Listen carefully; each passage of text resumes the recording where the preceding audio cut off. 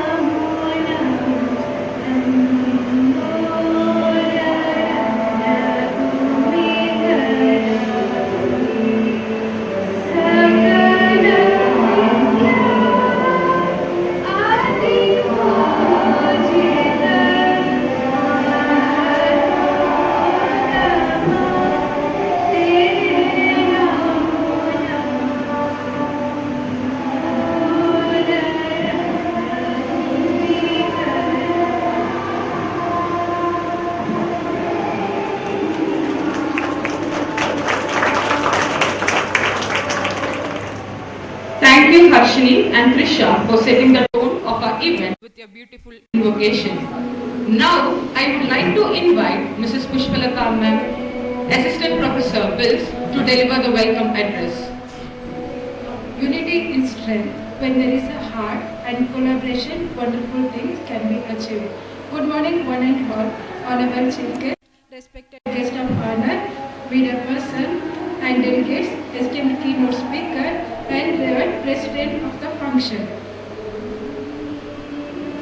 And participant, colleagues, media person, and dear student. It gives a great pleasure and honor that I stand before you to extend my warm welcome to the National Conference on Intellectual Property Right, a Techno-Legal Audit by our esteemed institution in a collaboration with the KILPA. We gathered here today to embark this sojourn of learning, discussion and deliberation on the theme IPR, a Techno-Legal Audit.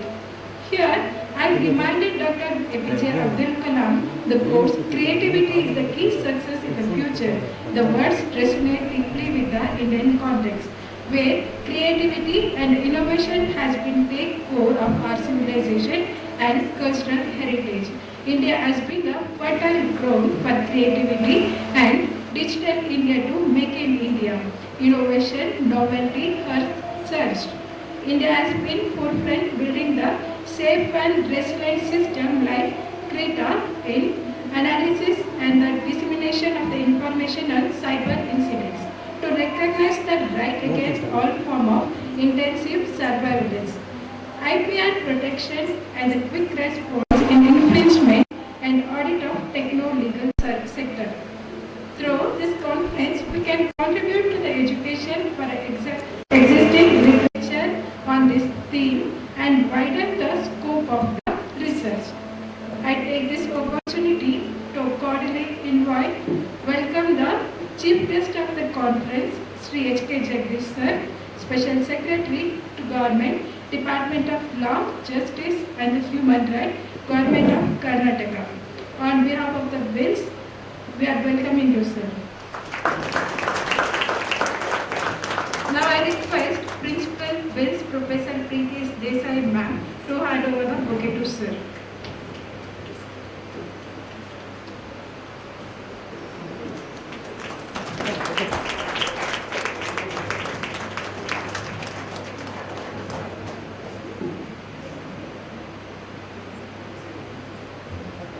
Thank you, ma'am. I would like to welcome guest of honor, Sri N.B. Bhatt sir, retired IPS Secretary, BHS, HES and Dean Wills. We welcome you, sir. Now I request Principal Wills, Professor Preeti Desai ma'am, to hand over the bouquet to sir.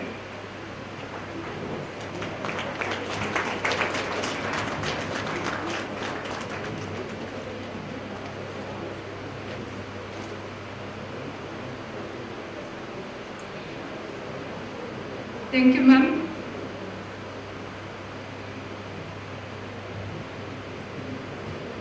Now I welcome Sri Dwaratnath Sir Babu Sir, Director, Kilpar of the event on behalf of the Bills and myself. We welcome you, sir. I kindly request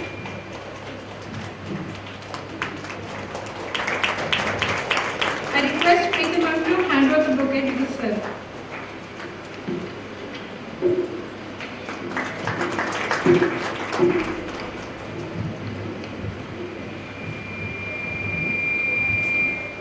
Now I'd like to welcome Dr. Revaya Odeya Sir, Research Head, Kilpar, Bangalore, to the event on behalf of the Wills. We welcome you, sir. I request Preeti ma'am to hand over the bouquet to sir.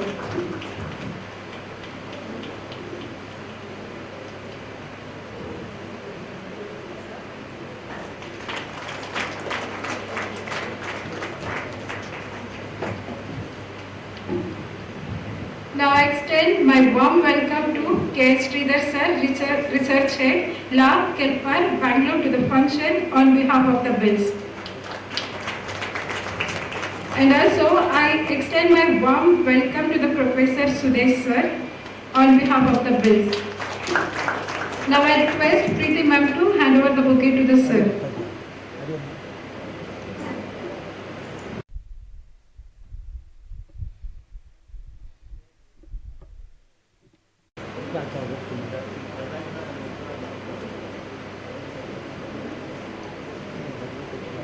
Speaker ಬರಲ್ಲ ಅಂತಾರೆ.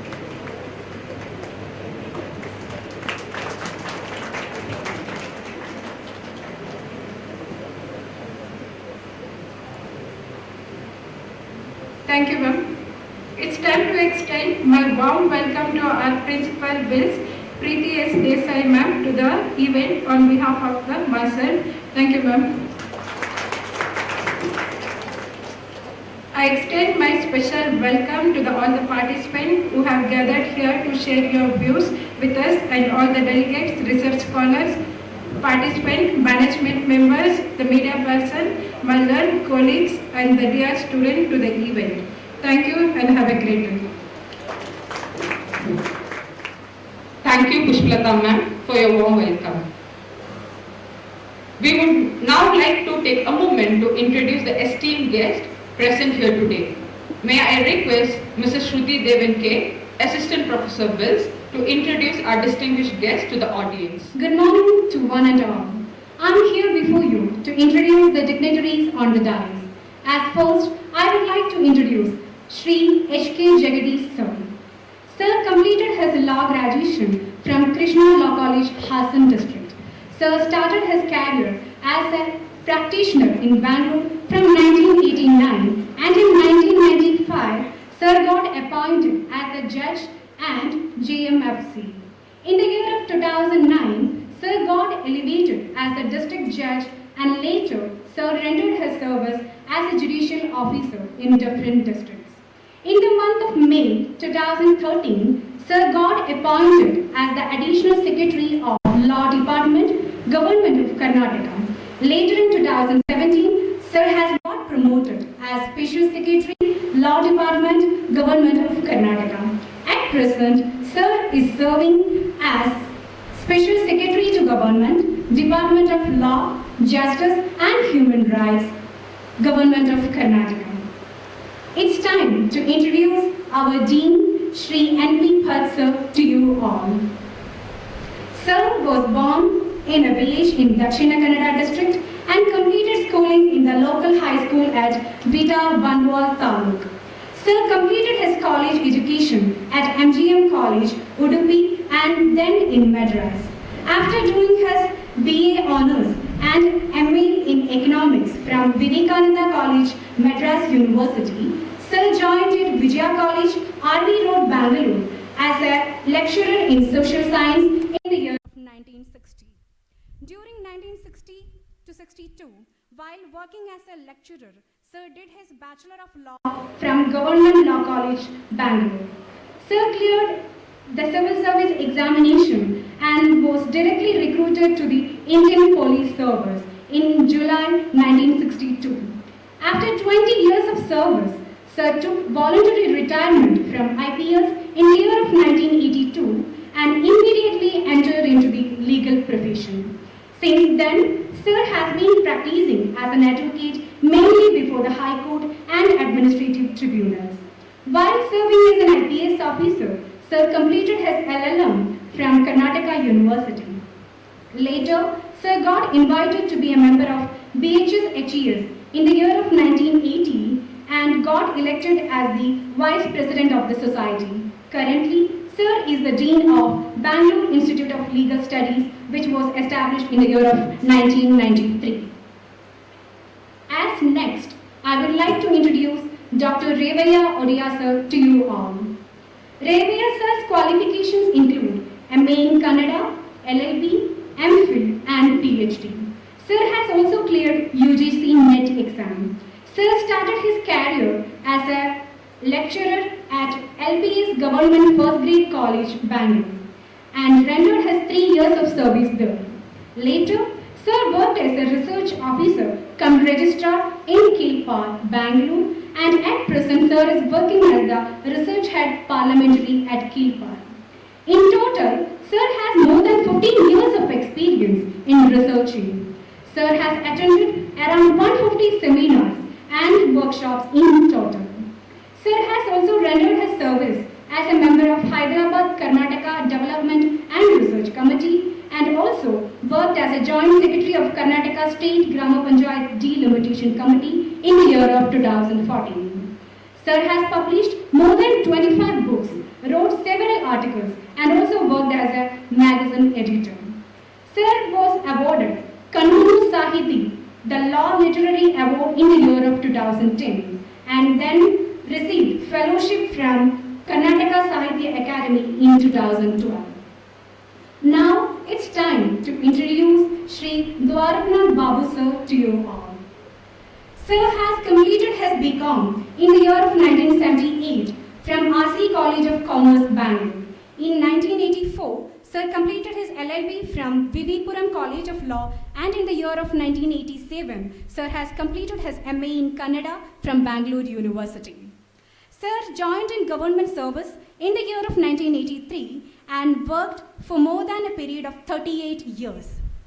From 1998 onwards, Sir worked in a Group A service and worked as a Secretary to Government Department of Parliamentary Affairs and Legislation from 2016 to 2021. Sir has also been a member syndicate of Karnataka University, Hubli. Sir has drafted many legislations and worked as an advisor to the Committee on Subordinate Legislation of State Legislature. For a decade, Sir rendered his service as a Secretary of Scrutinizing Committee under the chairmanship of Honorable Law Minister. And at present, Sir is working as the Director of Kilpar, Bangalore. Thank you. I would like to seek a kind excuse from Professor Suresh Sir. Sir is keynote speaker for the technical session. We would like to introduce Sir in that session. Kindly excuse Sir.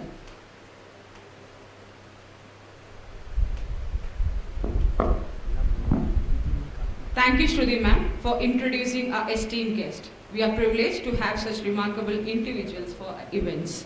Now it's time for a symbolic ceremony as we proceed to light the lamp. I would like to request our dignitaries to kindly come forward and do the honor.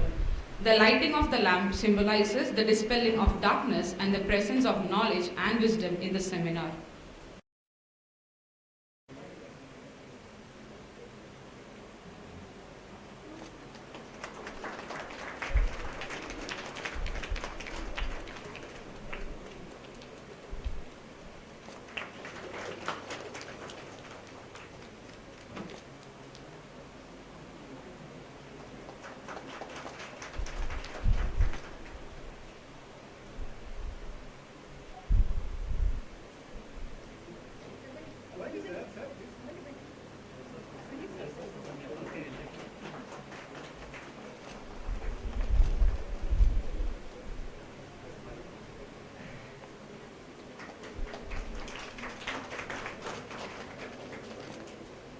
Esteemed Chief Guest, H.K. Jagadish Sir, the Special Secretary to Government, Department of Law, Justice and Human Rights, Government of Karnataka.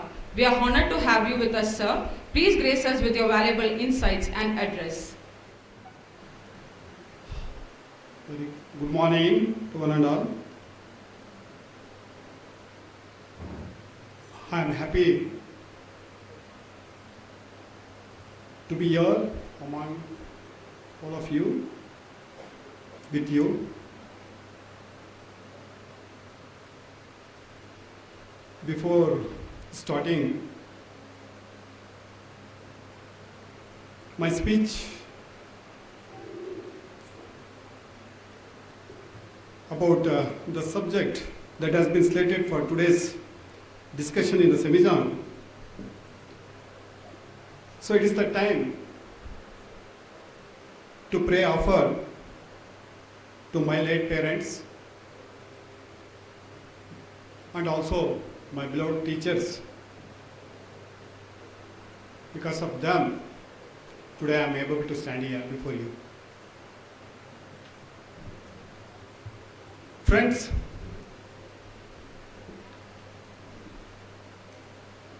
I have prepared a story for you in connection with today's subject that has been slated in the seminar. The story is like this. Myself and Mr. Vadayar were the teachers of the Bills College long back, few decades ago. Both were the teachers. A poor boy from Uttarali area of Bangalore city was the student of this college. Though economically he was very poor, knowledge-wise he was so rich, so obedient, so sincere, so active. Everything was with him, all good. His conduct was good. Everything was good. He was the best student in the college. He scored good marks. So in the final year examination, he was able to get the first rank from Karnataka State National Law School, Law University. After scoring first rank, he came to us, to the teachers. He asked both of us, sir, what I should next, whether I should go for practice after enroll myself as an advocate, or shall I pursue my higher education. Mr. Vadayar advised him, better practice because your economic condition is not good, so that you can earn your livelihood. On the other hand, as I had noticed his brilliancy, I advised him, why can't you pursue your higher studies? I'm telling the story, not the facts, real things. At the same time, I took him to Mr. Bhatt sir, who was the then secretary of the college also. I requested him, sir, he is a so bright student, he has secured the first rank. So my advice is he should pursue his studies, higher studies. But as Mr. Bhatt sir also readily agreed, yes, the advice that he has given is right, so let him pursue his higher studies. I can also help him. Then we planned to send him to UK to do his master degrees. He did his master degrees in UK. Then again he came back to us. Then again he asked us, what is your advice now? I told him. I advised him, both of us, myself and Mr. Bhatt sir, advised him. Mr. So and so, please, there also you have secured good marks in master degrees. Better practice there itself instead of practicing in India.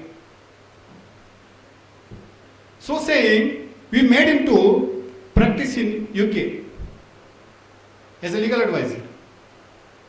After few decades, he again came back from UK and met us saying that, sir, by the time I was retired, both of us, myself and Mr. Wadair were retired.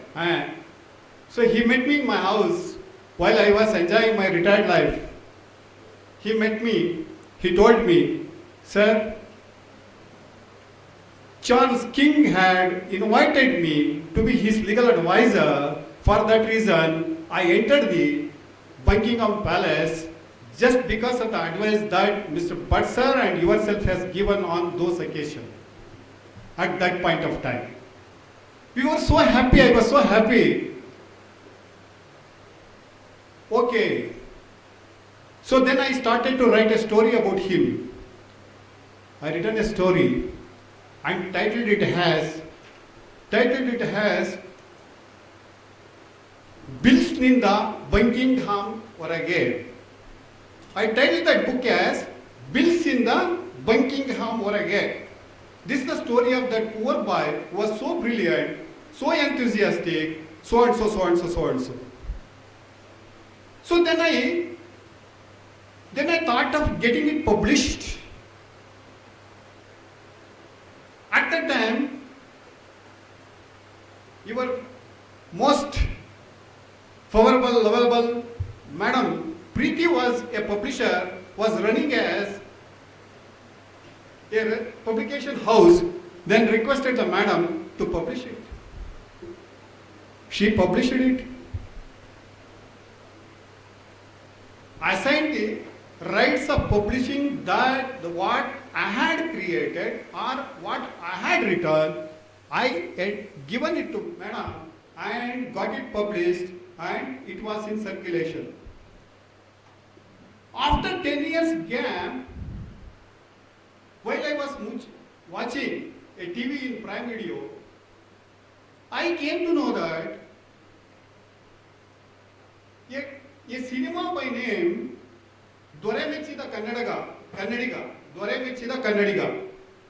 Dore King's George, Dore Mechida Kannadiga was on the screen. It was being played through Prime Video or some other this one. Then suddenly I came to know, so this is what the story that I had written about so and so person, how it has been telecasted or how it has been produced as a movie and how it has been being telecasted from several. Then I came to know that it is based on a book or a story book called as Uttaralli in the United Kingdom Orage. This was the. So when I watched that movie, I came to know that that story is based on a book called Uttaralli in the United Kingdom Orage. Then I came to know, then I started to investigate who has written this Uttaralli in the United Kingdom, which is almost similar to that of the book that I have written and titled as Bills in the Buckingham Orage. Who has written it? Then when I started to investigate, then I came to know that my good friend at Point Python, Mr. Wadair, had done all these things, and in fact he has sold the rights of producing a film based on that book, on the very same story or the very same theme that I already having some sort of right over that property. This is the one story that I wanted to place it before you. First thing.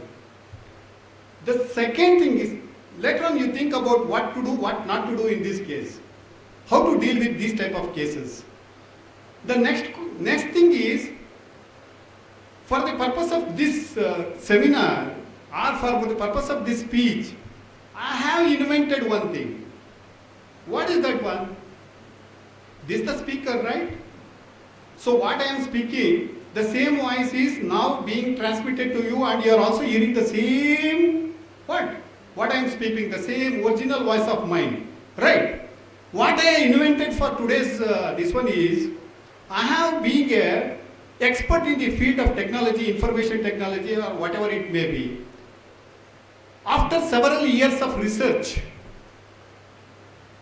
that I have invented a speaker wherein if I speak through this speaker, so it could transmit, it could modulate my voice, and it could be able to translate in the voice of any celebrity that I would going to select. Got it? Got it? So usually this is the speaker. So what I am speaking, you are in the same thing. But what I has invented is because of my research work. So if I am able to, if you give a command to the speaker to the effect that kindly transmit my voice in so and so celebrity's voice, automatically, immediately, then and there itself, this speaker would going to modulate my voice, changes my voice, and it will going to deliver to the audience. This is what that I had invented. Right? And I branded it as sweet voice and sweet voice. I branded it as a sweet voice. And I started to market it through JK, Jagdish K company. Right? This is what I done. But one fine day, I came to know that after several years or few months, that similar to that of my invention and my brand, my name, one more speaker was in the market, and it was named as, instead of sweet voice, it is sweetie voice. The same technology, same type of this one, but only thing is, it was named as so and so. These are all the two stories that I have prepared for today's discussion. Among you, later on I will answer what it is. Friends, you know what the IPR is. Not necessary to tell what the IPR is, what the definition or what it is.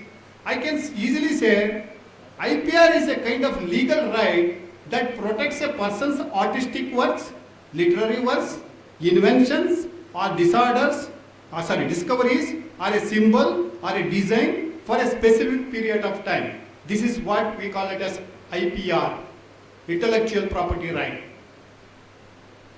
IPR owners are given certain rights by which they can enjoy their property without any disturbances and prevents others from using them. This is what the IPR is. If you go back to the history of the IPR, where we can find the traces, it takes us to 14th century. It takes us to 14th century.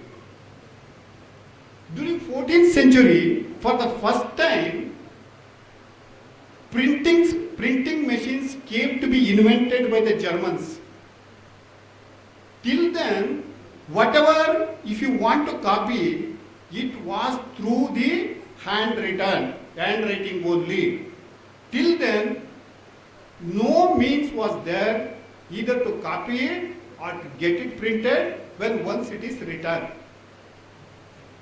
When for the first time the printing press was invented in the Germany, then the question of protecting the interest of the printers as well as the publishers arose. At that point of time, the question was before the United Kingdom how to protect the interest of these publishers and printers. So then they enacted a law. This is what the traces we can find so far as the recognition or the law which would started to protect the rights of the intellectual property owners. Right. So that in the international level that you can find the word intellectual property organization, a agency of the United Nations is monitoring the activities relating to intellectual property rights. So far as So far as India is concerned, or at global level is concerned, so 5 to 6 type of properties have been identified as the intellectual properties. That is copyright. Next one is patents, trademarks, then designs, geographical indications, plant varieties, and farmers' rights.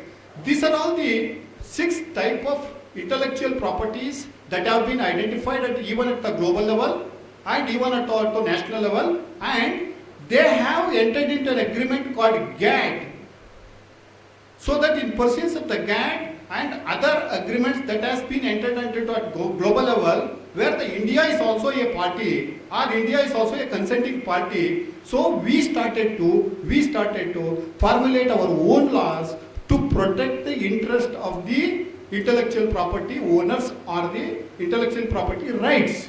So far as the copyright is concerned, the first law that was in existence in India is Indian Copyright Act of 1847.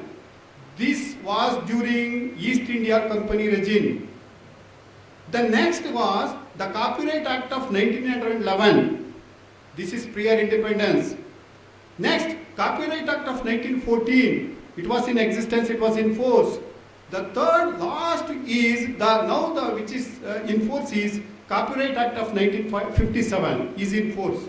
So far as the patents are concerned, then what is the patent? Patent is a monopoly right conferred by the patent office on an investor to exploit his invention for a limited period of time. During this period, the inventor is entitled to exclude anyone else from commonly exploiting his invention, commercially exploiting his invention. So far as the patent is concerned, the Patent Act 1970 is in force. So far as the trademarks are concerned, in India we can find traces Indian Merchandise Marks Act 1889, Trademarks Act 1940, Trade and Merchandise Act 1958, Trademarks 1999. So these are all the laws so far as the trademarks are concerned. So far as the designs are concerned, we have got one law called Designs Act 2000 in India.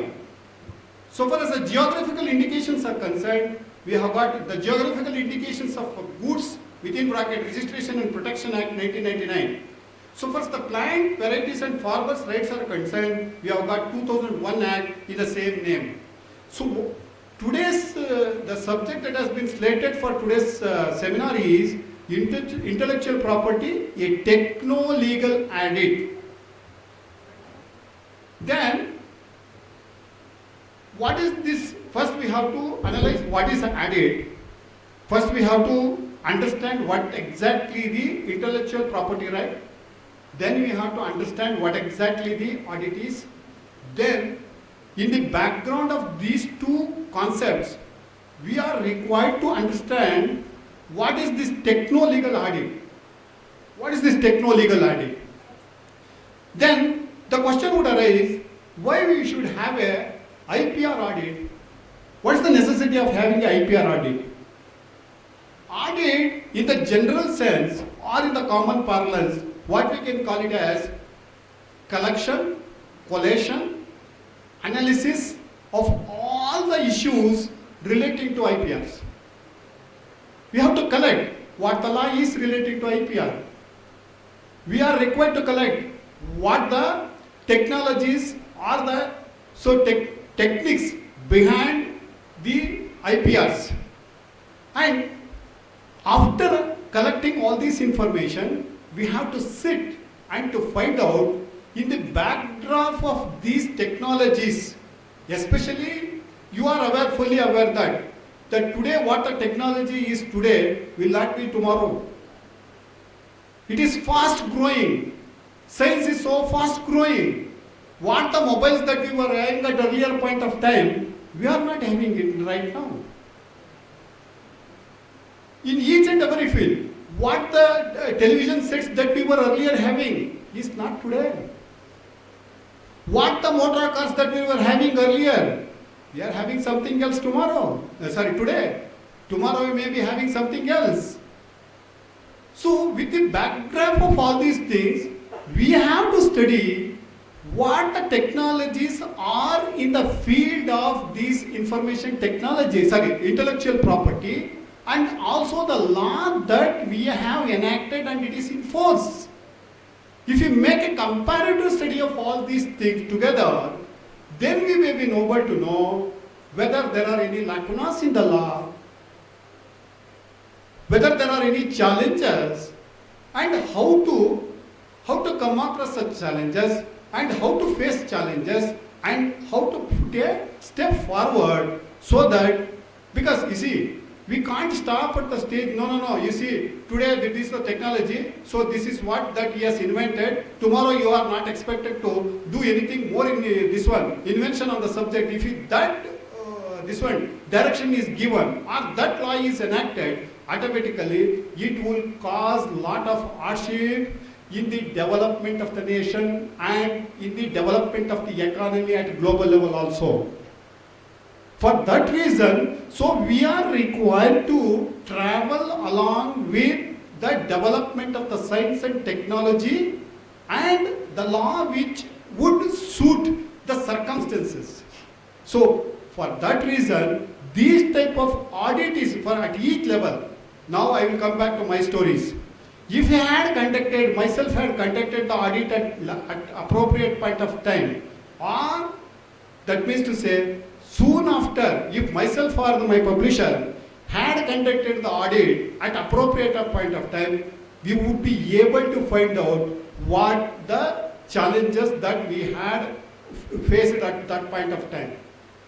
So, what I wanted to tell is, so during this session, there are a lot of business sessions are there, and all experts in the field, such as those fields. Sir, Mr. Professor Dr. V. Sudesh would be the keynote speaker in the technical session first, and in the technical session 2, Professor Dr. M.K. Ramesh, who was my teacher at one point of time in Vidyartha Kala College, and also Mr. Professor Dr. K.R. Aithal, who had taught me the constitutional law at M. Krishna Law College at this one, Assam. He was the professor there at that point of time. All are my teachers, including Professor Sudesh, who is so senior and who is expert in the field. And he always used to do research work in the shape of research work in the field of IPRs. So far as the teaching is concerned, at least for the purpose of teaching that they were going to do, a sort of research work, including Preeti Madam and all teachers.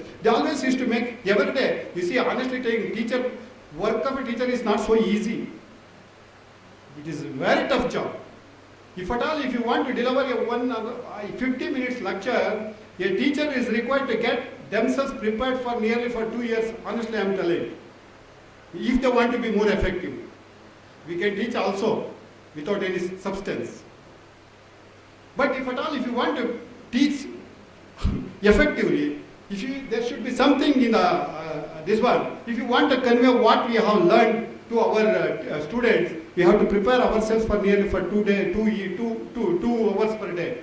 So for that reason, that they will be going to chair these business sessions. I am 100% sure. So in those sessions, so that what I can say is thought-provoking discussions will take place.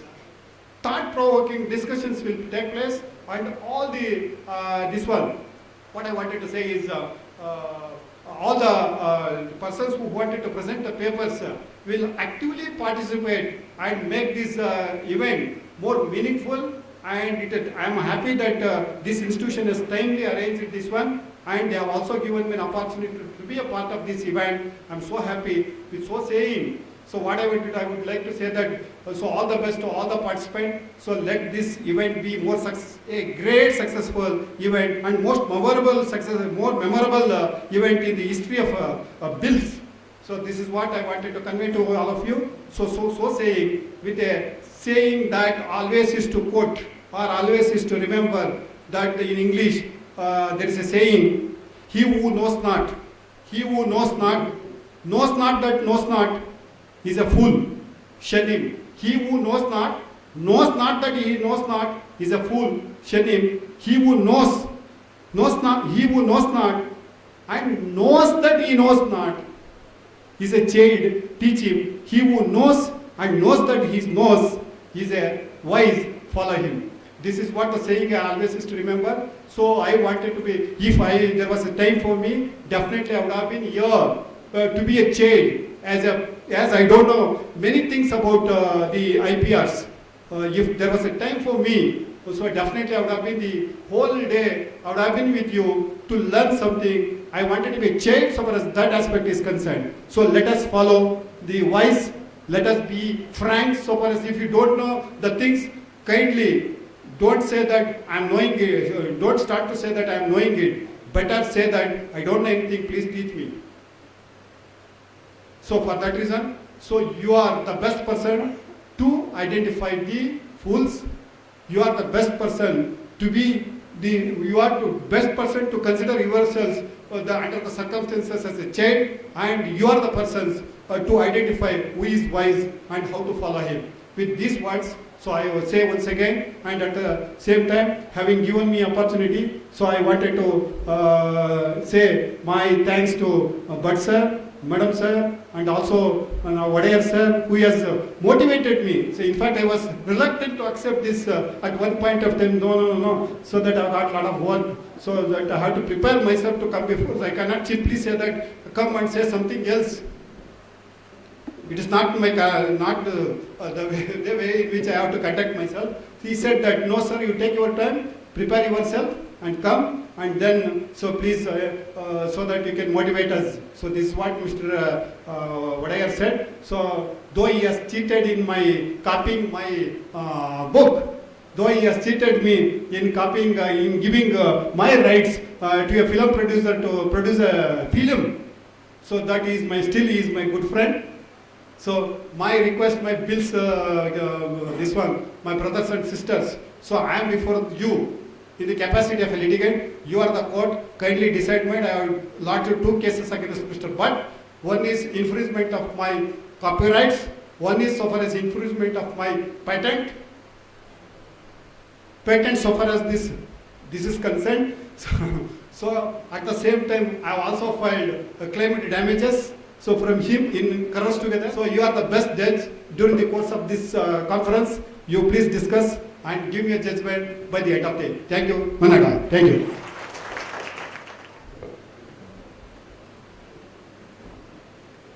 Thank you, sir, for enlightening us with your thoughts and sharing your wisdom on the topic.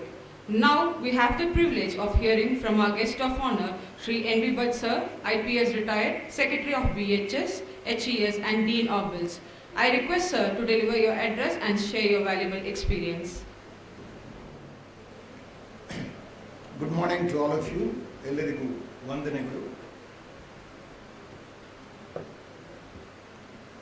Respected President of the function, Sri K. Dwarakanath Babu, esteemed Chief Guest, Sri H.K.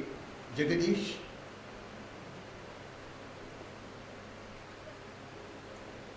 Sri Vadayar, Principal Professor Preeti, Professor Sudesh, members of the faculty and other academics, and my dear students and delegates to the seminar. First of all, I am grateful to the Karnataka Institute for Law and Parliamentary Reform, Bangalore, for having involved our Bangalore Institute of Studies in organizing this seminar. I am sure we will have more and more such occasions when the two institutions will come together and organize meaningful programs.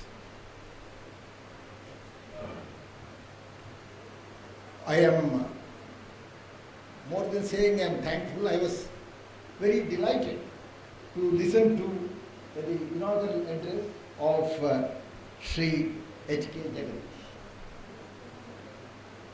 I am not given to flattering anyone, but I should say it was excellent.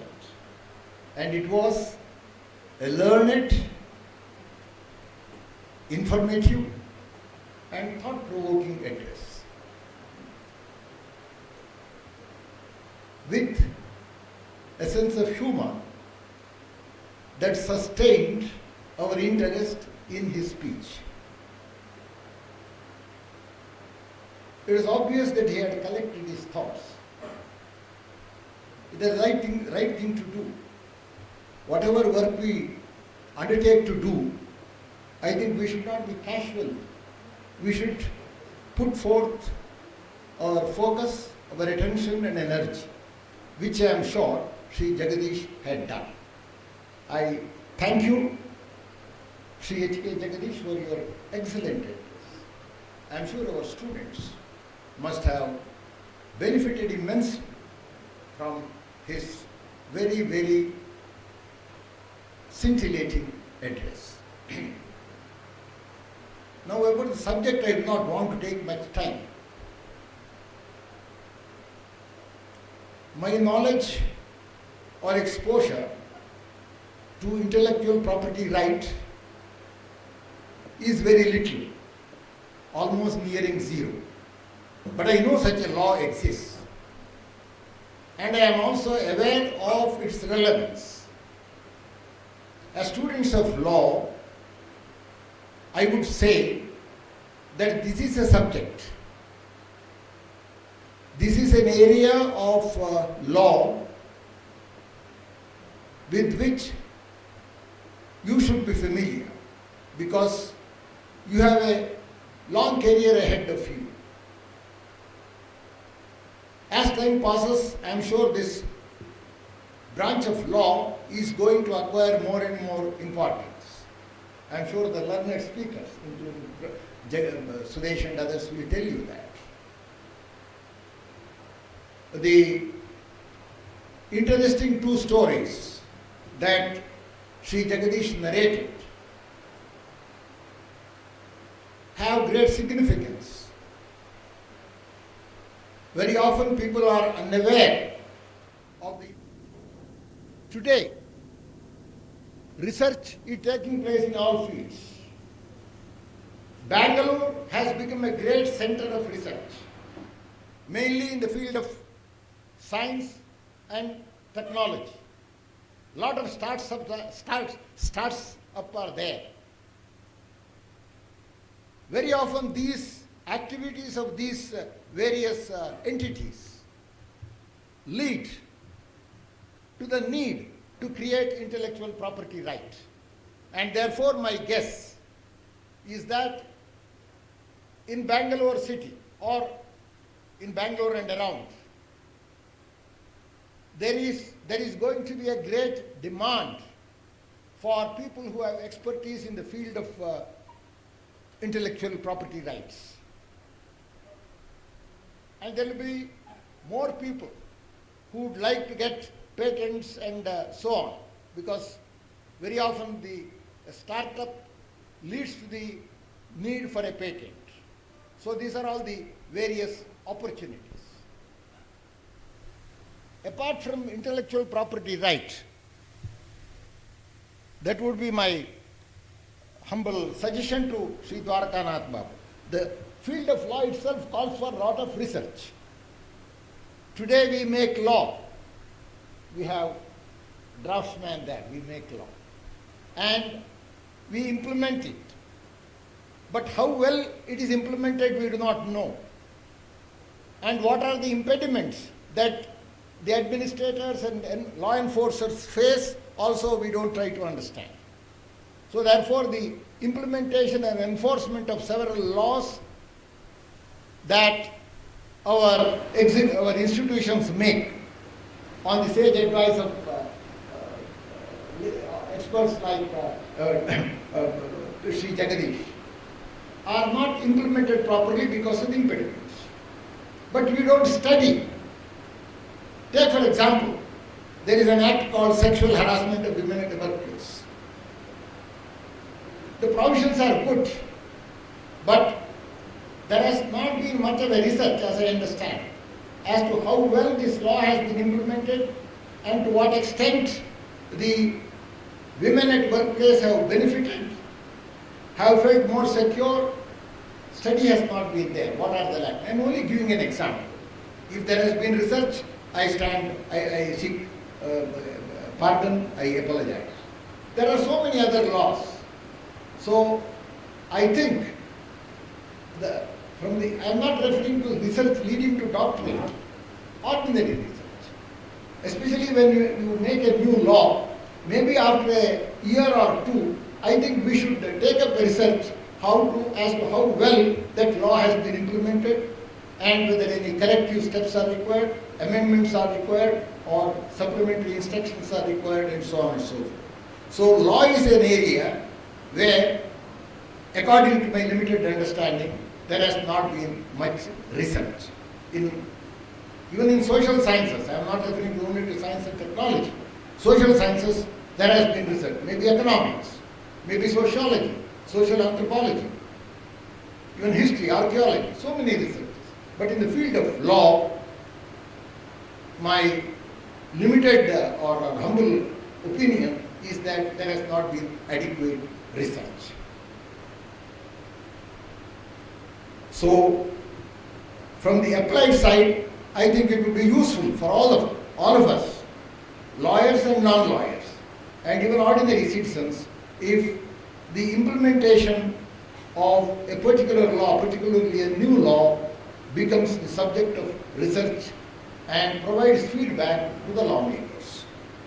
I am sure all the delegates, all the students, all the participants will make the best use of the seminar and will stand to benefit.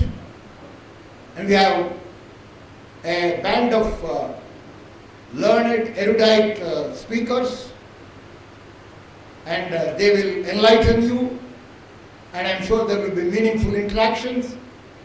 I wish this seminar all the best.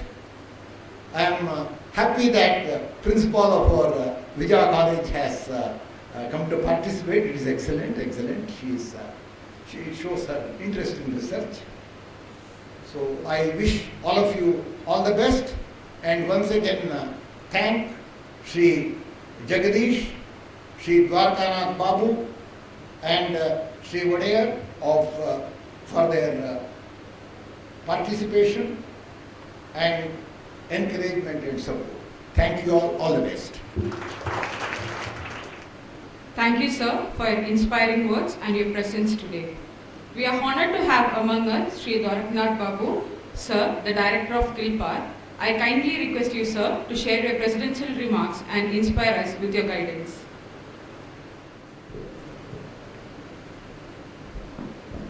Good morning, everybody. Today, we have gathered here on the occasion of one day seminar on intellectual property right. And today, this is organized by Karnataka Institute of Law and Parliamentary Reforms in collaboration with Bangalore Institute of Legal Studies. This institute, Karnataka Institute of Law and Parliamentary Reforms, was established in the year 2005. Since then, we are doing legal awareness programs, seminars, workshops, and other research works. This institute has published more than 80 research books. And the other intention of this seminar will be, one is your participation, another is your contribution as Mr. Bhatt sir said, every law requires improvement or modification. Law is not a static subject, it is a dynamic subject. Every day it requires amendment. When a law is made by the legislature, it is an experiment on the society. It is an experiment on the society. So while it is being experimented, we come across many suggestions, comments, and even court decisions to modify the law. So, in the same direction, this institute is organizing such seminars wherein we have also laid some parameters in which students also can suggest what are the lacunas in the existing law, what amendments are required to be brought. That, see, if you look at the brochure we have issued, while submitting your paper on intellectual property right, you can also suggest what are the lacunas in the existing law, where it requires modification or improvement. That is invited from the faculty members and also from the students. That apart, coming to the subject of today's intellectual property laws, it's a broad phenomena. In this, it is, I think, we have given in this pamphlet what are the parameters in making the presentation. In these parameters, the 9th item is, what are the lacunas present in the Act, supported by data, materials collected, if any, with this regard, suggestions to remove those lacunas. This is the item, I think you might have read this. See, research requires always with collection of data. As Mr. Bhatt sir said,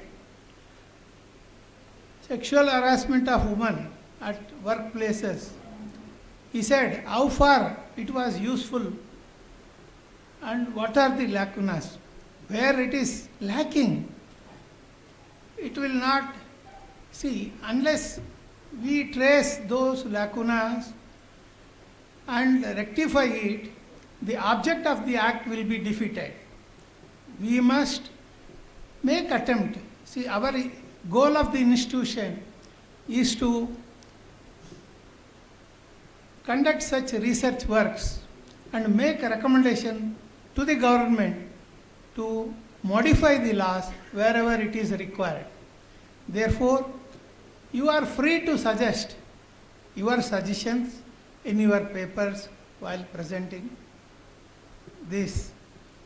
Similarly, we have conducted on several subjects seminars like this. See, intellectual property is a non-tangible property. But nowadays, it is getting importance more and more. As Mr. Jagdish sir said, it got its origin in the 14th century. But whatever we do in today's technology,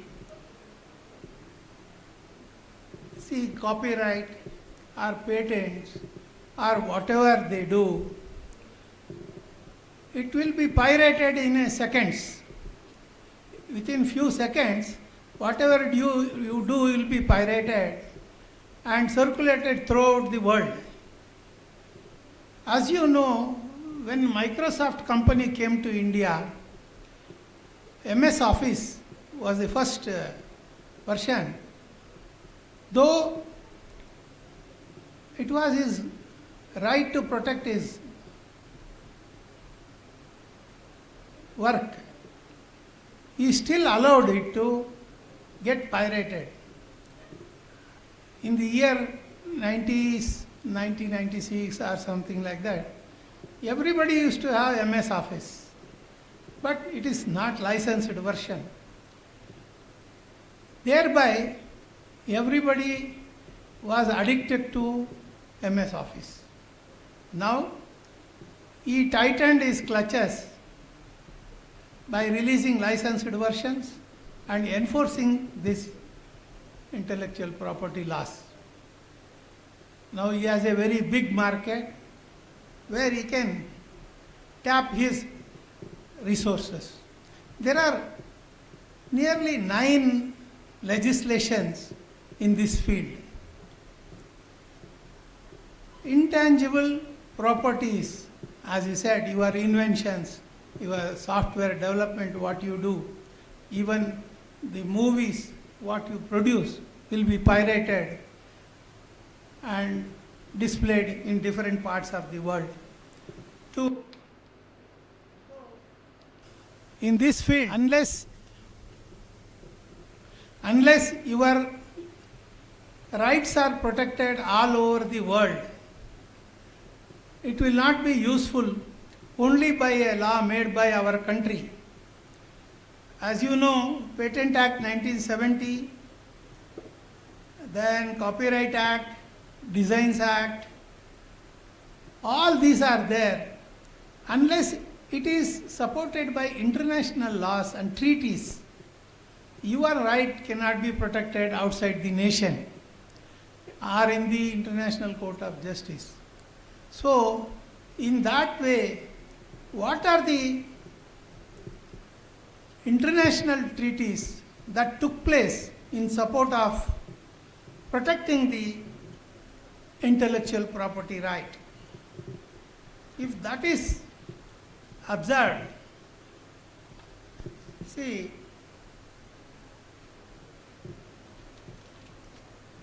I would like to quote few international treaties. See, Paris Convention in 1883 is the oldest international convention and was first major step to protect 30 articles, just like industrial property, patents, trademarks, service marks, utility models, industrial designs, geographical indications, and other these things. Later on, one institution, World Intellectual Property Organization, you might have heard about it, that is called WIPO, which protects copyright treaty. It makes a copyright treaty in 1996, even earlier in 1952, in a Berne Convention. It also protected in 1886. All these international conventions supported local laws. Only making India Copyright Act or Patent Act will not protect your right all over the world. So, World Intellectual Property Organization is the important organization which regulates around 193 countries. 193 countries. Your right will be protected at international level. Another agreement is called Trade Related Aspects and Intellectual Property Rights Agreement in 1994. Also, it is called TRIPS. So, similarly, this kind of international treaties made the member countries, around 193 member countries, to implement intellectual property rights in their local laws and to protect the interest of the inventors. As a law student, if you get thorough in this subject, it is a growing subject where your importance is very much necessary for registration or for protecting the. See, software engineers or inventors or literates, they invent many things. Unless law support is there, their rights cannot be protected. So there comes your role as a legal advisor or as a legal practitioner. You can protect their rights. Therefore, it's a very dynamic and very important subject where you should give importance and grow your knowledge and have a bright future. We are expecting you all to present good papers, and you are very enthusiastically waiting for the presentation of paper. So with all, I welcome you and conclude my. Thank you. Last but not least, Ms. Anvesha Anidita, Assistant Professor Bills, will deliver the vote of thanks on behalf of the organizing committee. A warm morning to one and all present here. I, Anvesha, take this opportunity to propose the vote of thanks for the inaugural ceremony. First and foremost, I would like to thank our chief guest for today's event, Shri H.K. Jagadish Sir, Special Secretary to Government, Department of Law, Justice and Human Rights, Government of Karnataka. Thank you, sir. I request Shri N.B. Bhatt Sir, Dean Bills, to felicitate our chief guest.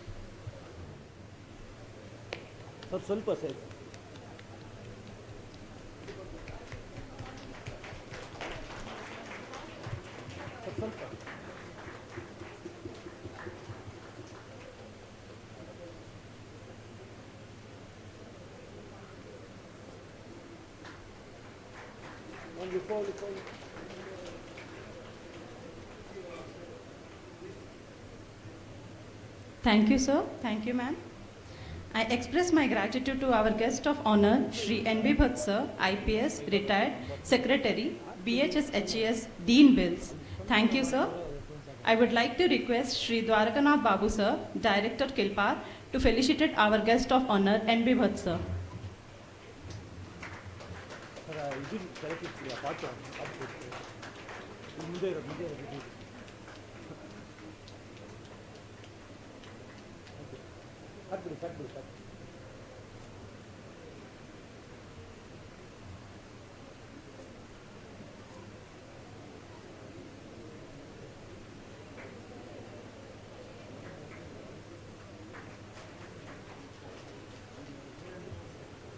Thank you, sir.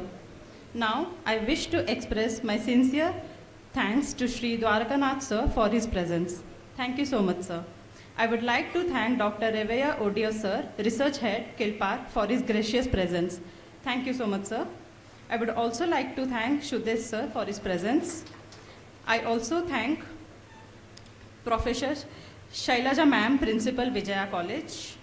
I also would like to thank Sridhar Sir, Director of Law, Kilpar. Thank you, sir. I would also like to thank our dear Principal Ma'am, Professor Preeti S. Desai Ma'am, for her guidance. Thank you so much, ma'am. Now, I would like to thank all the members of Kilpar, participants, teaching and non-teaching staff, students on and off the dais for your presence. Thank you so much.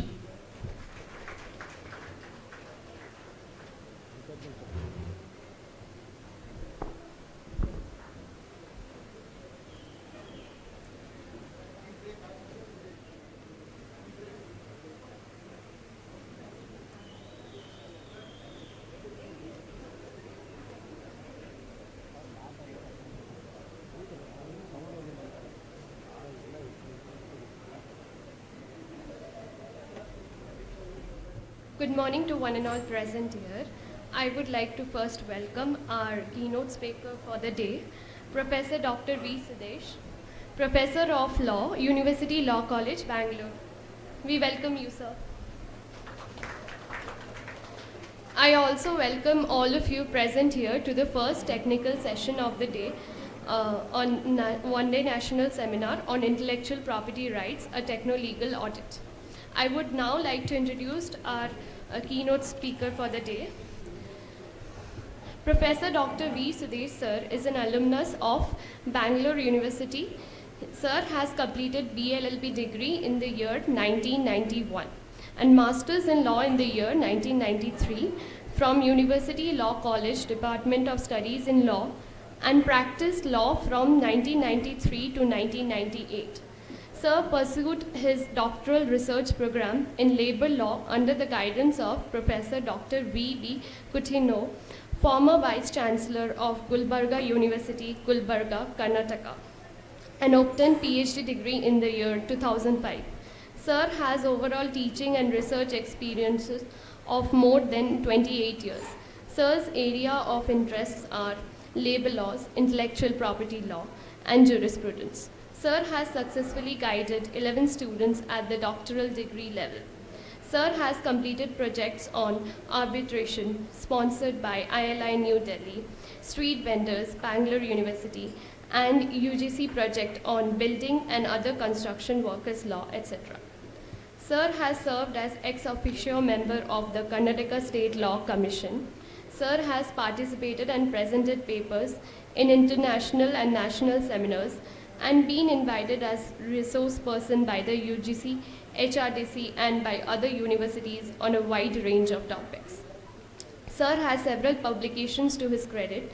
Sir has served as the officiating Vice Chancellor of Bangalore University 2017 to 2018, Dean of the Faculty of Law, Chairman and Principal, University Law College, Bangalore, University, Bangalore, from 2016 to 2020. Sir is the General Secretary of University Law College Alumni Association. Sir currently holds positions as a Professor of Law and Chairperson in the University Law College and Department of Studies in Law, Bangalore University, Bangalore. Some of the papers that Sir teaches are research methodology, advanced jurisprudence, labor laws, professional ethics, and IPR. We are honored to have you with us today, sir.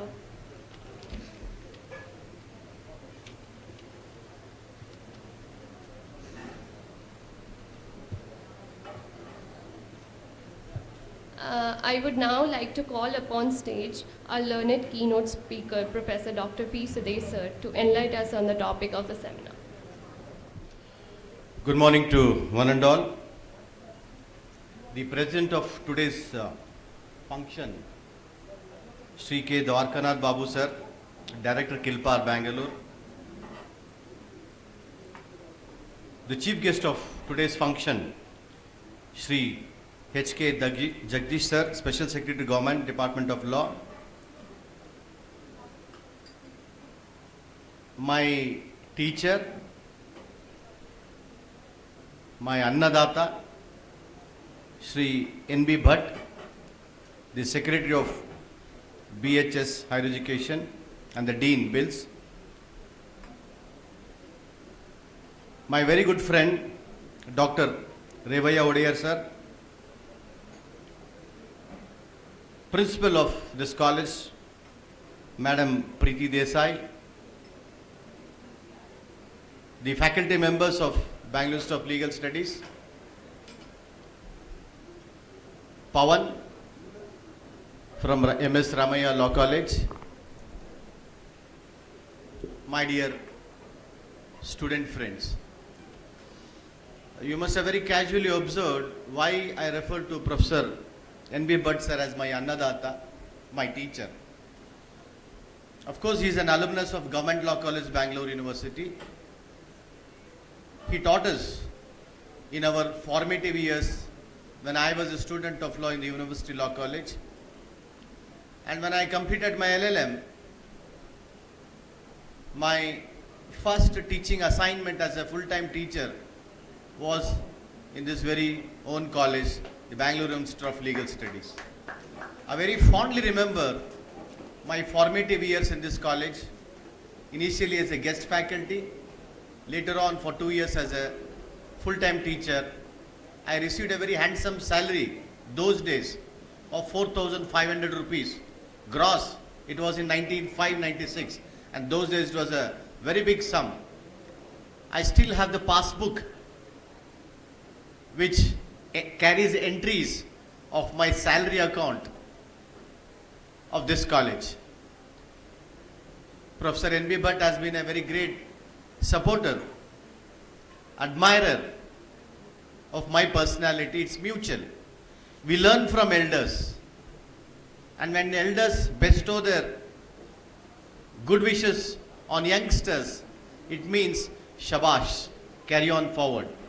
Sir, it's almost 29 years now that I've been teaching, including my stint here in this college for 3 years. I've liked every time that I've come back to this institution, it's like homecoming for me. I've had the privilege of seeing the first batch of 5 years LLB course passing out from this college. I've had the privilege of being in the process of appointment of teachers of this college in the past. Except because of the COVID intervention, I could not come. But otherwise, I was a regular member. My obligations are due to Kilpar also, because in every workshop that Kilpar organizes, they give me an opportunity to speak, and thereby giving me also a chance to research, unlearn, relearn and learn again. We have also have the privilege of Professor M.K. Ramesh sir from National Law School of India University. On behalf of the organizers, I welcome Ramesh sir. Sir, please don't blame me for the delay. I just started out, and I hope to cover within the shortest possible time my readings of intellectual property. Thank you, sir. Well, friends, in the morning session, Sri H.K. Jagdish sir told a story and then gave the importance of intellectual property, protection of intellectual property. Let me also start a story which seems to be a very true one. When I first attended an intellectual property workshop seminar in Davangere University in the year 2000, I was told this by then Vice Chancellor of Davangere University, that 2 Chinese monks who were crossing the border, China borders, and trying to enter India were stopped by the soldiers at the border. And the soldiers demanded that the monks pay some tax to them. The monks were surprised. They said, "We don't carry anything with us. We just have a vessel which carries some food and water which could sustain us for our journey." They said, "No, monks, by your stay in this place, in a province in China, through your learnings and teachings, you have enriched our population, and we are sure when you travel across, you will enrich the population of that country also, and all that credit, all that intellectual teaching that you carry is earned in this soil in China. The trees, the mountains, the water, you acquired knowledge from here, therefore you have to pay tax for the intellectual property that you are carrying." That gives us the significance of recognizing intellectual property, protecting intellectual property. Well, friends, my topic is an overview of the patent, copyright, trademark and designs law. So I'll just stick on to the overview. There are senior professors who will be telling you much more on intellectual property than me. Let me also tell you one incident which triggered the need for protection of intellectual property. Way back in 1873, in Austria, there was an exhibition where industrialists were asked to display their inventions, their machinery. Many of the exhibitors, industrialists, refused to display. They said, "We are not coming to this, we are not participating in this exhibition." And when the government asked what was the reason, they said, "See, if we display our products, our invention here, we don't have any protection. People will come to the exhibition, look at the products, look at the know-how, and then they will take the secret, go back to their own countries and manufacture. So they requested that their intellectual property must be protected. And then, as an emergency, the Austrian government enacted a legislation, a law, an ordinance to protect the display at the exhibition. That's triggered the international movement for having a legal regime on protection of intellectual property, more importantly, protection of industrial property, intellectual and industrial property. With that background, let me now straight away come to the intellectual property known as patents. Patents, you may pronounce the way you want.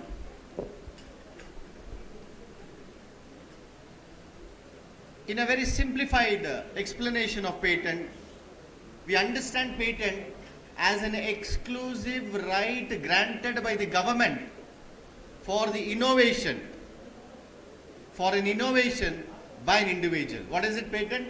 Patent is an exclusive license or a grant given by the government to a person who has invented something.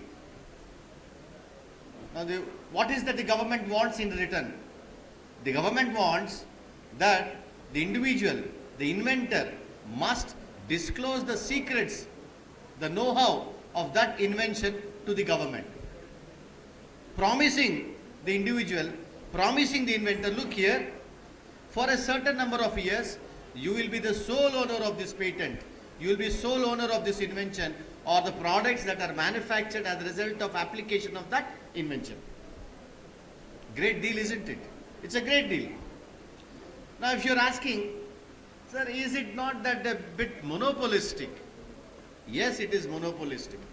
It is monopolistic because we have to protect inventions. We have to recognize research. We have to recognize dissemination of knowledge. Therefore, it is monopolistic. Then you may ask, sir, what if this is exploited? This monopoly is abused. There is a provision under the patent law, under the TRIPS law, for the prevention of exploitation of monopolistic attitude. I'll explain that later, and that is known as compulsory licensing. I'll come to that little later. So patent is an exclusive right granted for an invention that generally provides a new way of doing something, mark these words, a new way of doing something, or offers a new technical solution to a problem. Your topic today is a techno-legal audit. It offers a new technical solution to a problem. Now, what is the eligibility criteria? Just said there could be several inventions. When does an invention or when does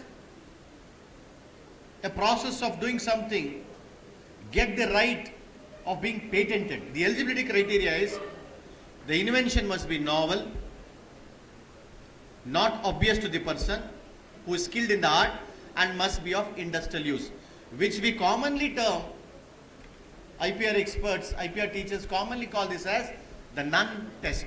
N-U-N. N for new, U for utility, another N for non-obviousness. Now, what is new, sir? New is something which you did not see earlier, which you did not experience, that is new. What is utility? Something which is useful, something which could be industrially applicable. And what is non-obvious? Non-obviousness from the point of view of the person who is skilled in the art. I'll give you a layman, very common example. A glass of water, a plain glass of water on the table. You bring in some favorite color, yellow, red, you mix it up. You say, oh, fantastic. Will you say, wow, the color has the water has become red, wow, it has become, no, you'll say, ah, this is obvious, because you know about it. So non-obviousness means from the point of view of people who are skilled in that art, that it is a known art. So when your invention qualifies these three things, new, useful, non-obviousness, you can apply for patent. As already discussed in the morning, patent law has a history before independence. in the British Indian government we had a patent law. Consequent to several international agreements, we fine-tuned it, and now the patent law is known as Patent Act 1970. It is administered by the Ministry of Commerce and Industry. There are patent offices in Calcutta, in Chennai, in Bombay, 3 or 4 places. Not in Bangalore, I was discussing, it is not in Bangalore, probably because Bangalore is nearer to Chennai. People can go there, get their patent application done there. Another reason is Bangalore courts are not hub for patent IPR practice in general. Bombay and Delhi take the majority of load on IPR practice. Anyhow, that is a different issue now. Now I said the inventor gets a right from the government. Now you have the patent, you hold it, you hold the license. What right it is? A patent owner has the right to decide who may or may not use the patented invention. In that sense, it is monopolistic. I have a right to manufacture a drug. I have given the secrets of manufacturing of that drug to the government.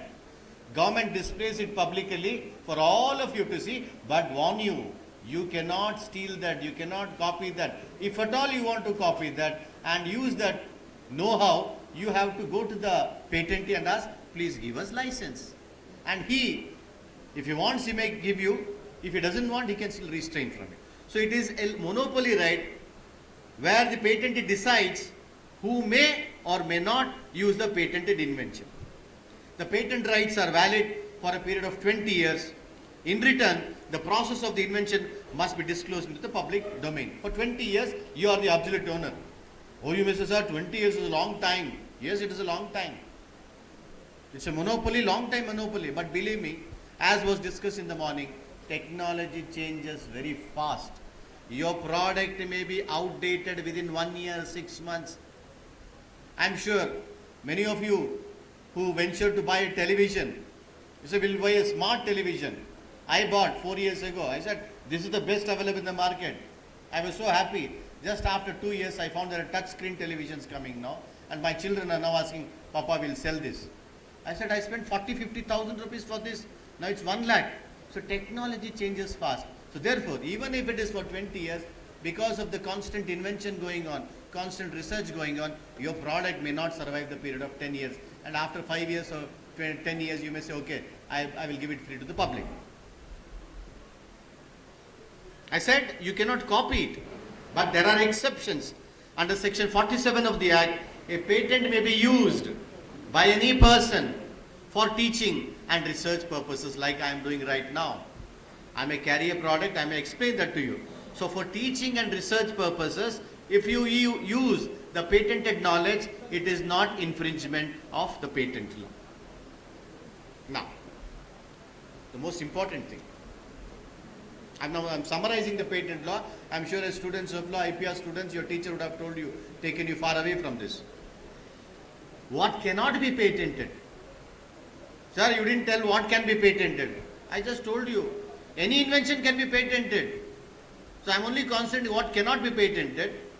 Mark each of the words that I'm going to tell you now, what cannot be patented.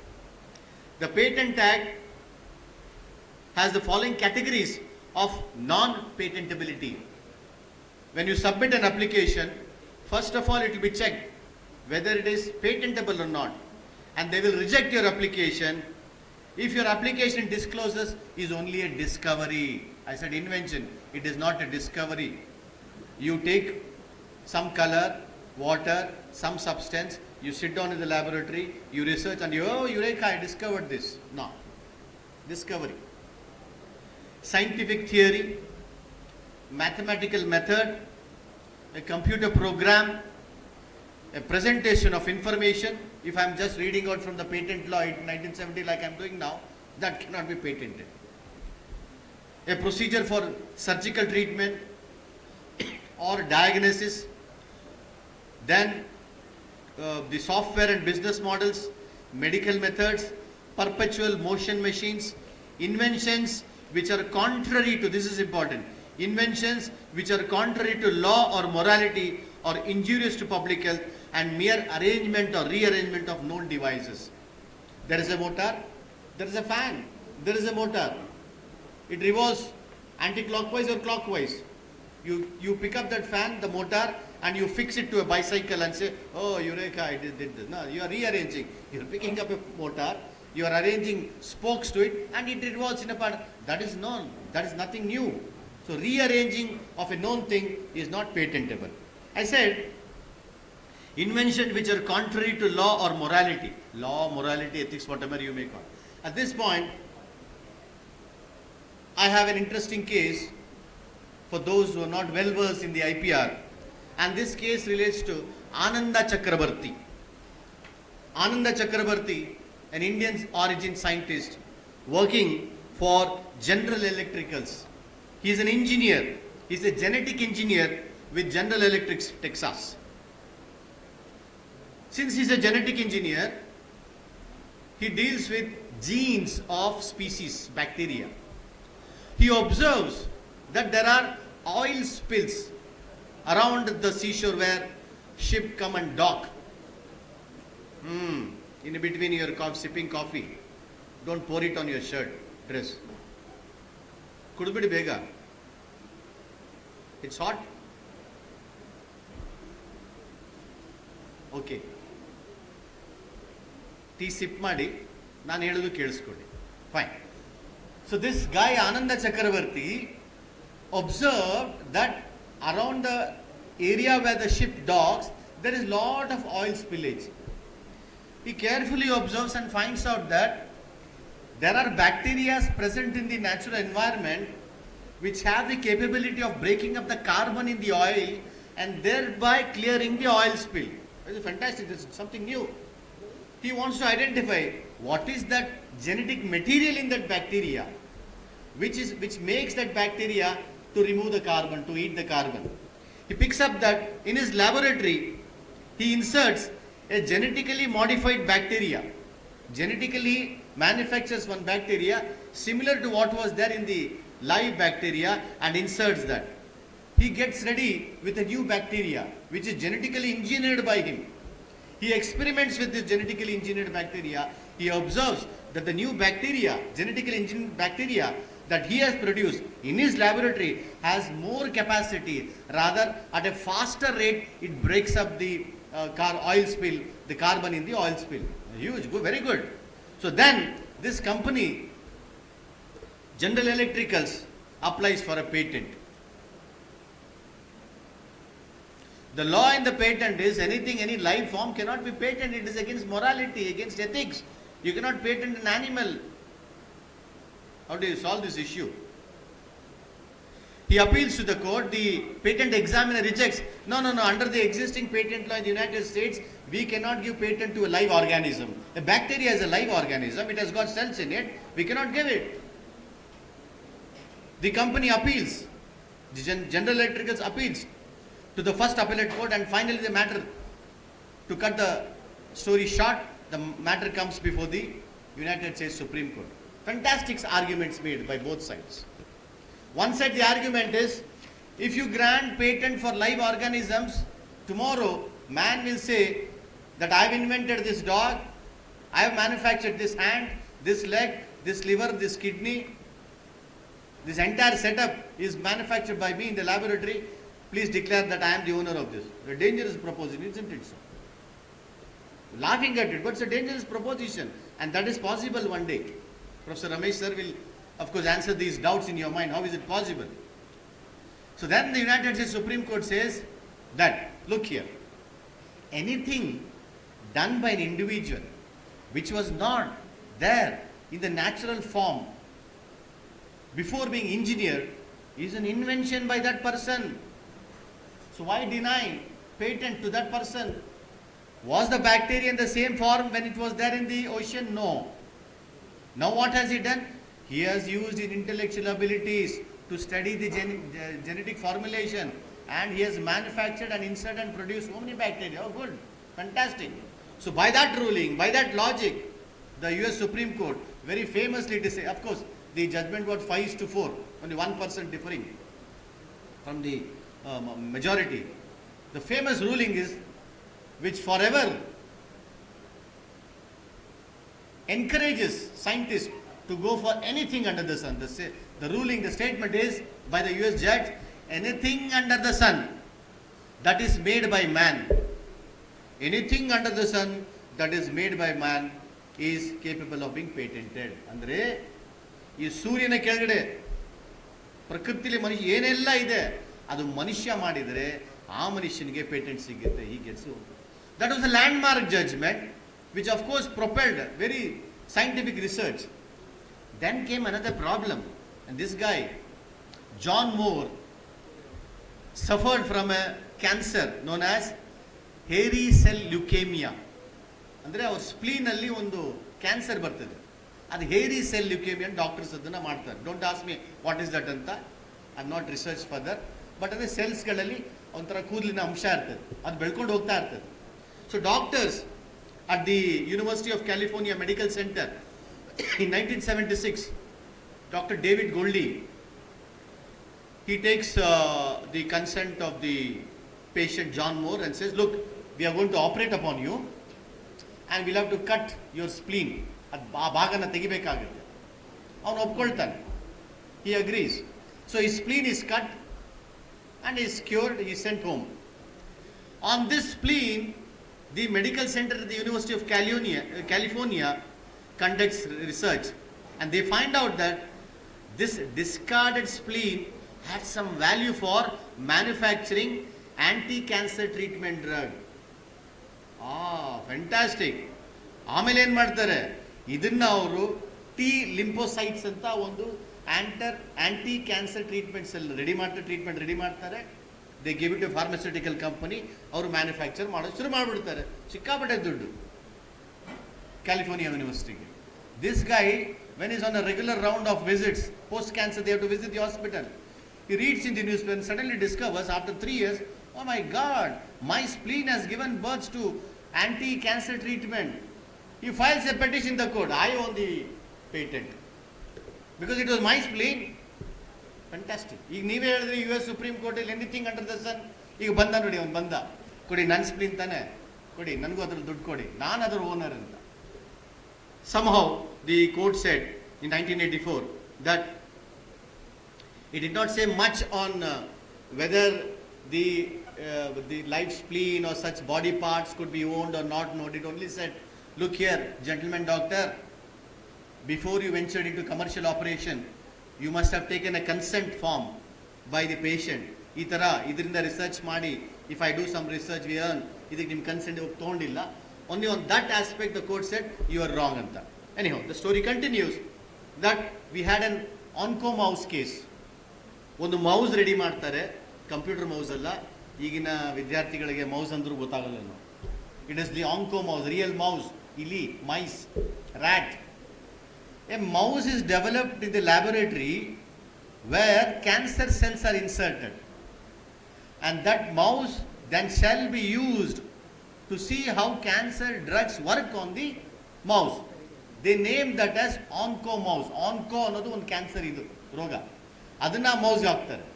So ಆ mice ಮೇಲೆ, ಆ mouse ಮೇಲೆ patent ಕೊಡಿ ಅಂತ ಕೋರ್ಟ್ಗೆ ಹೋಗ್ತಾರೆ. ನೀವು decide ಮಾಡ್ಕೊಳ್ಳಿ, I am not going to dwell much upon. So these are the moral predicament that comes to us when we say what can be patent, what cannot be patent. Friends, moving ahead, as already discussed in the morning session, we have several international agreements on patent law. We have several bodies which administer the international patent agreement. Two significant of them are the WTO and the WIPO. The World Trade Organization resolves several disputes on protection of intellectual property as far as trade is concerned. It has got a body. I am not going to go into detail into that. However, the WIPO is the organization which upon whom is the responsibility of spreading knowledge on the protection of intellectual property, more specifically patent. I cut short my story there. I come to one other international agreement, PCT, Patent Cooperation Treaty. Now, because patent is territorial in nature, ನೀವು ಭಾರತದಲ್ಲಿದ್ದರೆ, if you are in India, your patent can be protected only in India. ಅದು normal course. ಆದರೆ if you think that your patent, your manufacture, your invention has the potential of getting commercial viability in some other country, in Europe, in US, in UK andre ನೀವು ಇಲ್ಲಿಂದ ಹೋಗಕ್ಕೆ ಆಗೋದಿಲ್ಲ. It's very difficult for you to travel.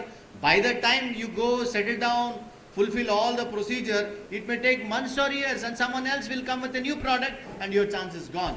For that purpose, we have something known as the Patent Cooperation Treaty, wherein you can file a single application sitting in the Indian Patent Office and tell the office, look here, within 6 months, I want protection. I will file application in those countries, but right now, register my application in XYZ countries. So sitting in one, by making one application, your application becomes an international application in those countries where you have been, which you have designated. One other significant feature of the Paris Convention is the concept known as national treatment. All those countries, 193 countries, who are members of the Paris Convention are called members of the Union. Union antaram. As far as you are a member of the Union, the obligation is that you must treat a foreign citizen, a foreign national who makes a patent application in your country as if he is your citizen.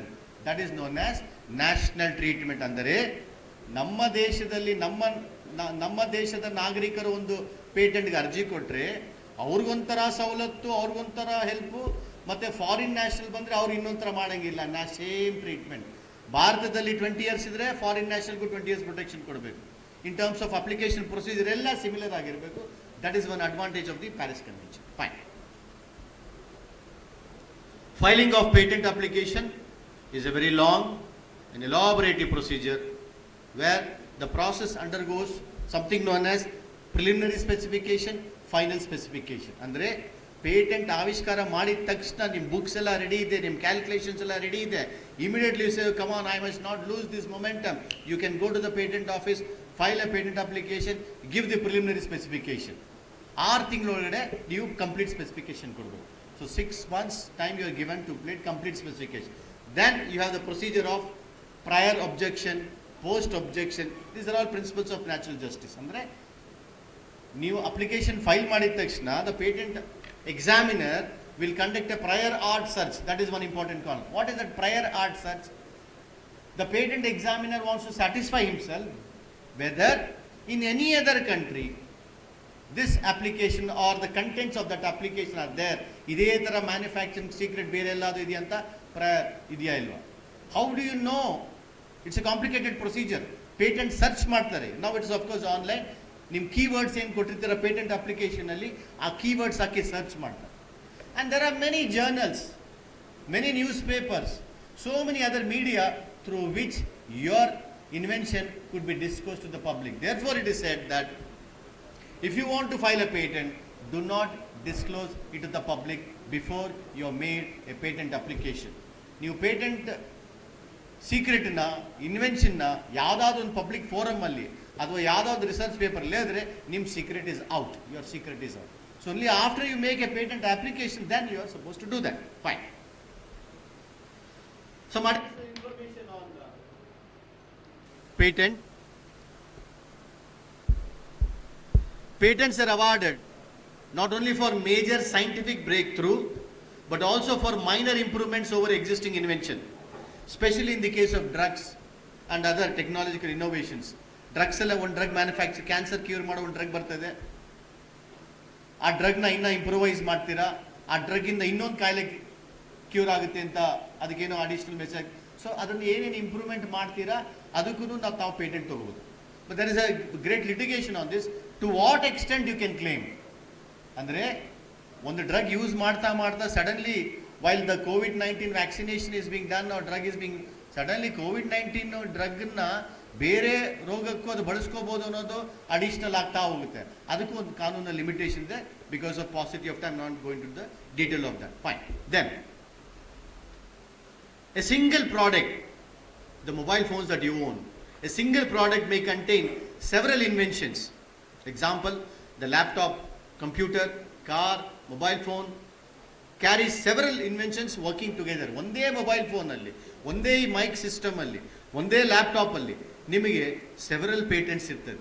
ಬೇರೆ ಬೇರೆ ಕಡೆಯಿಂದ ಬೇರೆ ಬೇರೆಯವ್ರು patent ಒಪ್ಕೊಂಡ್ಬಂದು ಒಂದು ಲ್ಯಾಪ್ಟಾಪ್ನ ಒಂದು mobile ಫೋನ್ನ ತಯಾರು ಮಾಡಿರ್ತಾರೆ. So patent is not like one single thing. The product could be one single thing. Remember here, don't confuse. The product could be one single thing. ಆ ಪ್ರಾಡಕ್ಟ್ ಒಳಗೆ ಎಂತೆಂಥದ್ದೋ ಇನ್ವೆನ್ಷನ್ಸ್ ಆಗ್ತಾ ಇರುತ್ತೆ, ಅದಕ್ಕೆ different patent ಸಿಕ್ಕಿರ್ತದೆ.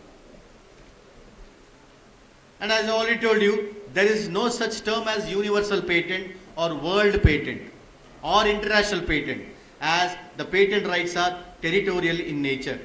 If one wishes to seek patent protection in several countries, you have the PCT, Patent Cooperation Treaty. Well, with this introduction overview of patent, let me move on to next most interesting intellectual property, that is copyright. ಸ್ಕೂಲಲ್ಲಿ ಕಾಲೇಜ್ಗಳಲ್ಲಿ examination copy ಹೊಡೆದಿರ್ತೀರ. ಕೆಲವರು I P R ಓದೋಕ್ಕೆ ಮೊದಲು ಅವ್ರಿಗೆ copyright ಅಂದರೆ ಇನ್ನೊಬ್ರು copy ಹೊಡೋ ಹಕ್ಕಿದೆಯಾ ಅಂತ. S, ಆ level of ಥಿಂಕಿಂಗಲ್ಲಿ ಯೋಚನೆ ಮಾಡಿದ್ರೆ ಕಾಪಿರೈಟ್ ಅನ್ನೋದು ಈಸ್ ಆ್ಯಕ್ಚುಲಿ ನೆಗೆಟಿವ್ ಆಗಿ ಅರ್ಥ ಮಾಡ್ಕೊಂಡೆ ಇನ್ನೊಬ್ರು ಕಾಪಿ ಮಾಡಿಕೊಡೋದು. No, don't copy. Copyright positive ಆಗಿ ಹೆಂಗೆ ಅಂದರೆ, if I have some work, literary work, artistic work, ನನಗೆ ಅದ್ರ ಮೇಲೆ ಕಾಪಿ ಮಾಡೋ ಹಕ್ಕಿದೆ. ನಾನು ಮಾತ್ರ ಡಿಸೈಡ್ ಮಾಡ್ಬೋದು ಯಾರೆಲ್ಲ ಅದನ್ನು ತಗೋಬೋದು ಅಂತ. So copyright refers to the legal rights provided by law to the original creator of the work in the fields of literature and computer software. The related rights encompass the author's work in the field of dramatics, sound recording, film, video recording, paintings, architecture. Andre copyright annodu can be exercised, can be owned over several things. ಒಂದು ಪುಸ್ತಕ, ಅದ್ರಲ್ಲಿ ಬರ್ದಿರೋ ವಿಷಯ, ಆ ಪುಸ್ತಕದ design, everything encompasses within the concept of copyright.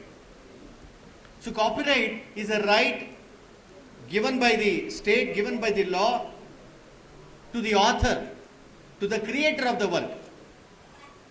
Author, creator of the work, on what work?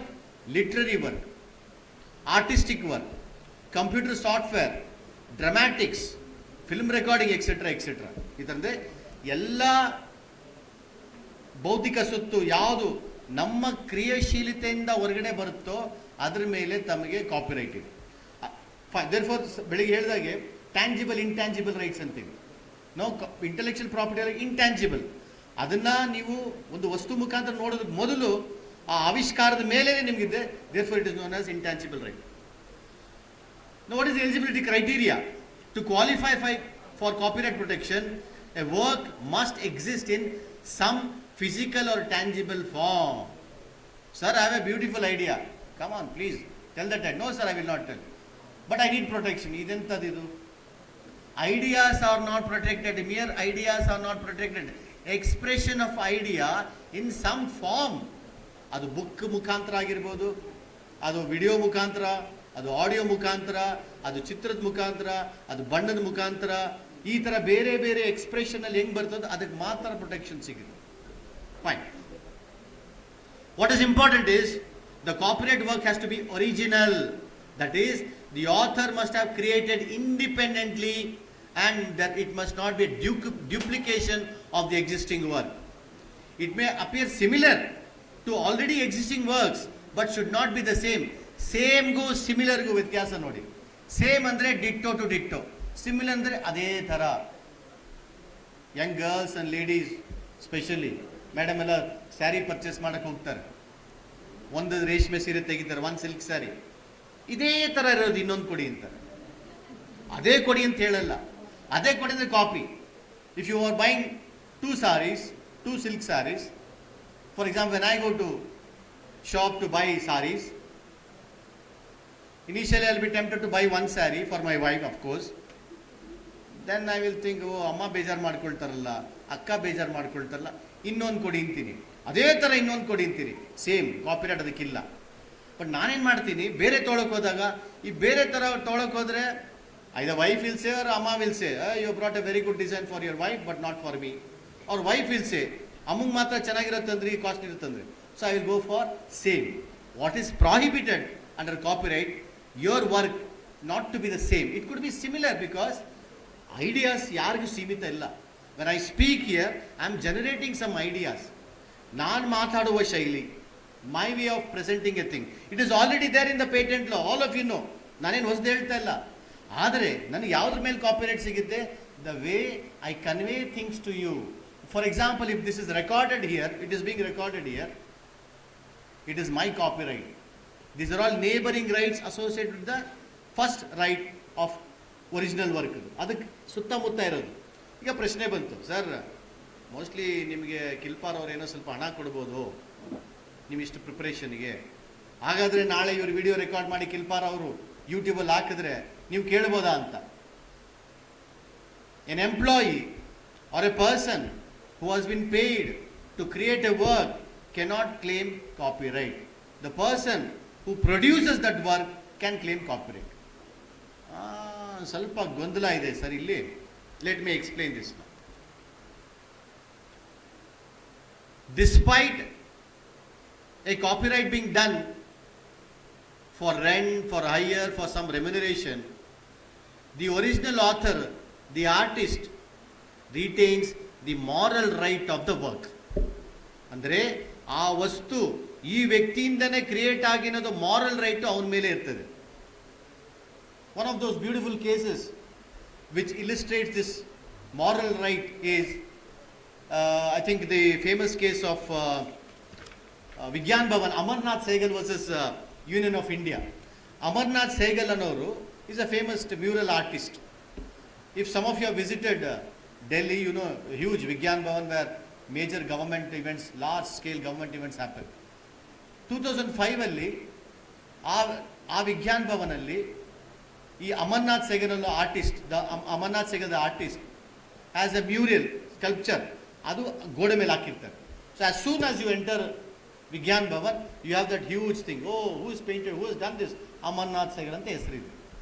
ಕೆಲವು ವರ್ಷಗಳ ನಂತರ, after few years, in order to renovate the Vigyan Bhavan, the government of India and the contractors decide to remove the mural painting, ತಗೊಂಡು ಒಂದು store ಹೌಸಲ್ಲಿ ಇಟ್ಬಿಡ್ತಾರೆ.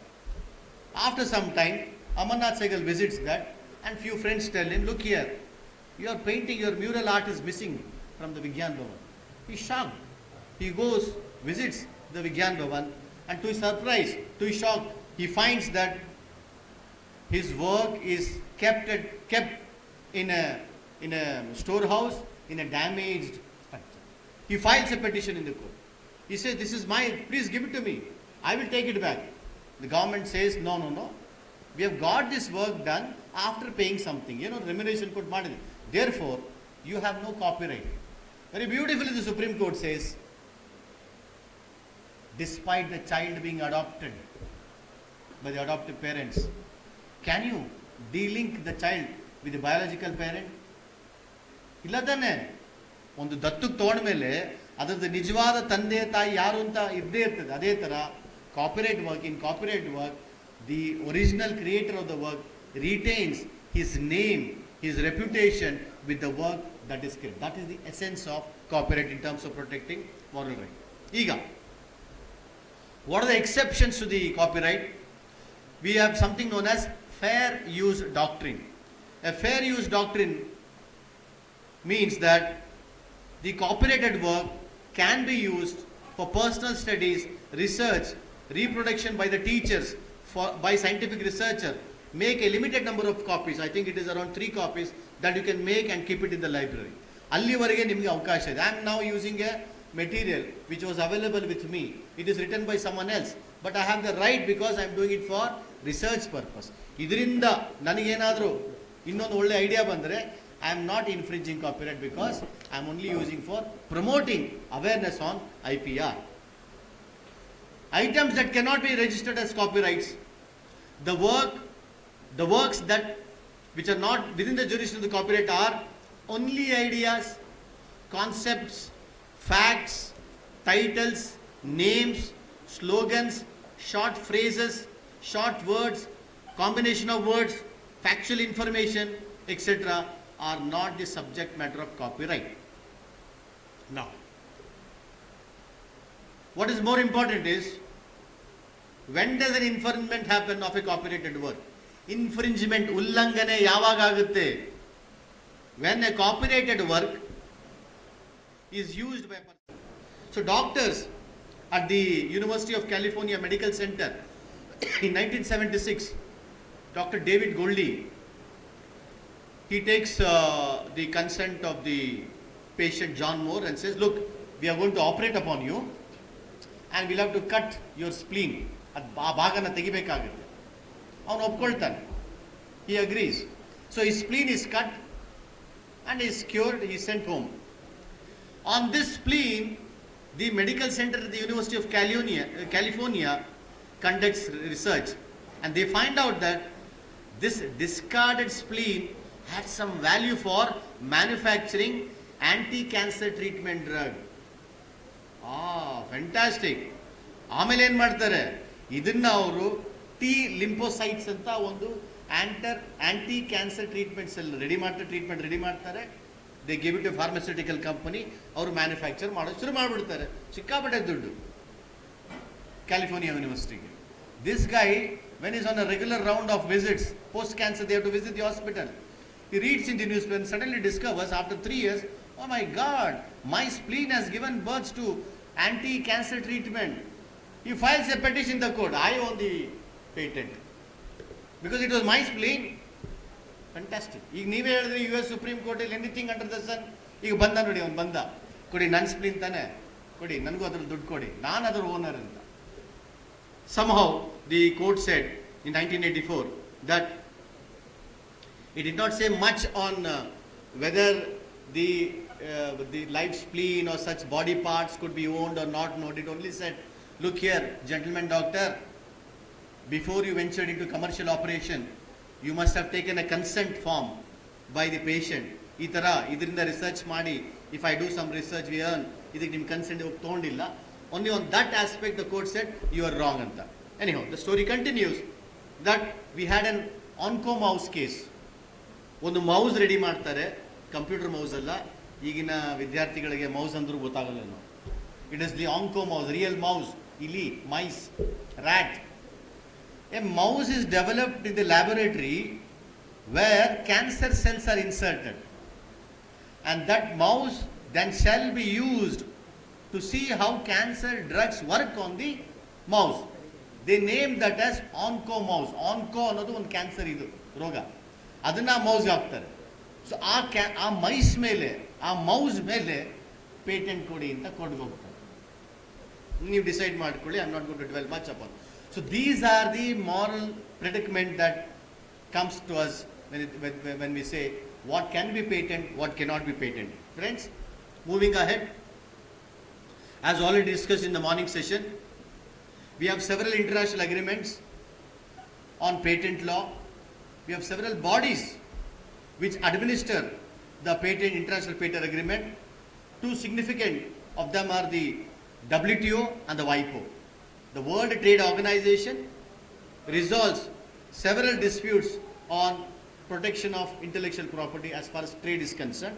It has got a body. I am not going to go into detail into that. However, the WIPO is the organization upon whom is the responsibility of spreading knowledge on the protection of intellectual property, more specifically patent. I cut short my story there. I come to one other international agreement, PCT, Patent Cooperation Treaty. Now, because patent is territorial in nature, ನೀವು ಭಾರತದಲ್ಲಿದ್ದರೆ, if you are in India, your patent can be protected only in India. ಅದು normal course. ಆದರೆ if you think that your patent, your manufacture, your invention has the potential of getting commercial viability in some other country, in Europe, in US, in UK ಅಂದರೆ ನೀವು ಇಲ್ಲಿಂದ ಹೋಗೋಕ್ಕಾಗೋದಿಲ್ಲ. It's very difficult for you to travel. By the time you go, settle down, fulfill all the procedure, it may take months or years, and someone else will come with a new product and your chance is gone. For that purpose, we have something known as the Patent Cooperation Treaty, wherein you can file a single application sitting in the Indian Patent Office and tell the office, look here, within 6 months, I want protection. I will file application in those countries, but right now, register my application in XYZ countries. So sitting in by making one application, your application becomes an international application in those countries where which you have designated. One other significant feature of the Paris Convention is the concept known as national treatment. All those countries, 193 countries, who are members of the Paris Convention are called members of the Union. Union antaram. As far as you are a member of the Union, the obligation that is that you must treat a foreign citizen, a foreign national who makes a patent application in your country as if he is your citizen. That is known as national treatment. ಅಂದರೆ ನಮ್ಮ ದೇಶದಲ್ಲಿ ನಮ್ಮ ದೇಶದ ನಾಗರಿಕರು ಒಂದು ಪೇಟೆಂಟ್ಗೆ ಅರ್ಜಿ ಕೊಟ್ಟರೆ ಅವ್ರಿಗೊಂಥರ ಸವಲತ್ತು, ಅವ್ರಿಗೊಂಥರ ಹೆಲ್ಪು, ಮತ್ತು ಫಾರಿನ್ ನ್ಯಾಷನಲ್ ಬಂದರೆ ಅವ್ರು ಇನ್ನೊಂಥರ ಮಾಡೋಂಗಿಲ್ಲ. Same treatment. ಭಾರತದಲ್ಲಿ 20 years ಇದ್ದರೆ ಫಾರಿನ್ ನ್ಯಾಷನಲ್ಗೂ 20 years ಪ್ರೊಟೆಕ್ಷನ್ ಕೊಡಬೇಕು. ಇನ್ ಟರ್ಮ್ಸ್ ಆಫ್ ಅಪ್ಲಿಕೇಶನ್ ಪ್ರೊಸೀಜರ್ ಎಲ್ಲ ಸಿಮಿಲರ್ ಆಗಿರಬೇಕು. That is one advantage of the Paris convention. Fine. Filing of patent application is a very long and elaborate procedure where the process undergoes something known as preliminary specification, final specification. ಅಂದರೆ patent ಆವಿಷ್ಕಾರ ಮಾಡಿದ ತಕ್ಷಣ ನಿಮ್ಮ books ಎಲ್ಲ ready ಇದೆ, ನಿಮ್ಮ calculations ಎಲ್ಲ ready ಇದೆ. Immediately you say come on, I must not lose this momentum. You can go to the patent office, file a patent application, give the preliminary specification. 6 ತಿಂಗಳೊಳಗಡೆ ನೀವು ಕಂಪ್ಲೀಟ್ ಸ್ಪೆಸಿಫಿಕೇಶನ್ ಕೊಡಬೇಕು. So 6 months time you are given to complete specification. Then you have the procedure of prior objection, post objection. These are all principles of natural justice. Andre ನೀವು application file ಮಾಡಿದ ತಕ್ಷಣ the patent examiner will conduct a prior art search. That is one important concept. What is that prior art search? The patent examiner wants to satisfy himself whether in any other country this application or the contents of that application are there. ಇದೇ ಥರ manufacturing secret ಬೇರೆ ಎಲ್ಲಾದರೂ ಇದೆಯಾ ಅಂತ ಇದೆಯಾ ಇಲ್ವಾ? How do you know? It's a complicated procedure. Patent search ಮಾಡ್ತಾರೆ. ನಾವು ಇಟ್ಸ್ ಆಫ್ಕೋರ್ಸ್ ಆನ್ಲೈನ್. ನಿಮ್ಮ ಕೀವರ್ಡ್ಸ್ ಏನು ಕೊಟ್ಟಿರ್ತೀರ ಪೇಟೆಂಟ್ ಅಪ್ಲಿಕೇಶನಲ್ಲಿ, ಆ ಕೀವರ್ಡ್ಸ್ ಹಾಕಿ ಸರ್ಚ್ ಮಾಡ್ತಾರೆ. And there are many journals, many newspapers, so many other media through which your invention could be disclosed to the public. Therefore it is said that if you want to file a patent, do not disclose it to the public before you have made a patent application. ನೀವು patent ಸೀಕ್ರೆಟ್ನ, ಇನ್ವೆನ್ಷನ್ನ ಯಾವುದಾದ್ರೂ ಒಂದು public forum ಅಲ್ಲಿ ಅಥವಾ ಯಾವುದಾದ್ರು research ಪೇಪರಲ್ಲಿ ಆದರೆ ನಿಮ್ಮ secret is out. Your secret is out. So only after you make a patent application then you are suppose to do that. Fine. So ಮಾಡಿ information on patent. Patents are awarded not only for major scientific breakthrough but also for minor improvements over existing invention, especially in the case of drugs and other technological innovations. Drugs ಎಲ್ಲ ಒಂದು drug manufacture, cancer cure ಮಾಡೋ ಒಂದು drug ಬರ್ತದೆ. ಆ ಡ್ರಗ್ನ ಇನ್ನೂ improvise ಮಾಡ್ತೀರಾ, ಆ ಡ್ರಗ್ಗಿಂದ ಇನ್ನೊಂದು ಕಾಯಿಲೆ ಕ್ಯೂರ್ ಆಗುತ್ತೆ ಅಂತ ಅದಕ್ಕೇನೋ ಅಡಿಷನಲ್ ಮೆಸೇಜ್. ಸೊ ಅದನ್ನು ಏನೇನು ಇಂಪ್ರೂವ್ಮೆಂಟ್ ಮಾಡ್ತೀರಾ ಅದಕ್ಕೂ ನಾವು ಪೇಟೆಂಟ್ ತಗೋಬೋದು. But there is a great litigation on this. To what extent you can claim? ಅಂದರೆ ಒಂದು ಡ್ರಗ್ ಯೂಸ್ ಮಾಡ್ತಾ suddenly while the COVID-19 vaccination is being done or drug is being, suddenly COVID-19 ಡ್ರಗ್ನ ಬೇರೆ ರೋಗಕ್ಕೂ ಅದು ಬಳಸ್ಕೋಬೋದು ಅನ್ನೋದು additional ಆಗ್ತಾ ಹೋಗುತ್ತೆ. ಅದಕ್ಕೂ ಒಂದು ಕಾನೂನ ಲಿಮಿಟೇಷನ್ ಇದೆ. Because of paucity of time not going to the detail of that. Fine. Then a single product, the mobile phones that you own, a single product may contain several inventions. Example, the laptop, computer, car, mobile phone carries several inventions working together. ಒಂದೇ mobile ಫೋನಲ್ಲಿ, ಒಂದೇ mic system ಅಲ್ಲಿ, ಒಂದೇ laptop ಅಲ್ಲಿ ನಿಮಗೆ several patents ಇರ್ತದೆ. ಬೇರೆ ಬೇರೆ ಕಡೆಯಿಂದ ಬೇರೆ ಬೇರೆಯವ್ರ ಪೇಟೆಂಟ್ ಒಪ್ಕೊಂಡ್ಬಂದು ಒಂದು ಲ್ಯಾಪ್ಟಾಪ್ನ, ಒಂದು ಮೊಬೈಲ್ ಫೋನ್ನ ತಯಾರು ಮಾಡಿರ್ತಾರೆ. So patent is not like one single thing.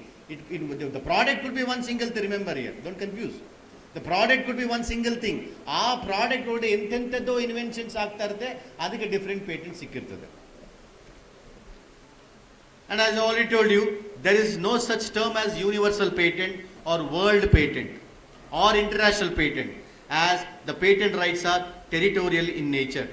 If one wishes to seek patent protection in several countries, you have the PCT, Patent Cooperation Treaty. Well, with this introduction overview of patent, let me move on to next most interesting intellectual property, that is copyright. ಸ್ಕೂಲಲ್ಲಿ, ಕಾಲೇಜ್ಗಳಲ್ಲಿ examination copy ಹೊಡೆದಿರ್ತೀರ. ಕೆಲವರು I P R ಓದೋಕ್ಕೆ ಮೊದಲು ಅವ್ರಿಗೆ copyright ಅಂದರೆ ನಾನು ಇನ್ನೊಬ್ರು copy ಹೊಡೋ ಹಕ್ಕಿದೆಯಾ ಅಂತ. S, ಆ ಲೆವೆಲ್ ಆಫ್ ಥಿಂಕಿಂಗಲ್ಲಿ ಯೋಚನೆ ಮಾಡಿದ್ರೆ ಕಾಪಿರೈಟ್ ಅನ್ನೋದು ಈಸ್ ಆ್ಯಕ್ಚುಲಿ ನೆಗೆಟಿವ್ ಆಗಿ ಅರ್ಥ ಮಾಡ್ಕೊಂಡೆ ಇನ್ನೊಬ್ರು ಕಾಪಿ ಮಾಡಿಕೊಡೋದು. No, don't copy. Copyright positive ಆಗಿ ಹೆಂಗೆ ಅಂದರೆ, if I have some work, literary work, artistic work, ನನಗೆ ಅದ್ರ ಮೇಲೆ ಕಾಪಿ ಮಾಡೋ ಹಕ್ಕಿದೆ, ನಾನು ಮಾತ್ರ ಡಿಸೈಡ್ ಮಾಡ್ಬೋದು ಯಾರೆಲ್ಲ ಅದನ್ನು ತಗೋಬೋದು ಅಂತ. So copyright refers to the legal rights provided by law to the original creator of the work in the fields of literature and computer software. The related rights encompass the author's work in the field of dramatics, sound recording, film, video recording, paintings, architecture. Andre copyright annodu can be exercised, can be owned over several things. ಒಂದು ಪುಸ್ತಕ, ಅದ್ರಲ್ಲಿ ಬರೆದಿರೋ ವಿಷಯ, ಆ ಪುಸ್ತಕದ design, everything encompasses within the concept of copyright. So copyright is a right given by the state, given by the law to the author, to the creator of the work. Author, creator of the work, on what work? Literary work, artistic work, computer software, dramatics, film recording, etc., etc. ಇದರಂತೆ ಎಲ್ಲ ಬೌದ್ಧಿಕ ಸೊತ್ತು ಯಾವುದು ನಮ್ಮ ಕ್ರಿಯಾಶೀಲತೆಯಿಂದ ಹೊರಗಡೆ ಬರುತ್ತೋ ಅದ್ರ ಮೇಲೆ ತಮಗೆ ಕಾಪಿರೈಟ್ ಇದೆ. ದೇರ್ಫೋರ್ ಬೆಳಿಗ್ಗೆ ಹೇಳಿದಾಗೆ ಟ್ಯಾಂಜಿಬಲ್, ಇಂಟ್ಯಾಂಜಿಬಲ್ ರೈಟ್ಸ್ ಅಂತೀವಿ ನಾವು. ಇಂಟೆಲೆಕ್ಚುಯಲ್ ಪ್ರಾಪರ್ಟಿ ಇಂಟ್ಯಾಂಜಿಬಲ್, ಅದನ್ನ ನೀವು ಒಂದು ವಸ್ತು ಮುಖಾಂತರ ನೋಡೋದಕ್ಕೆ ಮೊದಲು ಆ ಆವಿಷ್ಕಾರದ ಮೇಲೆ ನಿಮಗಿದೆ. Therefore it is known as intangible right. Now what is the eligibility criteria? To qualify for copyright protection, a work must exist in some physical or tangible form. Sir, I have a beautiful idea. Come on, please tell that. No sir, I will not tell. But I need protection. Identadidu. Ideas are not protected. Mere ideas are not protected. Expression of idea in some form. ಅದು book ಮುಖಾಂತರ ಆಗಿರ್ಬೋದು, ಅದು video ಮುಖಾಂತರ, ಅದು audio ಮುಖಾಂತರ, ಅದು ಚಿತ್ರದ ಮುಖಾಂತರ, ಅದು ಬಣ್ಣದ ಮುಖಾಂತರ, ಈ ಥರ ಬೇರೆ ಬೇರೆ ಎಕ್ಸ್ಪ್ರೆಷನ್ ಅಲ್ಲಿ ಹೆಂಗೆ ಬರ್ತದೋ ಅದಕ್ಕೆ ಮಾತ್ರ ಪ್ರೊಟೆಕ್ಷನ್ ಸಿಗುತ್ತೆ. Fine. What is important is the copyright work has to be original. That is, the author must have created independently and that it must not be a duplication of the existing work. It may appear similar to already existing works but should not be the same. Same go similar go ವ್ಯತ್ಯಾಸ ನೋಡಿ.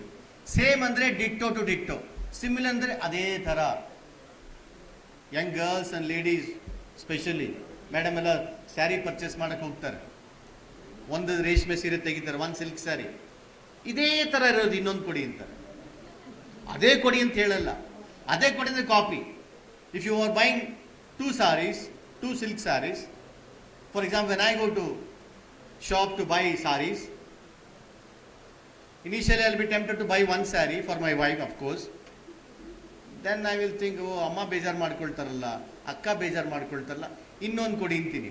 ಅದೇ ಥರ ಇನ್ನೊಂದು ಕೊಡಿ ಅಂತೀರಿ, same copyright ಅದಕ್ಕಿಲ್ಲ. But ನಾನೇನು ಮಾಡ್ತೀನಿ, ಬೇರೆ ತೊಗೊಳಕ್ಕೆ ಹೋದಾಗ ಈ ಬೇರೆ ಥರ ತೊಗೊಳಕ್ಕೆ ಹೋದರೆ either wife will say or amma will say, you brought a very good design for your wife but not for me. Or wife will say, ಅಮ್ಮಂಗೆ ಮಾತ್ರ ಚೆನ್ನಾಗಿರುತ್ತಂದ್ರಿ, cost ಇರುತ್ತಂದ್ರಿ. So I will go for same. What is prohibited under copyright? Your work not to be the same. It could be similar because ideas ಯಾರಿಗೂ ಸೀಮಿತ ಇಲ್ಲ. When I speak here, I am generating some ideas. ನಾನು ಮಾತಾಡುವ ಶೈಲಿ, my way of presenting a thing, it is already there in the patent law. All of you know. ನಾನೇನು ಹೊಸದು ಹೇಳ್ತಾ ಇಲ್ಲ. ಆದರೆ ನನಗೆ ಯಾವುದ್ರ ಮೇಲೆ ಕಾಪಿರೈಟ್ ಸಿಗುತ್ತೆ? The way I convey things to you. For example, if this is recorded here, it is being recorded here, it is my copyright. These are all neighboring rights associated with the first right of original work. ಅದಕ್ಕೆ ಸುತ್ತಮುತ್ತ ಇರೋದು. ಈಗ ಪ್ರಶ್ನೆ ಬಂತು, sir mostly ನಿಮಗೆ ಕಿಲ್ಪಾರ್ ಅವ್ರು ಏನೋ ಸ್ವಲ್ಪ ಹಣ ಕೊಡ್ಬೋದು ನೀವಿಷ್ಟು ಪ್ರಿಪ್ರೇಷನ್ಗೆ, ಹಾಗಾದರೆ ನಾಳೆ ಇವರು ವಿಡಿಯೋ ರೆಕಾರ್ಡ್ ಮಾಡಿ ಕಿಲ್ಪಾರ್ ಅವರು ಯೂಟ್ಯೂಬಲ್ಲಿ ಹಾಕಿದ್ರೆ ನೀವು ಕೇಳ್ಬೋದಾ ಅಂತ. An employee or a person who has been paid to create a work cannot claim copyright. The person who produces that work can claim copyright. ಸ್ವಲ್ಪ ಗೊಂದಲ ಇದೆ ಸರ್ ಇಲ್ಲಿ. Let me explain this. despite a copyright being done for rent, for hire, for some remuneration, the original author, the artist, retains the moral right of the work. ಅಂದರೆ ಆ ವಸ್ತು ಈ ವ್ಯಕ್ತಿಯಿಂದನೇ create ಆಗಿರೋದು moral right ಅವನ ಮೇಲೆ ಇರ್ತದೆ. One of those beautiful cases which illustrates this moral right is I think the famous case of Vigyan Bhavan, Amarnath Sehgal versus Union of India. Amarnath Sehgal ಅನ್ನೋರು is a famous mural artist. If some of you have visited Delhi, you know, huge Vigyan Bhavan where major government events, large scale government events happen. 2005 ಅಲ್ಲಿ ಆ ವಿಜ್ಞಾನ್ ಭವನ್ ಅಲ್ಲಿ ಈ Amarnath Sehgal artist, Amarnath Sehgal artist has a mural sculpture, ಅದು ಗೋಡೆ ಮೇಲೆ ಹಾಕಿರ್ತಾರೆ. So as soon as you enter Vigyan Bhavan you have that huge thing, oh who is painted, who is done this, Amarnath Sehgal ಅಂತ ಹೆಸರಿದೆ. ಕೆಲವು ವರ್ಷಗಳ ನಂತರ, after few years, in order to renovate the Vigyan Bhavan, the government of India and the contractors decide to remove the mural painting, ತಗೊಂಡು ಒಂದು store ಹೌಸಲ್ಲಿ ಇಟ್ಬಿಡ್ತಾರೆ. After some time, Amarnath Sehgal visits that and few friends tell him, look here, your painting, your mural art is missing from the Vigyan Bhavan. He's shocked. He goes, visits the Vigyan Bhavan, and to his surprise, to his shock, he finds that his work is kept in a storehouse in a damaged structure. He files a petition in the court. He says, this is mine, please give it to me, I will take it back. The government says, no, we have got this work done after paying something, remuneration put ಮಾಡಿದ್ವಿ, therefore you have no copyright. Very beautifully the Supreme Court says, despite the child being adopted by the adoptive parents, can you de-link the child with the biological parent? ಇಲ್ಲ ತಾನೆ. ಒಂದು ದತ್ತಕ್ಕೆ ತಗೊಂಡ್ಮೇಲೆ ಅದರದ್ದು ನಿಜವಾದ ತಂದೆ ತಾಯಿ ಯಾರು ಅಂತ ಇದ್ದೇ ಇರ್ತದೆ. ಅದೇ ಥರ copyright work, in copyright work the original creator of the work retains his name, his reputation with the work that is created. That is the essence of copyright in terms of protecting moral right. ಈಗ what are the exceptions to the copyright? We have something known as fair use doctrine. A fair use doctrine means that the copyrighted work can be used for personal studies, research, reproduction by the teachers, by scientific researcher. Make a limited number of copies. I think it is around 3 copies that you can make and keep it in the library. ಅಲ್ಲಿವರೆಗೆ ನಿಮಗೆ ಅವಕಾಶ ಇದೆ. I am now using a material which was available with me. It is written by someone else, but I have the right because I am doing it for research purpose. ಇದರಿಂದ ನನಗೇನಾದರೂ ಇನ್ನೊಂದು ಒಳ್ಳೆ idea ಬಂದರೆ I am not infringing copyright because I am only using for promoting awareness on IPR. Items that cannot be registered as copyrights, the works that which are not within the jurisdiction of the copyright are only ideas, concepts, facts, titles, names, slogans, short phrases, short words, combination of words, factual information, etc. are not the subject matter of copyright. Now, what is more important is, when does an infringement happen of a copyrighted work? Infringement, ಉಲ್ಲಂಘನೆ ಯಾವಾಗ ಆಗುತ್ತೆ? When a copyrighted work is used ತಿಳಿಯೋದು ಅಂತ. Friends, please understand this. Unlike patents, ಕಾಪಿರೈಟ್ನ ನೀವು ನೋಂದಣಿ ಮಾಡಬೇಕು ಅಂತ ಇಲ್ಲ, you did not register. The moment you create a work, the moment you give birth to a work, artistic work, literary work, cinema video etcetera ಅದು copyright ಪ್ರೊಟೆಕ್ಷನ್ಗೆ ಅರ್ಹರಾಗುತ್ತೆ. ಆದರೆ if you want to use an evidence, if you want to have a right, then you can get registered. But generally what people do is, who cannot commercially viable ಆಗಲ್ಲ ಮತ್ತು procedure ಇರುತ್ತೆ ಅಂತ ಕೆಲವರು ಏನು ಮಾಡ್ತಾರೆ, ಸಿ ಅಂತ ಬರೆದು ಅದಕ್ಕೆ ಒಂದು ಸರ್ಕಲ್ ಹಾಕ್ತಾರೆ, indicates that it is a copyrighted work or he claims copyright of the work, ಅಥವಾ ಸಿಂಪಲ್ ಆಗಿ ಕಾಪಿರೈಟ್ ಅಂತ ಬರೀತಾರೆ. Now what does it tell you is that in the case of copyright there is no need for registration, the work itself is proof. ಆದರೆ ಕೋರ್ಟಲ್ಲಿ ತಕರಾರಿಗೆ ಬಂದಾಗ, when it is a case of infringement, then you need to have an evidence for that. If it was registered, you have a good validated. If you're not registered, then you have to show other evidences to say that this work existed much before the defendant's work came on.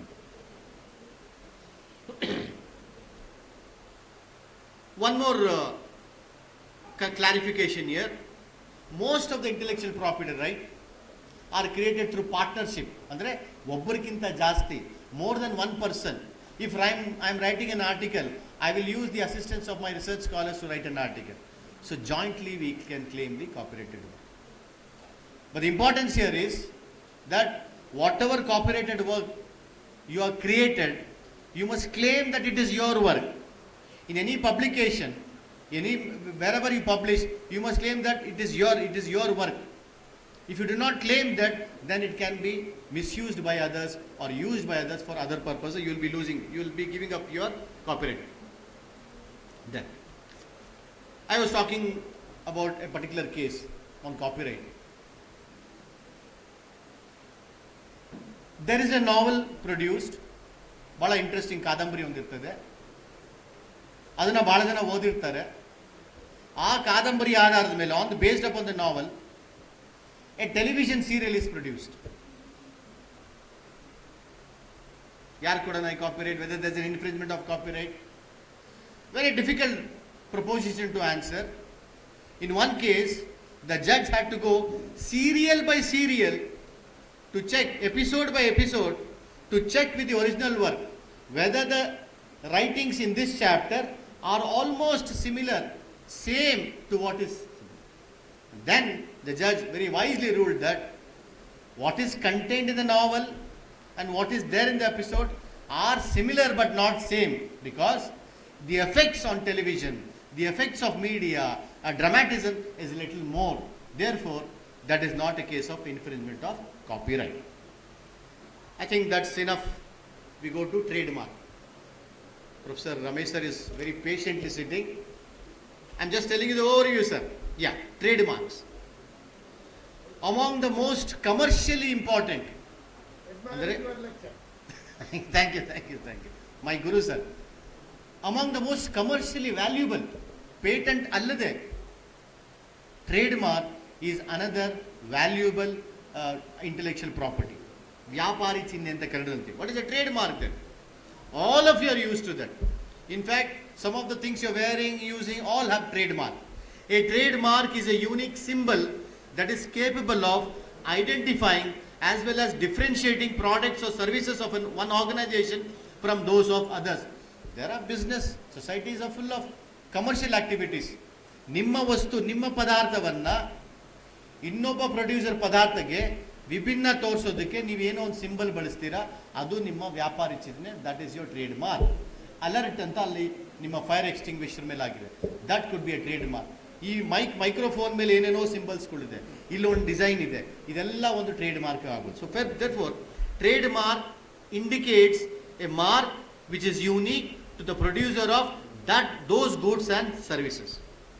Trademark stands for sign, design, phrase, slogan, symbol, name, numerals, device, or combination of all this. Essentially, the trademark is anything that identifies a brand to a common consumer. What is the eligibility? ನಾವು copyright ಥರ ಇದನ್ನು ನೀವು register ಮಾಡದೇ ಇರೋಕ್ಕಾಗೋದಿಲ್ಲ. Like patent, even your trademark must be registered, because upon violation you will have no evidence to show that you are the one who produced those goods and services. What is that eligibility? Distinctiveness. It should be unique and should not be having similarities to the existing marks.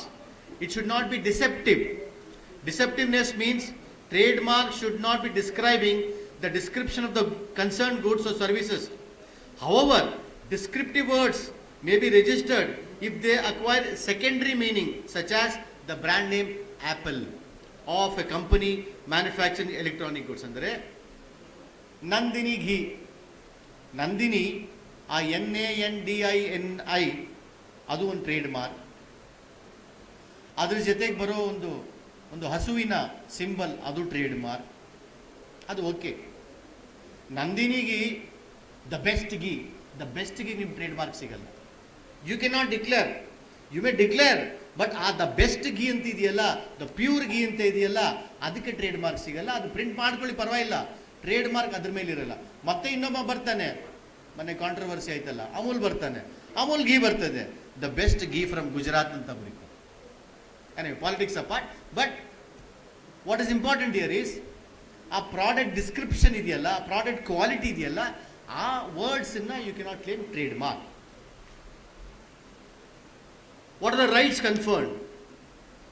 The rights conferred in the trademark law are the exclusive right to seek statutory remedy against an infringement, right of registered trademark holder of the identical trademark, right to assign, right to alter registered trademark. An interesting case here is of Daler Mehendi Productions. You know, in the 80s or 90s, Daler Mehendi was a very good Punjabi pop singer. Now, Daler Mehendi Entertainment Network anta one organization.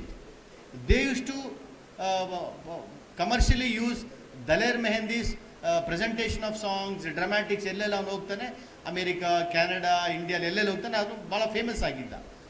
ಒಂದು toys manufacture ಏನು ಮಾಡ್ತಾನೆ, ದಲೇರ್ ಮೆಹಂದಿಯ ಒಂದು miniature product ready ಮಾಡ್ತಾನೆ. ದಲೇರ್ ಮೆಹಂದಿ ಥರಾನೇ ಇರೋದು ಒಂದು ಗೊಂಬೆ ready ಮಾಡ್ತಾನೆ. People by that. It attains popularity. Everyone wants to have that. This company then finds out that they are violating the trademark. Question is, Daler Mehendi ge trademark idiya? How do you decide this? The court says that Daler Mehendi Infotainment Limited has the trademark of marketing his entire personality, including his features. Hagagi, the toy manufacturer cannot violate. Andre Daler Mehendi DM Infotainment andre adu trademark ide. Trademark exists with the entire personality. ನಿಮ್ಗೆ ಗೊತ್ತಿರ್ಬೋದು, ನಮ್ಮ ಅವರ್ famous Rajinikanth, the south hero, ಅವ್ರದ್ದು ಯಾವುದೋ ಒಂದು ಮೂವಿಲಿ ಒಂದು style ಬಂತು.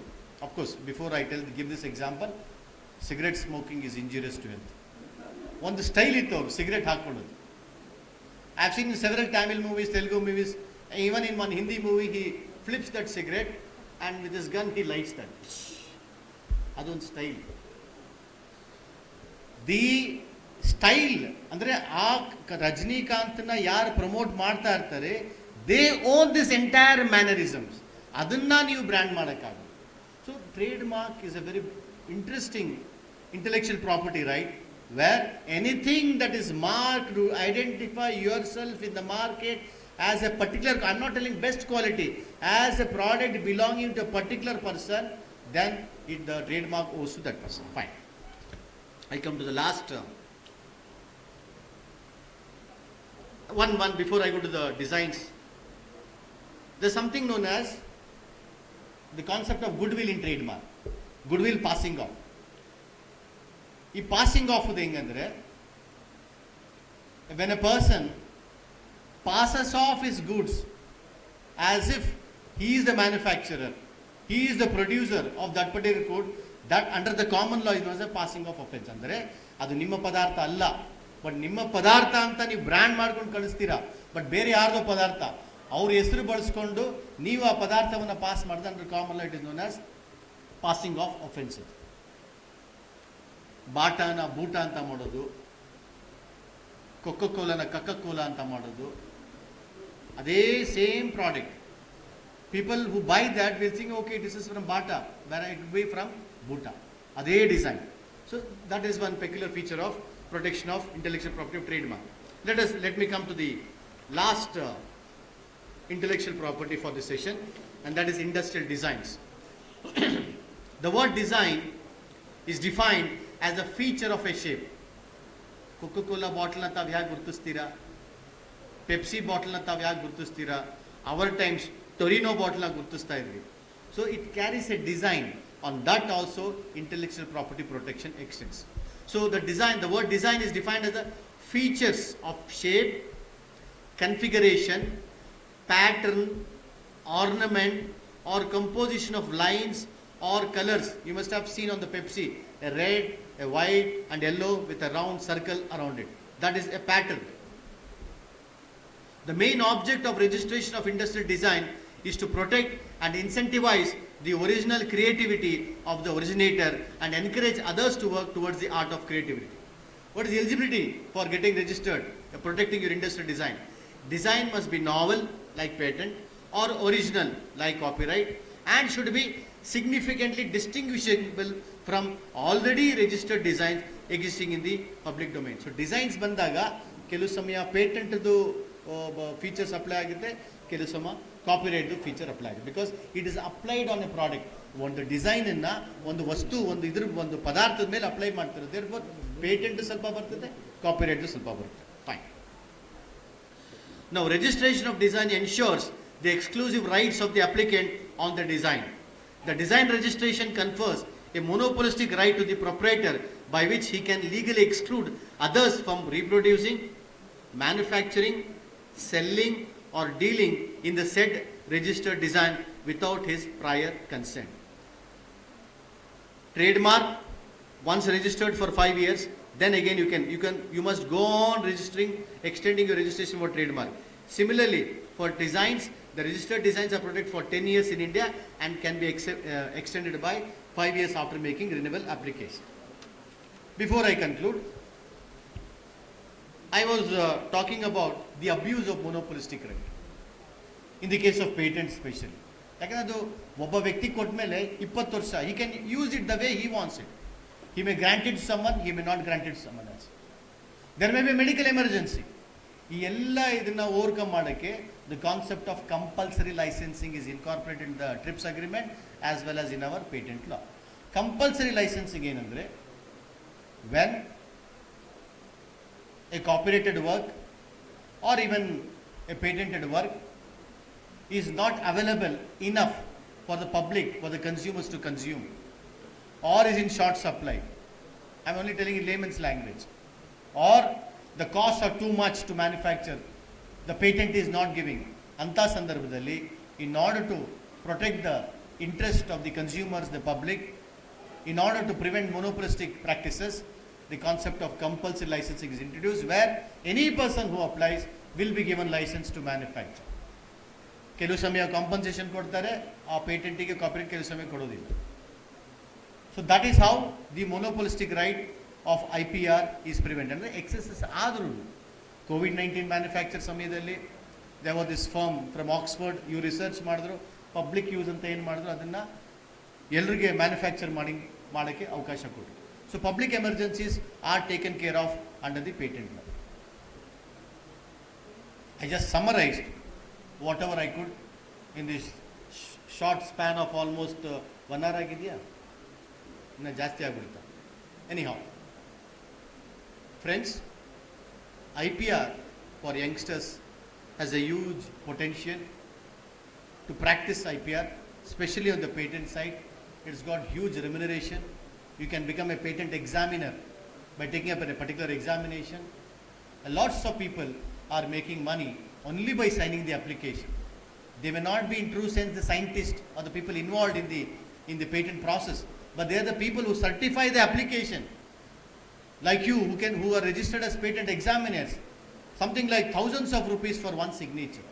I know of one of my close colleagues when I was working in Delhi in the Indian Law Institute, who passed the patent examination, hundreds of applications. He was earning extra money from it. It's a very good practice, but most of these practices are limited to Bombay High Court and Delhi High Court. Bengaluru ಅಷ್ಟಿಲ್ಲ.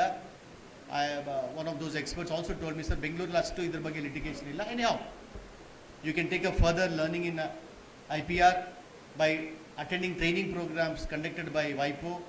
IPR organization ಇದೆ. They select students from universities. Their idea is to propagate the importance of protection of intellectual property rights. Yes, to sum up, why IPR? Because it is your intellectual creativity. ನಮ್ಮಲ್ಲಿ ಬಹಳಷ್ಟು ಹಳೆಯ ಜ್ಞಾನವನ್ನು, old traditional knowledge could not be protected. Basmati ಹೋಗಿ Texmati ಆಯಿತು. The use of haldi, turmeric, the antibacterial use, antiseptic ಹಲ್ಮರಿ was taken away by some other foreign companies. So if you do not protect your intellectual property, tomorrow you cannot blame anyone for loss of your intellectual property. Having said this, I thank the organizers, Kilpar, Professor Bhatt sir, the principal of this college, Madam Preeti, for giving me an opportunity to interact with all of you. Good day. Thank you so much. I would now like to render the vote of thanks. Thank you, Professor Dr. V. Sudesh, sir, for being a part of the national seminar today as a keynote speaker and enlightening us with your knowledge and expertise. We look forward to having you with us again soon. I would now request retired IPS officer, Secretary BHS HES and Din Bill Shri N.B. Bhatt sir to felicitate Professor Dr. V. Sudesh sir. Before felicitating my good friend, Dr. Sudesh, I am unable to sort of control the urge to publicly express my admiration and appreciation for his excellent address, for enlightening and educating all of us. And to be very frank, some demonstration class I must have taken decades ago. Later on I had no occasion to listen. He's a great teacher, great speaker. I wish him all the best. Once again, thank you.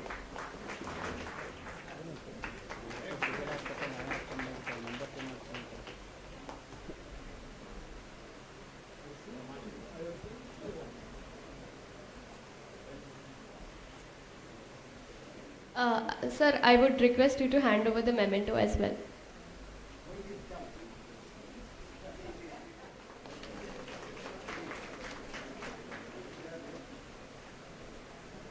Thank you, sir, for being a part of this session. I would now request Professor Pushpalata ma'am to take over for the second technical session. Thank you. On behalf of the organizing committee, I would like to seek a pardon from Professor M.K. Ramesh sir. Due to delay caused, please excuse us. Kindly take over the technical session too. I request you to come on the stage, sir. One and all present here, esteemed keynote speaker, participant, colleagues and dear students. It gives me immense pleasure that honor that I stand before to extend my warm welcome for the technical session 2 on intellectual property right organized by our esteemed institution in association with the KILPAR.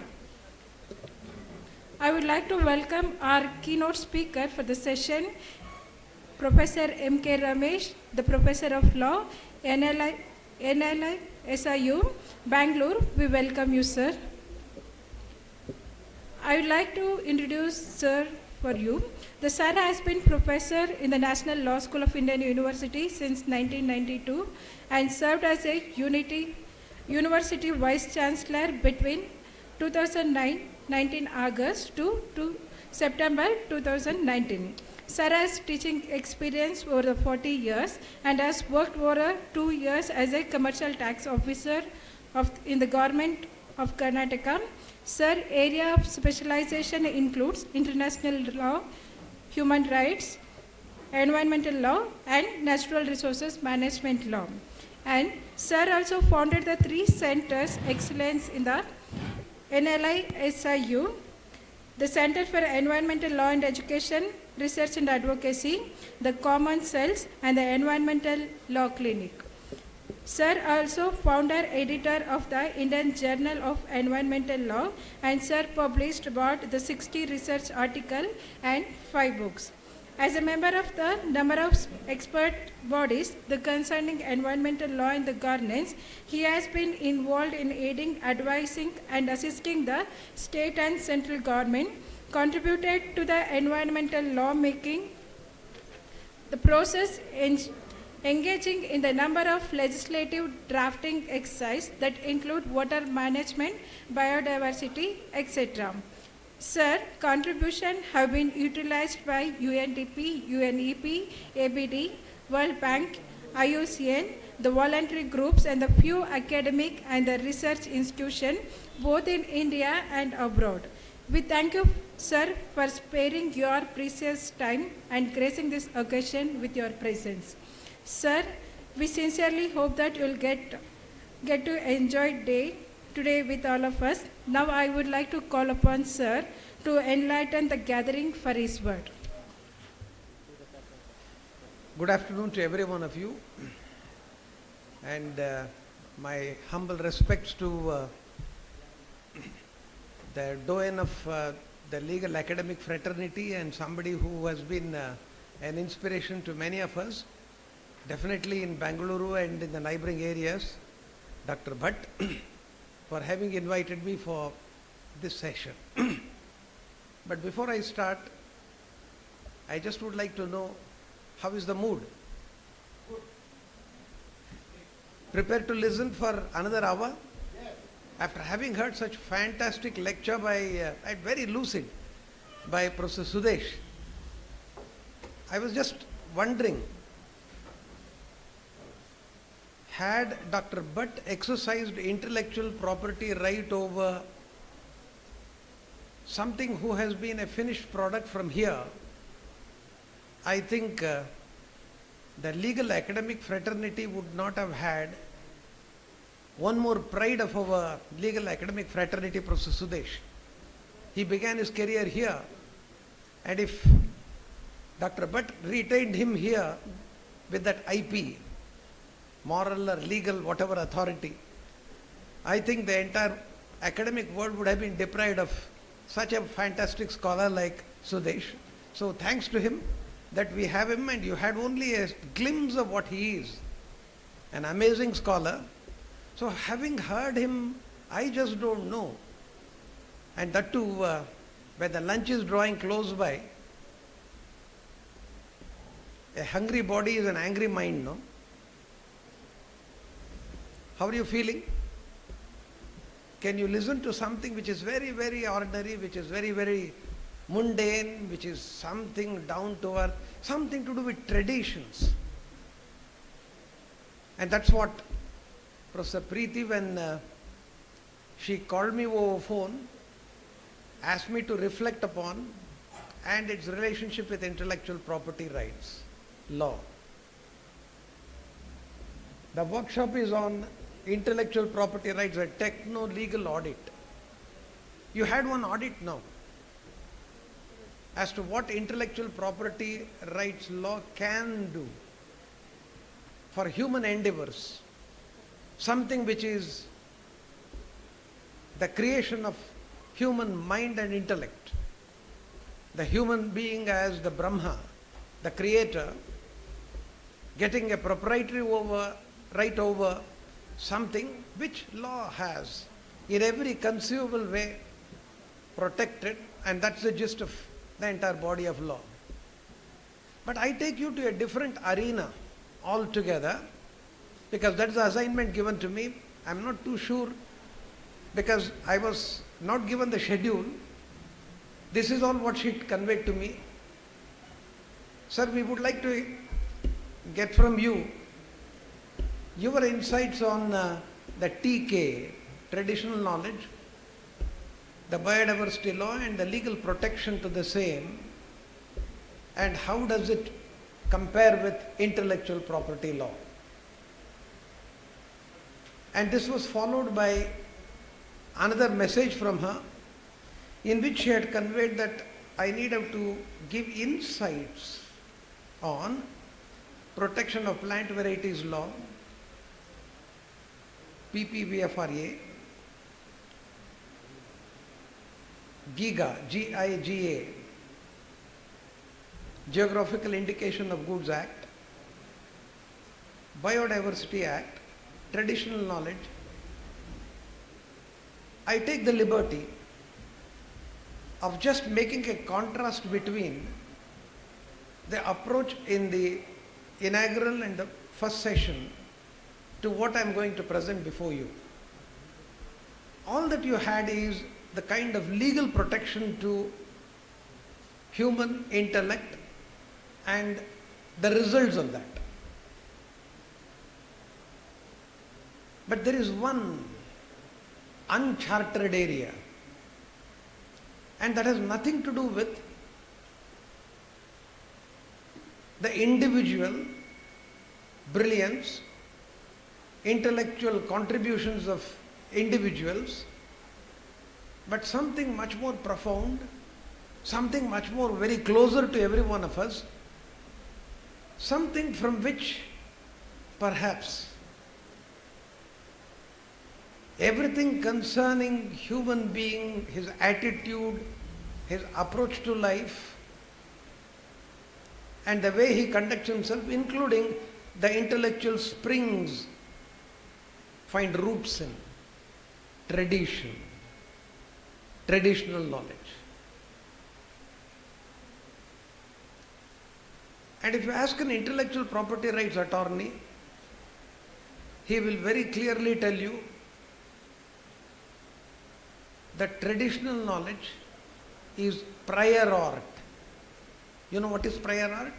ಮೊದಲೇ ಇದ್ದಿದ್ದು ಈಗಾಗಲೇ ಇರೋದಕ್ಕೆ, which is very obvious.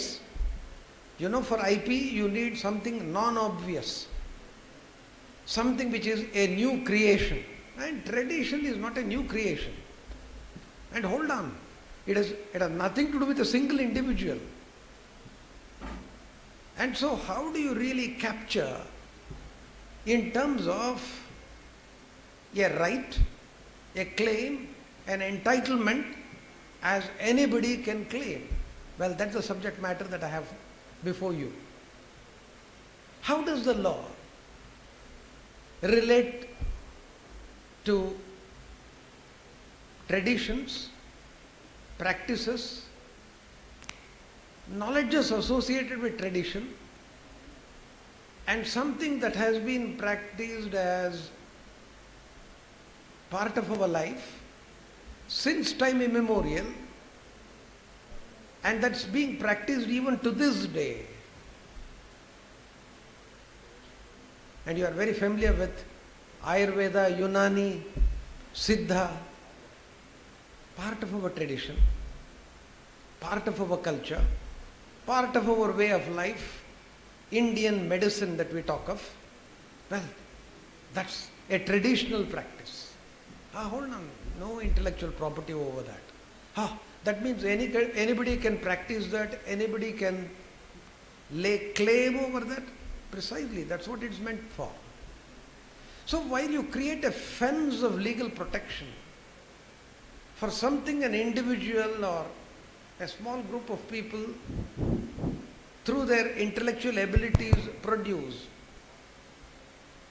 no grounds about that. They have to be rewarded. They should get recognition for all that sweat that they have put in, and for that you provide legal protection, and we have robust law. But what about this one? Something that we have been practicing all the while. What's the big deal about that? This is like breathing in and breathing out. Because what I'm going to talk to you is about something very close to us, and so let me be closer to you. Those who are in the last, can you hear me? Don't bother about whatever I said so far, nothing very important.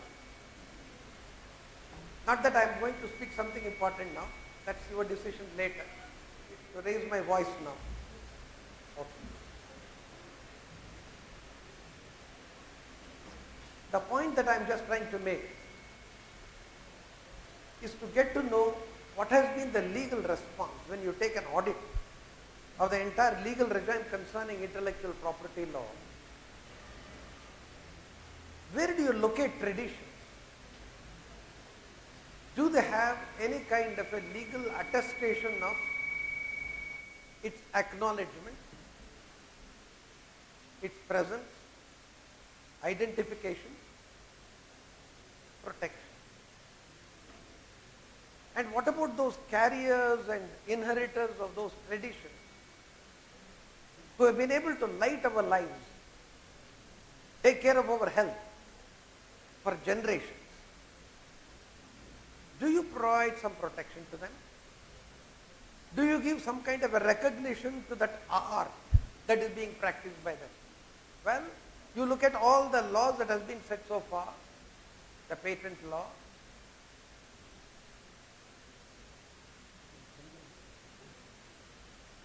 the industrial designs, the copyright, you name it, none of them really make any mention of this for the obvious reason it is prior art.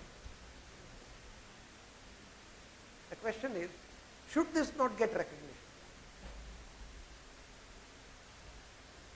And there are so many things woven into this particular idea. One is about identity. You go to any country, the people are identified with some of the practices that are very dear to them, which makes them distinctly different from the people elsewhere. Should that not get recognized? So what's the big deal about legal recognition? Well, as lawyers we all know that legal recognition has everything to do with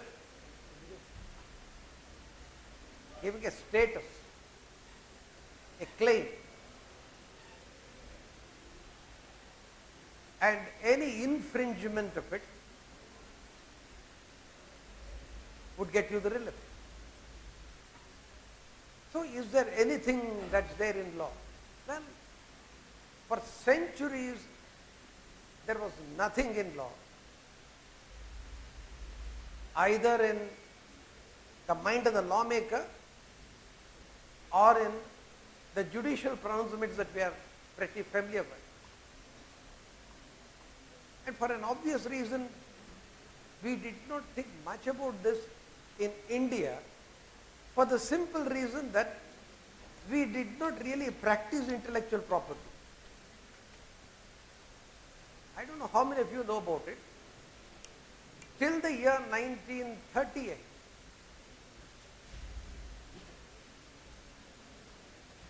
every government officer who earned a salary did not have the entire proprietary right over the salary he earned. It went to the family hodgepodge. You know, as students of family law, there is something called as coparcenary. There is something called as the joint family estate. Well, even my earning went into the hodgepodge. Why? Because I am part of this family, and whatever my earning is on account of that bringing up by the sacrifice of so many, not just the parents, so many other members of the family, and I am just an expression of their physical and intellectual labor. Nothing more, nothing less.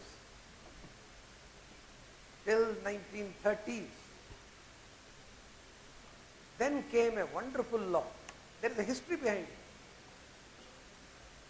It's all the handiwork of the civil servants in India, whom you call as IAS officers now, IPS. They felt threatened. Arey, I worked so much. I took this competitive exam, came first, all India #1, and got into this position. I am earning so much, and this useless fellow in my family, my younger brother, who is doing nothing, good for nothing, with him I had to share my earnings. There has to be some way whereby in law I get full protection over whatever I earn. Came the law. I invite every one of you to read that act. Gains of Learning Act. Gains of learning. What I earn or gain out of my learning is my exclusive right. And that's how any profession, any calling or any trade that I get into, whatever that I get out of it, I will get exclusive right over that. So that which was used for the protection of our civil service people came to the protection of professionals like me and you and for others. The reason why I am mentioning it is, it was not part of our tradition to think about my personal property and the property of another, but it belongs to everyone. I owe it to the rest of whatever I get, and I share it with others. It is not just talking about caring and sharing, it is sharing with everyone. And that's exactly the reason why in our DNA, we never ever practiced this IP. And so it did not get into our legal regime for a pretty long period of time, much later. Of course, having been trained, even including you, in the Anglo-Saxon jurisprudence which is our colonial legacy, we celebrate intellectual property, forgetting the tradition which had something very positive and which has something to really contribute to the overall well-being of everyone in the society without any exception.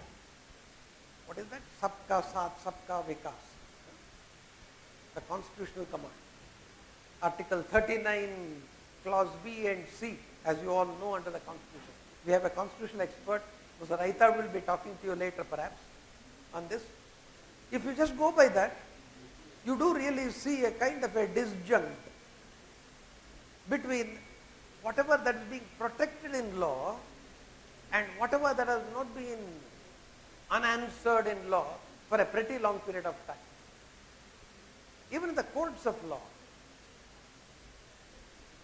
when these questions came, and like me and you again, the very judges who are trained in this Anglo-Saxon jurisprudence could not really recognize this right of traditional communities, the rights of those who have been practicing that art, which actually was more of a concession. You pick any law, forest law for example, practicing your tradition in the forest area is only a concession, not a right. And the administration has every discretionary power of just throwing you out. You want the witness? The 1928 Indian Forest Act. And I can give you umpteen number of examples on that. So even the courts of law did not pay much attention to these traditions and practices, let alone giving a right to a community of people. That's the problem. Had it been an individual one, perhaps they would have jumped on it and picked some law or the other and tried to find protection for that. But it's about a community, and it does not locate in any single individual. And it is not with even one generation. It has been passed on from generation to generation. So how do you identify this? So identification itself was a problem. All that the courts of law in the early 70s and late 70s and early 80s did was to recognize in a very feeble way, in a marginal way, a bit of this. That if those communities of people who have been living on a particular resource, depending on it for their livelihood, they may continue to make use of that resource only for the purpose of their livelihood, which has been their tradition, and let them continue. Just I will give you one example, there are plenty of that, but this is the kind of thing that the courts recognize. Fateh Singh Gimba versus state of Gujarat. That was one of the earliest cases. Then came many other cases. Plenty of cases actually came over. But it's more to do with livelihood and more of a judicial recognition. First judicial cognition and then recognition. Legislative recognition was not much there. Hardly there. Then later, after the inauguration of our constitution, you have certain protection that has been provided to a particular community of people having been identified as to belonging to that particular group, and one of the markers whereby you identify that community is to a particular area, a particular practice, a particular tradition, and call them as scheduled tribes. And in relation to them, you have constitutional protection. And you have legislations made in so many states which have something or the other to do with the property right of the scheduled tribe people.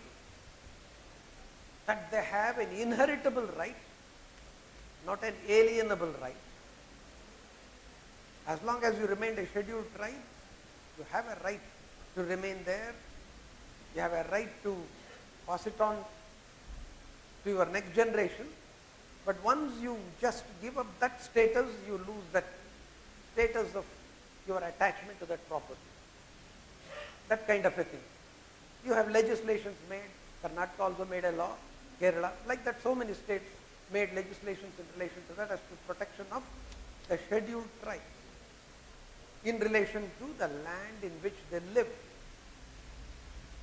Much, much later, in the year 2006, in relation to the forest, with regard to the scheduled tribe and also the other communities who were the forest dwellers, a catalogue of rights were recognized, and we have something to do with the tradition, practices, getting the stamp of statutory recognition in a very limited way.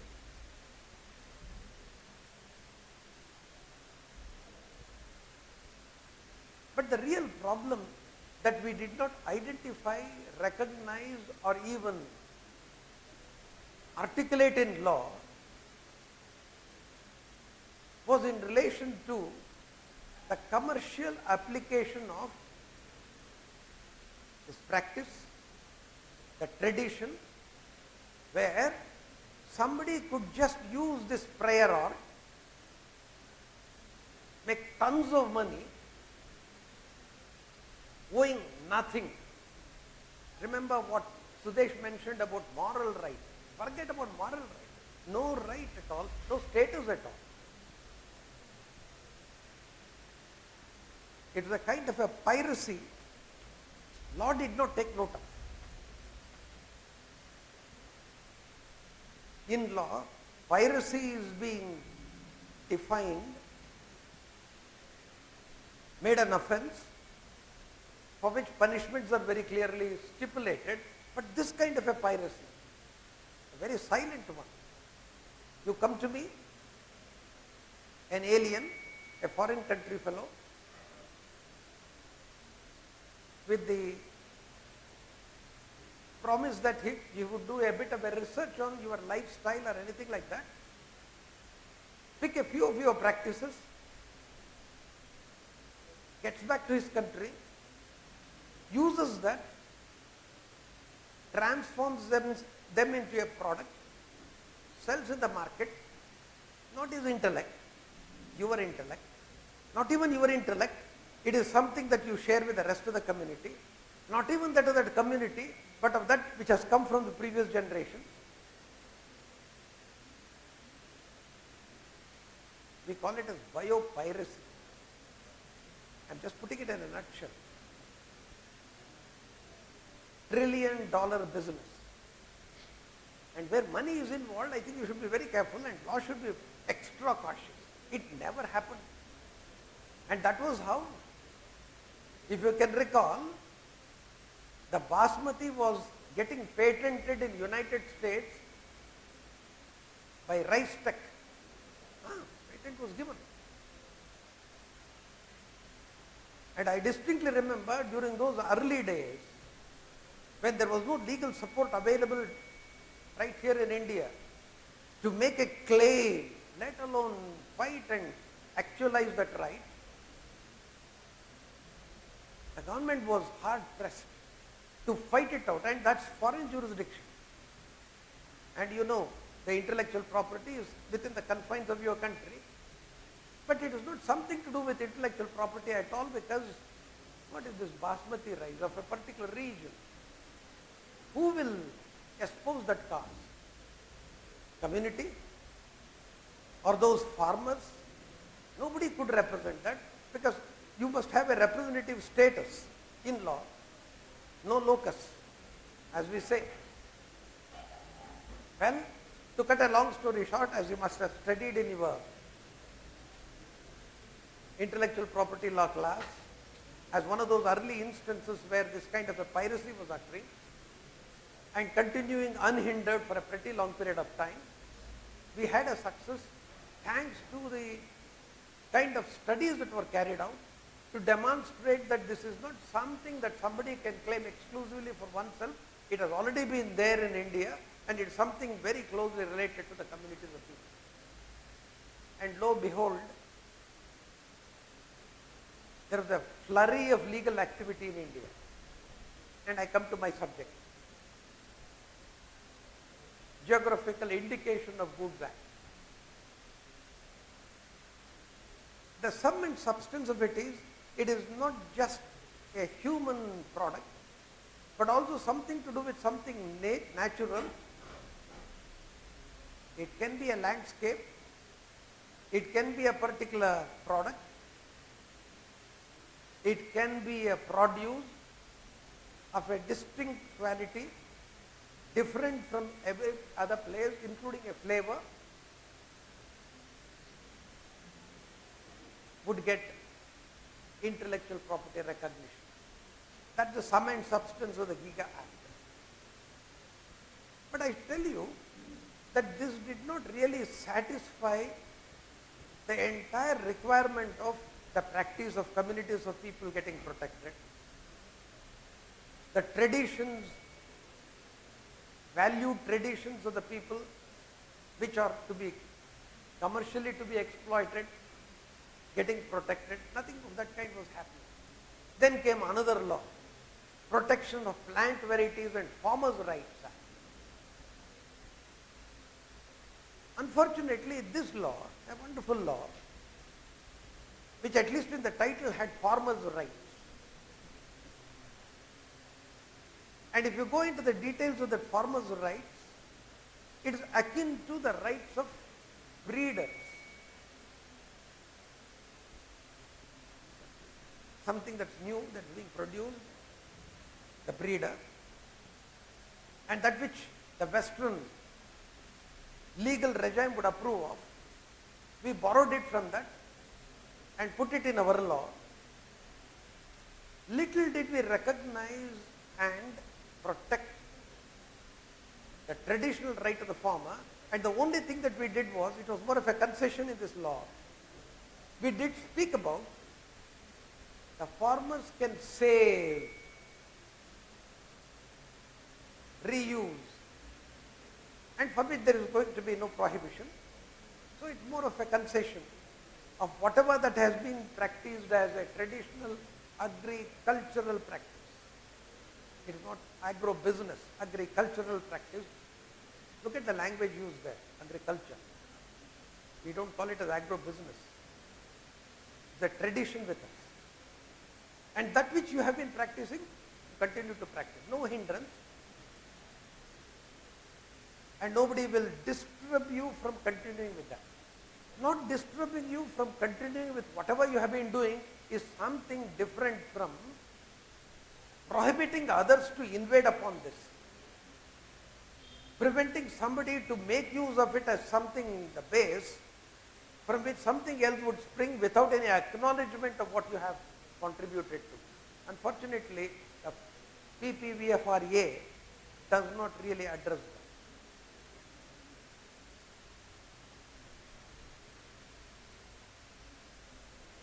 I am not pessimistic, but I am just presenting you the legal scenario as it prevailed when Giga and protection of farmers' rights law came into existence.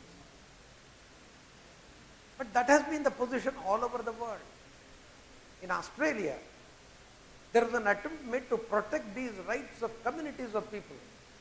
There is that celebrated case of Mabo of 1992, wherein such an attempt was made. In the highest court, it was a divided house. What is this tradition of people? Unless and until there is a statutory recognition to it, we will not protect that. Luckily for them, there was a statute made by that particular province which actually protected the rights of this traditional community to continue to practice what they were doing. So making use of that, it was a casting vote by the Chief Justice. He used that and then said There is a statutory recognition. So on this count, we will recognize this. So unless and until you have it in lex scriptum, black and white law, no question of any protection. Look at this strength of law. You have to put it in black and white. And that's what the judge also recognizes. Whatever may be the activism that you talk about, unless you show it in print, we will not do the legisputation, making law by ourselves. That's the kind of attitude of the judges as well. In Australia, everywhere else, we talk of judicial restraint, they exercise restraint. Here the situation is slightly different, but even then this activist judiciary of India did not pay much attention to it. And lo and behold, in the year 2002, a wonderful act came into existence. Not because we wanted it, but for the simple reason that India made a very strong case in the international fora 1 decade earlier that there should be something that's to be done in relation to protection of traditional rights of the communities of people in relation to resources over which if somebody else makes some kind of a profit out of it, there has to be not just mere acknowledgement, but there has to be a sharing of benefit as well. Unless and until this is done, there is no point of we at the global level getting into a negotiation on an issue of protection of life forms and anything in relation to life and life forms. Yeah, that was the arena at the international level, and over that they agitated for a few years, and in 1992 they came up with the Convention on Biological Diversity, CBD, and at the top of the agenda was prevention of biopiracy. At the top of the agenda there was this requirement that should there be any commercial application of any kind of a traditional knowledge or practice associated with biodiversity conservation, protection, sustainable use and management, there has to be sharing of benefit in an equitous way. First time it was put on board at the international level. And if the communities of people are not able to protect them, then it is the incumbent right, duty and obligation as a public trustee. These are not the words, I am just giving my interpretation here, of the state or the government to give that kind of a protection in loco parentis. It's an adjunct of your sovereign right that not only you have rights over, complete sovereign right over all your resources along with the people there as the sovereign, you hold yourself responsible to take care of the interest of those communities of people for the traditions, should there be any violation to them. Article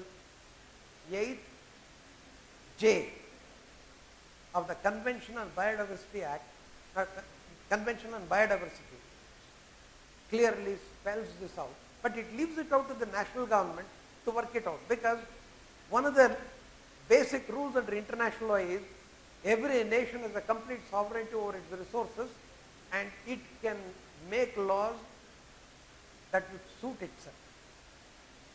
International law cannot intervene or interfere on your internal matters because we respect your sovereignty. Look at that. It took 10 long years for us. And here is one provision.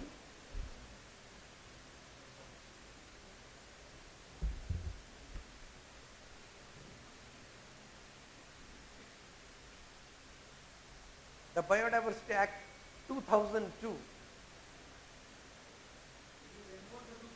It is.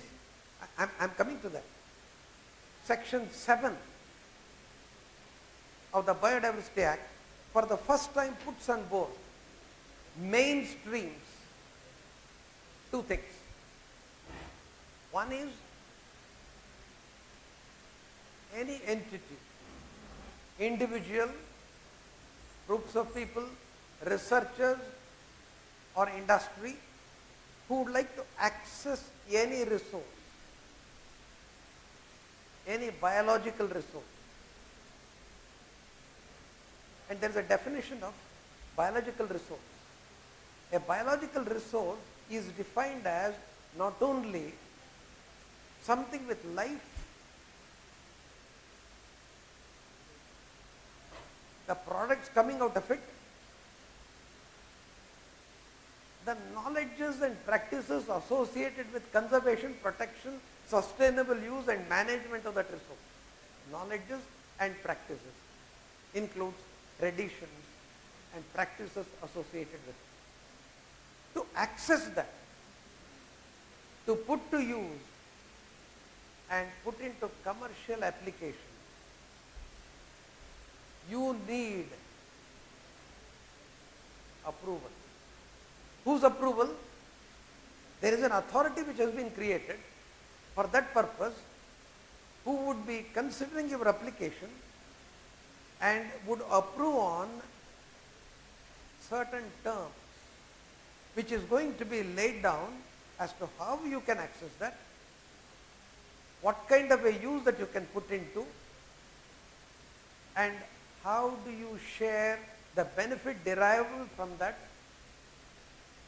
with those who are the generators, transmitters, conservers, promoters, inheritors, and those who are carrying the tradition for time to come. Look at the broadness of the language here. That means here is the state, there is an agency, the state, which will take your applications, and without your permission, one cannot access that resource even. There are certain exceptions. Scientific research, of course with prior notice, and of course following all those norms that are set for scientific research for that purpose. You can access them, put them to use, because that's not for commons. And there is also an exception that traditional communities and the practitioners of the art, and it's very clearly stipulated, Ayurveda, Unani, Siddha, all this, those who practice it, they have perfect right in continuing to practice. Practice means what?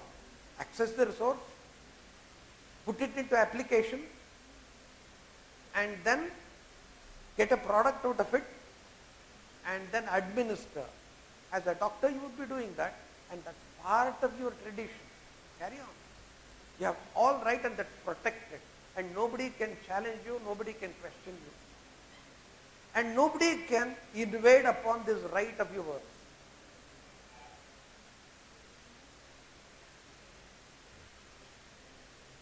And if at all anybody would like to tap that talent of yours, tap that knowledge of yours, make use of that and put it to commercial application, well, he has to enter into a negotiation.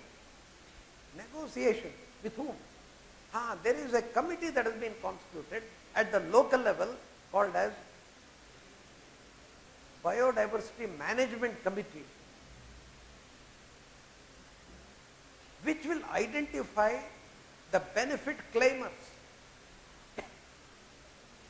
groups of people or communities of people who are entitled for the benefit out of that, because that has been part of their tradition, that has been part of their practice, that has been something which is nurtured by them, that is something which has been practiced by them,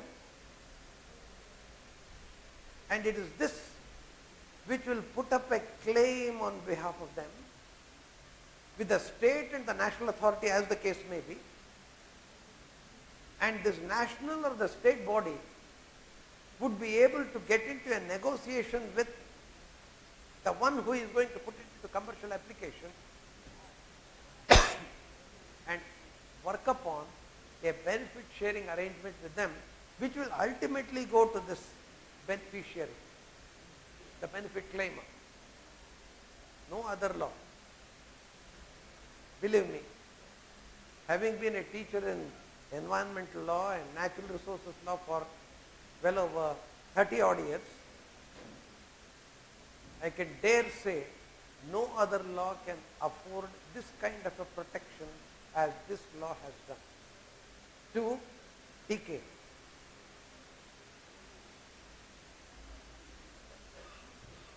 The Biodiversity Management Committee identified the community who have been practicing, and they get not the first charge, they get the right.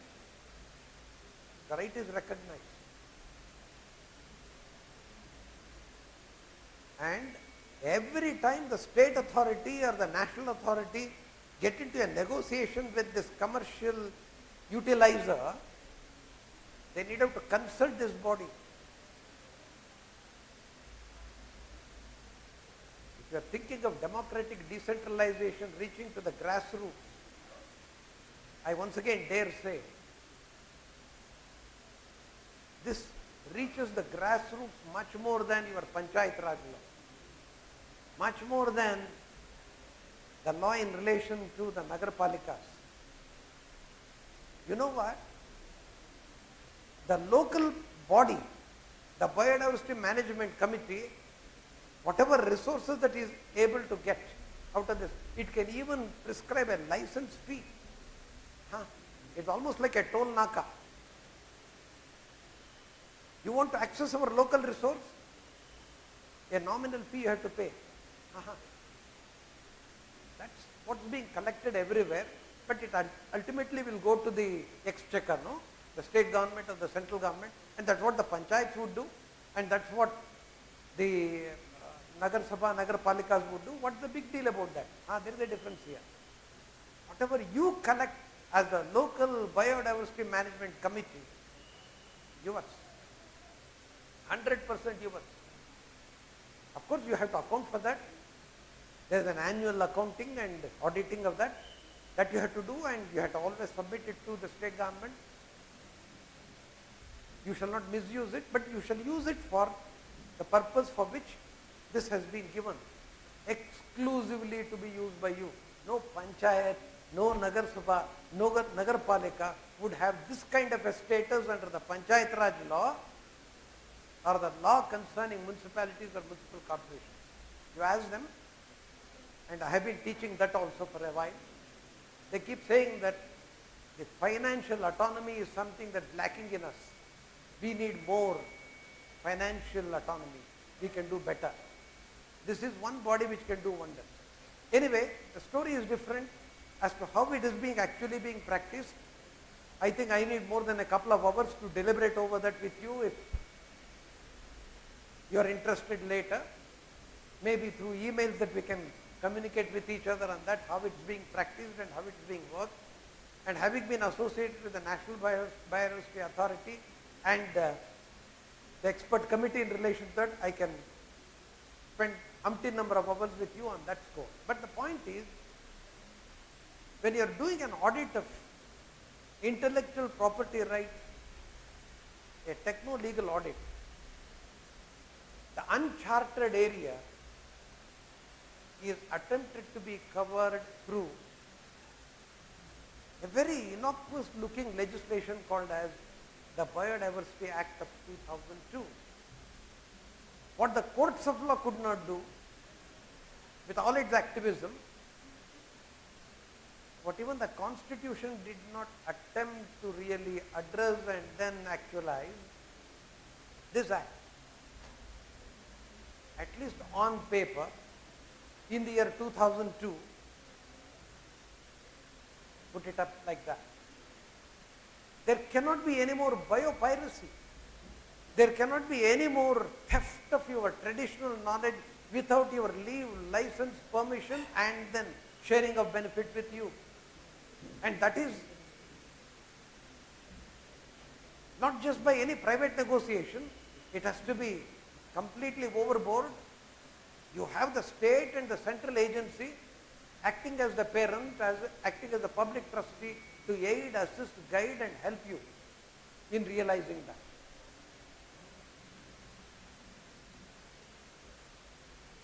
A different kind of a scenario you get into.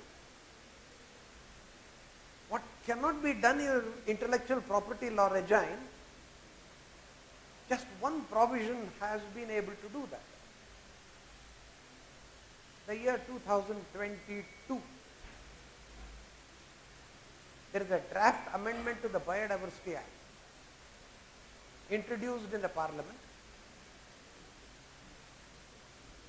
not because the central government wanted it, and having seen through the evolution of that over a period of 2 decades and definitely in the last 5 years, I can say mainly because of the industrial pressure and by 2 ministries, 3 actually, the Science and Technology, the Commerce Ministry and the Ayush Ministry, an amendment has been brought to section 7, which actually equates the rights of the traditional the healer with that of the domestic industry which is engaged in accessing, commercially exploiting the bioresources on par with them, has to give a kind of an exemption to them from sharing of benefits with either the community or with the government. Yeah, when you cannot identify a community, it goes to the government, of course. And the government has a duty under this law, and it's part of the audit system, to flow it back to the well-being of that community, for nurturing of the tradition, for continuation of that particular practice and an improvement over that, the ways and lives of the people who are associated with that. I can go on and on. I know that there is so much of disturbance amongst you. I don't know whether this would interest you, but I can tell you for sure, Panchayat should be interested in this, for the simple reason that the creation of the Biodiversity Management Committee is the primary duty and responsibility of every Gram Panchayat, Taluk Panchayat, Jilla Panchayat, at every level. This Biodiversity Management Committee need have to be established by them, mandated under law. I have interacted with the Panchayat people. And in every urban situation, it is the duty of the municipality, municipal corporation, which has to establish that. And I had interacted with these people, none of them know about this. None of them know about this. And the initiation has come from the authorities created under this law to create this Biodiversity Management Committee in consultation with the help of, in whatever cooperation of these local bodies. And till the year 2016, not even 20% of the Biodiversity Management Committee had come into existence in India. When did you make the law? 2002. Till 2016, hardly 20%, and that was a very shoddy affair, because I do know how these Biodiversity Management Committees were constituted, how they were brought into application. And since these authorities were mainly drawn from the Forest Department, they did something to dovetail into the Forest Administration as an extension of this joint forest management activity, which actually goes against the very grain of this particular idea, with the result that identifying the benefit claimers was not happening for a pretty long period of time. Supreme Court had to intervene, once again a PIL. And because of that, the next 6 years, suddenly there was an accelerated movement in relation to that, because government gets activated when the highest court of law comes up with a farman. And that's what actually happened. And the National Green Tribunal also took this to task. And you know, you have more than 80% in India have these Biodiversity Management Committees at the local level. How they are composed?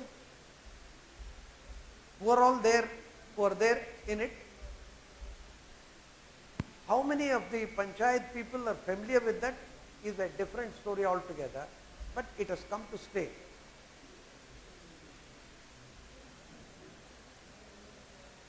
I know that you are disturbed. You are actually looking for the lunch. Please have it. But before that, just 2 more minutes and I will conclude.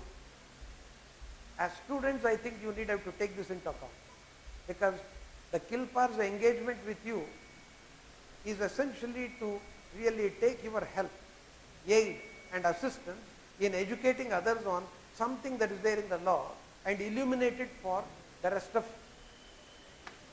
the communities of people. That is legal aid, and that is a legal literacy program that you carry out. And if you can do something by sitting with the local government people, because they also don't know much of what the law is there. Lawyers do not know about whatever that has been provided in this body of law, and how many you can expect among the communities of people who think about it, who really require this kind of an aid, this kind of an assistance. The idea behind this workshop, as I feel, is to flag these for you. That is the expression used, insights. Just to illuminate those hidden areas where you can, when you get into law practice, or when you get into social life, or even before that, in preparation to that, in your internship and placement, and in preparation of that, in assisting the legal aid bodies in the state or the central government, to bring this into the mainstream of your legal literacy program. Not much is heard of that, not much is known about that because of our ignorance. I think we need to clear ourselves of that ignorance and see that there is space in law, enough space in law, which actually provides for the elusive equity and justice that one is looking for traditions and practices, traditional knowledges, which are the precious heritage of our communities of people. Who said that? There is a bill introduced in the parliament. Please read that. 2022. It's a bill introduced by Shashi Tharoor. Have you heard of him? Member of Parliament. Former Under Secretary General of United Nations. Yes. Please go through that bill. It's exactly to protect traditional knowledge system. Some of the ideas that I put across, you can find it in that. At least there's something that's happening at the legal firmament. And we need to update ourselves and keep pace with that kind of a development. Not just the legislative laws that we are already familiar with, but something that's happening now, here and now. Be open to that. Please read that up. I think you will get much more insights, much more deeper learning, much more illumination of these ideas when you go through that, because young minds, fresh minds, would be able to think far better solutions than somebody who has been a teacher for a while, like me. Can you do that? Can you make an attempt? Can you resolve at the end of this workshop that you will do something on this? You will read something about any law concerning traditional knowledge, anything to protect that on par with intellectual property. No voice. Because you need strength, no? You need to really go to the other place quickly for your lunch. Good luck to you. God bless you. Thank you so much for enlightening us with your words and wisdom. And today we are really honored to have Professor M.K. Ramesh, Professor of Law, with us, a keynote speaker for the technical session, sir. Spent his time and enlightened the participants, faculties and the student through his knowledge. Thank you very much, sir. Now I request Dean sir to felicitate Ramesh sir.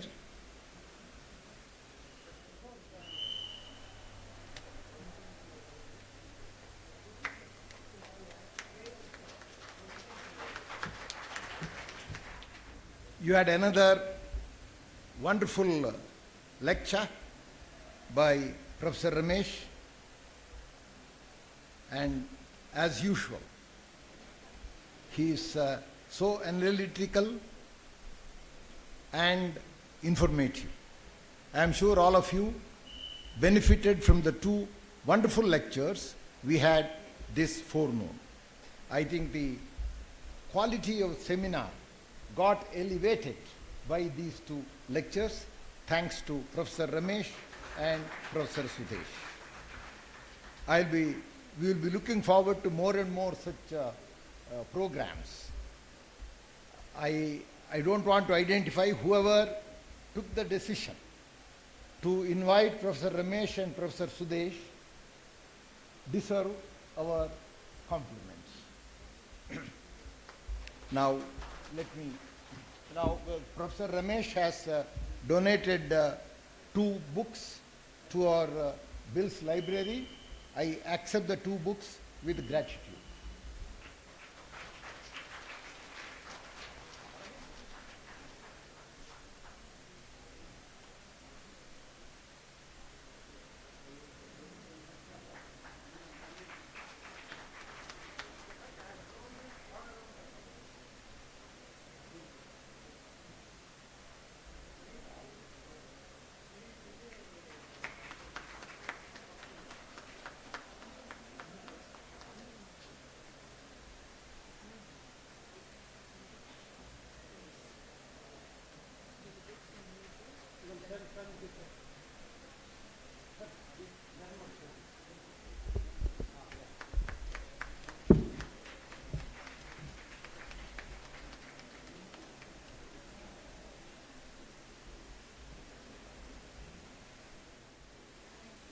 Kindly, all the participants join for the lunch, and the paper presentation started 2:25.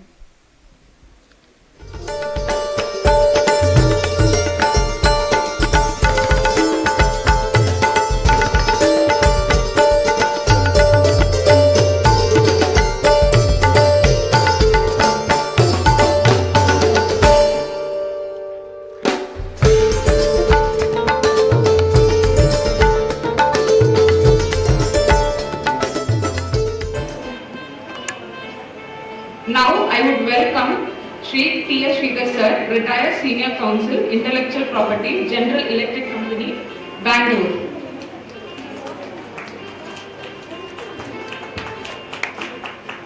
Now I request Professor Pritesh Desai Ma'am, Principal Bills, to welcome Sir with the bouquet.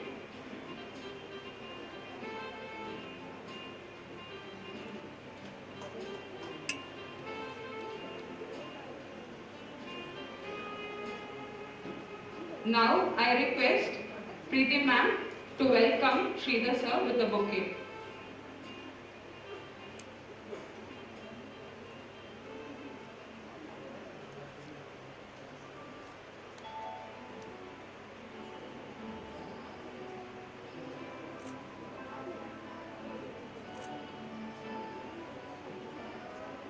Now I request Ms. Parnashri, Assistant Professor Bills, to introduce Sridhar Sir.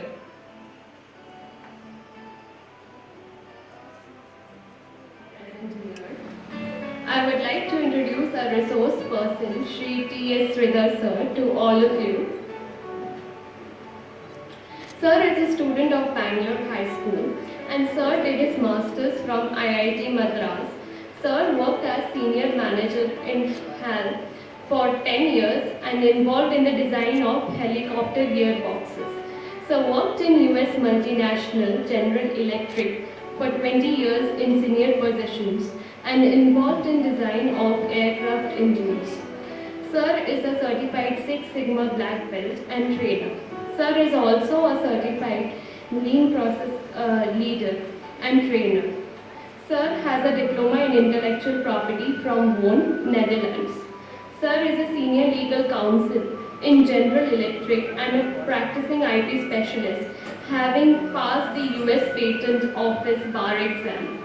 Sir has also led 5 different businesses of GE, namely aviation systems, appliances, lighting and transportation globally in USA, UK, China, Korea, and Hungary.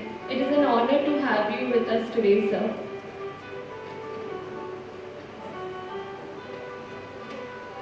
Now, I invite Mrs. Pushpalata, Assistant Professor Wills, to introduce Professor Dr. Aital, Sir, Senior Professor, School of Law, Presidency University, Bangalore.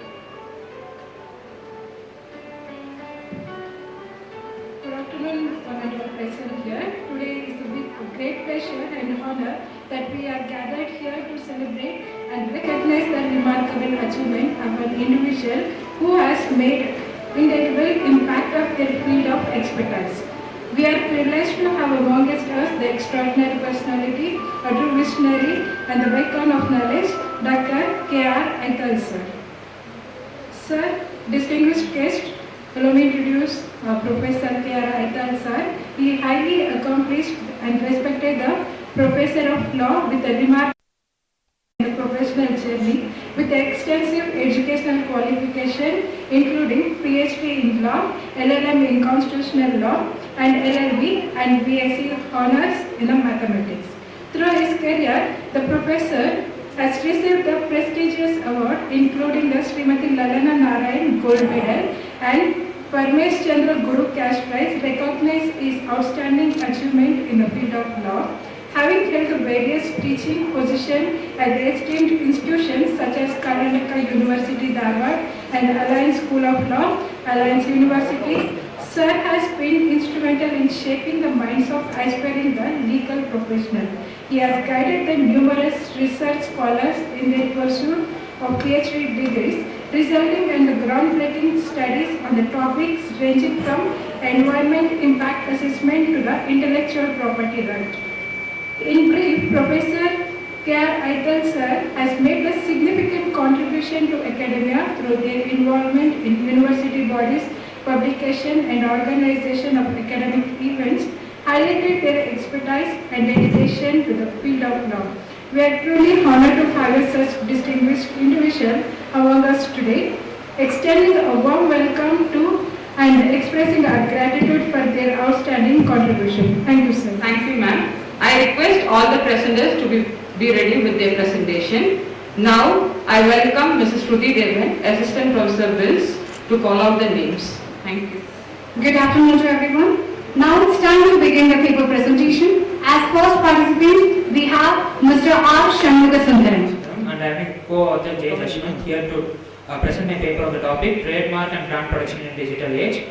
Moving on to the paper, I'll be going through the reasons for the trademark protection in digital age, challenges, strategies, assurance of trademark protection, UDRP, AA and trademarks, and important case laws, whether it's national and international. So first, going on with the introduction is as we know, the trademarks are distinct symbols, logos, names or phrase used to identify and differentiate their goods and services. The most important values of trademarks are indicators of quality, origin and reputation, and they also establish and protect unique brand identities. The roles of trademarks in digital age are they are the one who plays vital.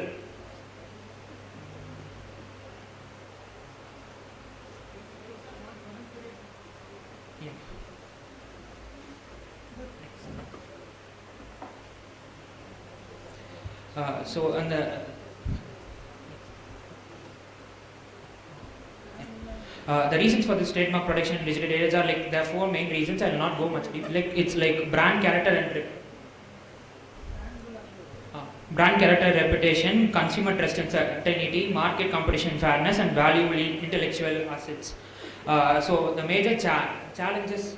The major challenges in trademark protection in digital age there are six major challenges it's global reach and cross-border issues, variation in trademark the jurisdiction differs place to place and it's not go hand in hand with other countries also. Online counterfeiting and brand impersonations, e-commerce platforms provide opportunities for sale of counterfeit goods, and this can cause damage to the reputation.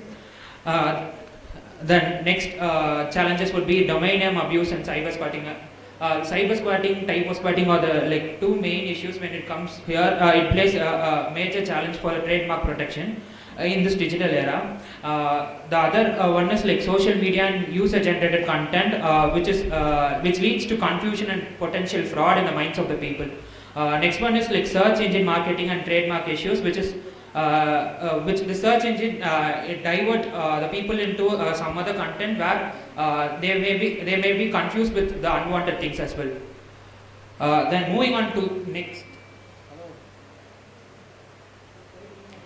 Moving on with the next is like the major part is like trademark protection strategies. Like seeing through this, like we have 4 major trademark protection strategies, namely like obtain legal protection and like registering a trademark will obviously protect a trademark and will prevent you from getting much abused, and like adapt to a digital challenges like voluntary registering and monitoring what is happening in the platforms, and registering the relevant domain names to prevent cyber squatting as well.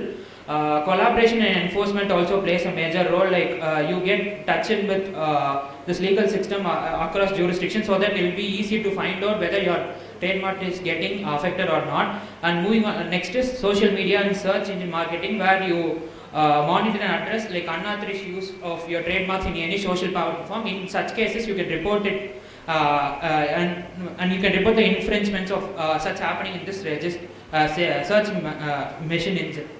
And next is trademark and brand assurance strategies. So these are like most common, like registration and enforcement of trademarks, which includes trademark registering, monitoring trademark database, enforcement of such activities. Next is identification and monitoring. Utilize online brand monitoring tools and administration will help you in preventing of infringement, and domain name monitoring will also plays a major role that also prevents this infringement. Monitoring social media is not left alone, because though all infringement happens maximum using the social media platform, so it also to be protected. And we also have this important concept of UDRP, Universal Dispute Resolution Policy. Basically, it was implemented in 1999. It is based on Internet Corporation for Assigned Names and Numbers. So the key feature is like there is no trademark registration required, and it is not a previous policy. The trademark holders can object without the registration also, and the domain names remains active during this dispute. Like in the previous one, it was not that such. So now it remains active, and there is no immediate suspension. The final resolution will be taken by the administrative panel. The eligibility grounds is based on identical confusing mark, lack of legitimate rights to domain name, and bad faith registration and use of domain name. Benefits is like it's basically a cost-effective dispute resolution, enhanced trade protection in domain name system. So another important topic is data security and blockchain technology. Blockchain used in this trademark libraries are used to create a secure trademark libraries, so it is safe and protected, and this also maintain registration, task and permissions in order make it secure and to make it very transparent. And we also have this digital certificates of validity. Using this blockchain methods, it creates digital certificates of validity. Customer can verify this legitimacy of this bearing registered trademark also, so it is very helpful. Like I would like to go with like few case here. This Rolex versus Yorkshire Connections. This case, the latter has used Rolex trademark in order to create confusion in the mind of people and cause infringement. It was emphasized that trademark owners against unauthorized use, especially counterfeiting, should be stopped. And Louis Wanton versus Acno Solutions. This is also based on another case where web hosting providers can held liable for contributing trademark infringement if they knowingly allow their servers to use it for selling counterfeits. I have some Indian case laws as well. Majorly, these are well-known brands. Like all these cases are basically on this well-known trademarks. People use their well-known words or the symbols to diffuse and cause confusion in the mind of people, thereby infringing the original trademark, and it can also be protected. Some of the real-world examples are like Facebook. when Facebook was bought, this Teach book was another thing which used logo of the Facebook, so it created this confusion in the mind of people, and it was held that it favored Facebook, and it was stated that trademark protection should be done in the digital age, and it is very important. International brands and data-driven advertising. This Coca-Cola, Nike, and Amazon use this.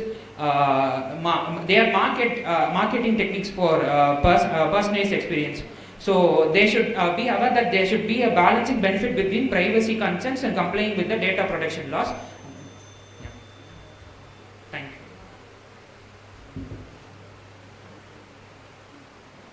you. Ms. Moshita A. Good afternoon to everyone present here. I am Moshita and my co-author is Mr. Madan, and I am here to deal about my paper in the topic of copyright and digital media, challenges and solution. Generally in this digital era, the decision between the copyright and the digital media is a new arising department in which there are lots and lots of issues are creating in this modern era. First, I have dealt with how the laws has been evolved according to the international and national provisions. In the Berne Convention, first the copyright have been attested that the protection can be given even without the protection. And later in the WIPO WCT, World Copyright Treaty, it is said that it is for the first time the copyright has been dealt along with the digital environment. Later on in the WPPT, WIPO Performance and Phonogram Treaty, they have dealt with the transfer of rights, security of rights, management, information and limitation and exceptions of copyrights and digital media. Later on in TRIPS, they have given a definite rule about minimum standard period for the copyrights, enforcement, remedies and availabilities.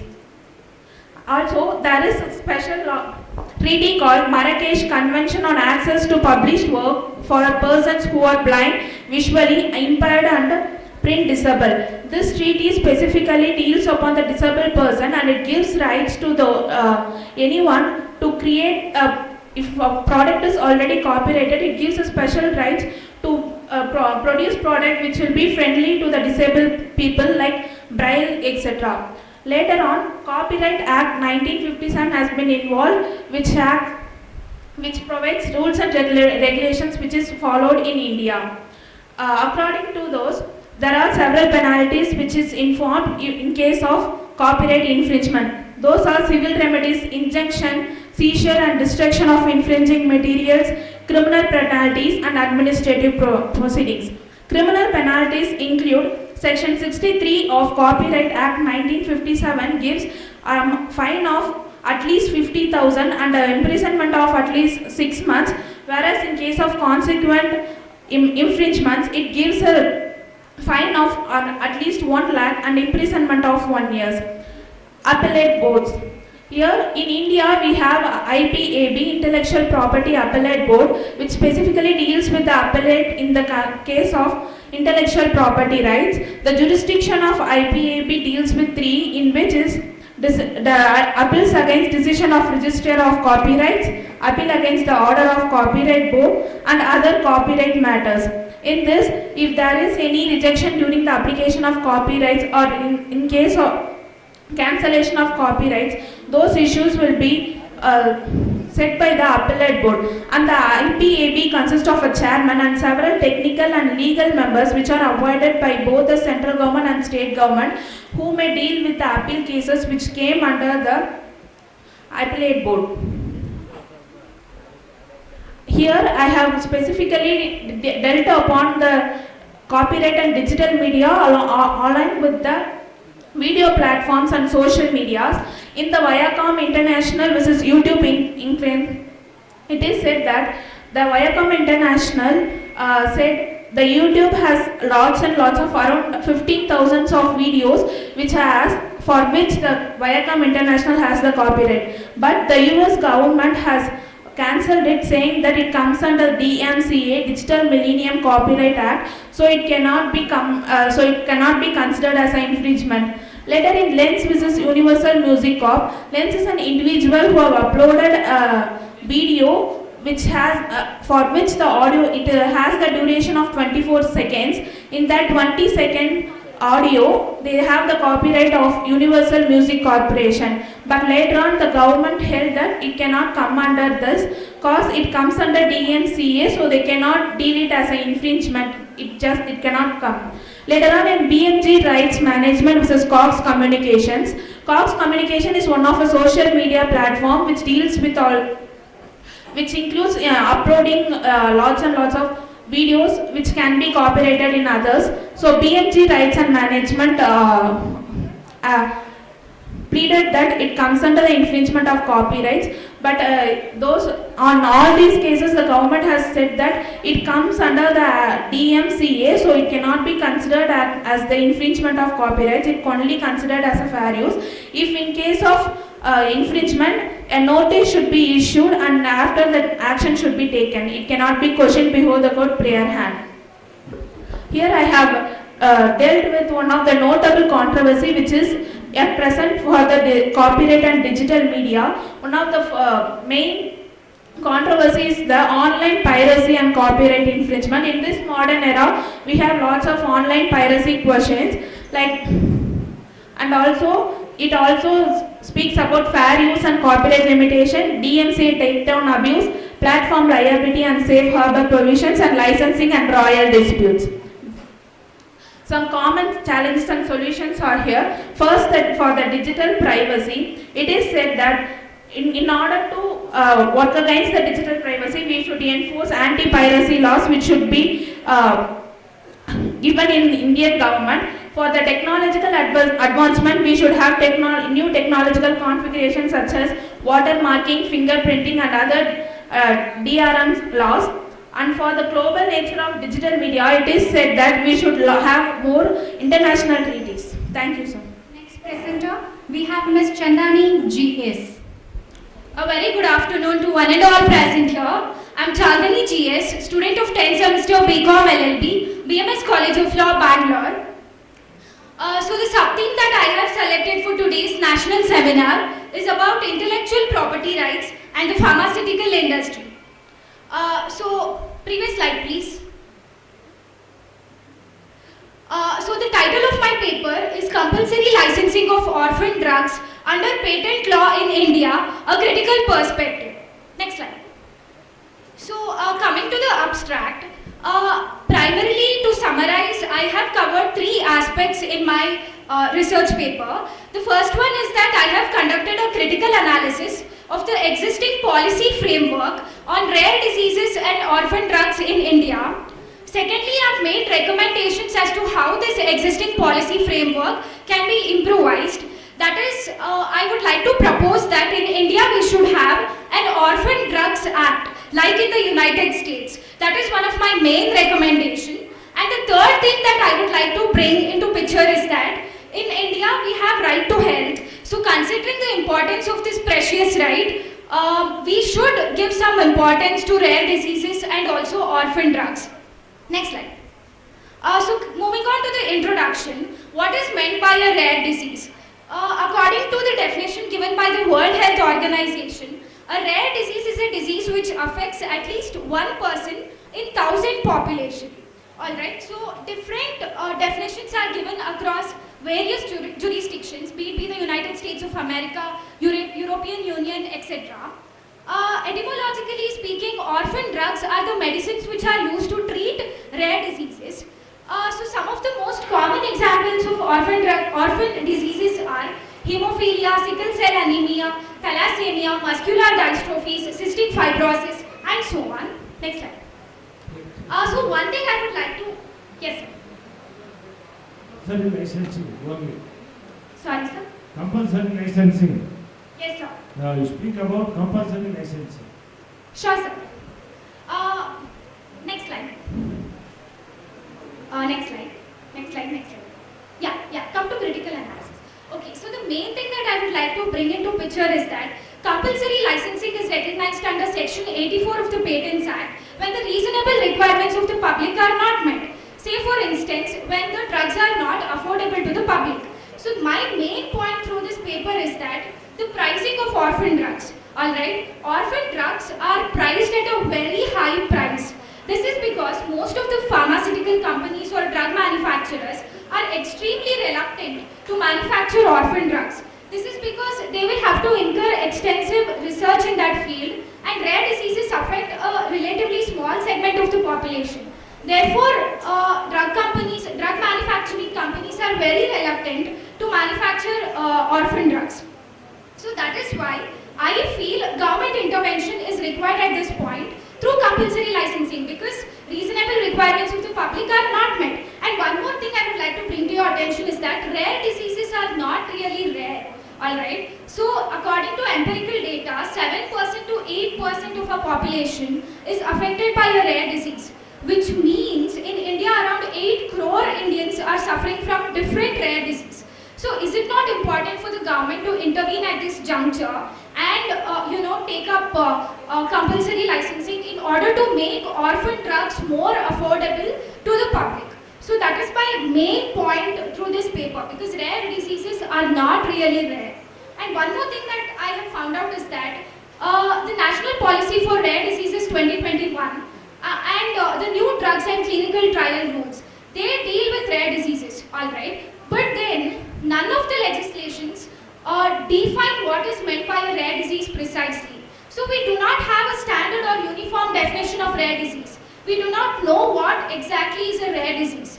Okay, and also there is no uniform standard basis for defining a rare disease, because one country defines it according to severity, one defines it according to prevalence. So which definition to take? That is the main issue. And that is why I feel compulsory licensing is very much required. And one more thing I would like to bring to your attention is that in the United States of America, we have the Orphan Drugs Act, which was passed in 1983. So why not we have a similar kind of legislation in India? It needs to be highlighted that in India there is no statutory framework to exclusively deal with rare diseases or orphan drugs. And I feel since rare diseases are affecting 8 crore Indians, a statute is definitely required. So these are through my paper I have pointed out the main lacunas or loopholes which are existing in the National Policy for Rare Diseases 2021 and the new drugs and clinical trial rules. These are the only two laws dealing with rare diseases and they are not adequate. We definitely need a statute to address the problem. And one more thing about compulsory licensing, Section 31 of the TRIPS agreement also talks about compulsory licensing. It also advocates for compulsory licensing because complete monopoly is not allowed. So I feel even the international conventions like the TRIPS, they also advocate for compulsory licensing. And in India we had the Bayer Corporation versus Union of India case. It is a Delhi High Court judgment wherein compulsory licensing was granted to a drug, orphan drug, which is called sorafenib tosylate. So in light of these arguments, I would like to conclude that we definitely have to resort to compulsory licensing of orphan drugs and protect right to health, which is recognized under Article 21 of our Constitution. Thank you so much. Rama Davis and Mr. Andrew Kazungu. Good afternoon, one and all. My name is Andrew Kazungu. I'm from Jesus Law College. My co-author is Davis Kalamadeche. We will be representing our paper on the era of blockchain and technology and intellectual property. So, before I begin, I would like to start by stating Sir Stephen Johnson. He, in his research about where do good ideas originate, he has stated that ideas favors the connected mind. In this process, he gave an analogy of coffee shop. In a coffee shop, it's where people come together, they interact, and in the process of interacting, they share ideas. Now the question is, when you have shared an idea that can actually be implemented into an invention, how do you benefit from that? Or how do you protect this idea from being utilized by someone else and being invented into a particular invention? So this is where blockchain technology comes in. Blockchain is a shared immutable ledger that facilitates the transfer of that facilitates the process of recording transaction and the process of tracking down the digital asset across global networks. So in this process, you can actually you can actually protect your asset, whether it's a digital asset or any asset that you recorded in a blockchain technology. Next slide. Now, intellectual property. In a previous meeting, Dr. S. Sudesh has already talked about the intellectual property. These are the intellectual property that are available. We have trademark, patent, copyright, industrial design, layout design, and trademark. So these are the intellectual property that need to be protected under the blockchain technology. Okay? Yeah, so like I said, chances favor the connected mind, but how do we protect those inventions? Number one, blockchain technology provides proof of ownership. Like I said, the blockchain, they offer immutable ledger. This means it is impenetrable, and when you have registered your idea or any IP that you have registered in this one, it will be protected. No other person can actually steal the idea and innovate it. Next is digital rights management. In digital rights management, we have what we call smart contracts. These smart contracts enables the members in that, let's say I have come up with an idea. In that smart contract, I can actually give rights or license the idea to another person. I can transfer it to another person. This is digital management. Counterfeiting prevention. Now, there is a lot of piracy, replica, and duplication. Most of the ideas or invention that comes out, it can be easily counterfeited. But with blockchain technology, it actually prevents or help to eliminate this process of counterfeiting of products. The next one is collaboration, creation, and licensing. So collaborative creation and licensing. Since we live in a digital era, most of the collaboration will take place between a person in one country and another country. By doing so, you are at a risk of losing your idea if it is not protected. But under blockchain technology, when you have registered your idea in that blockchain technology, no one can steal the idea because the blocks actually represent everything all the information which is there, and no one can get can reveal that idea to another person. And if he does so, you will also get to know. So blockchain technology helps in collaboration and it makes it secure for everyone.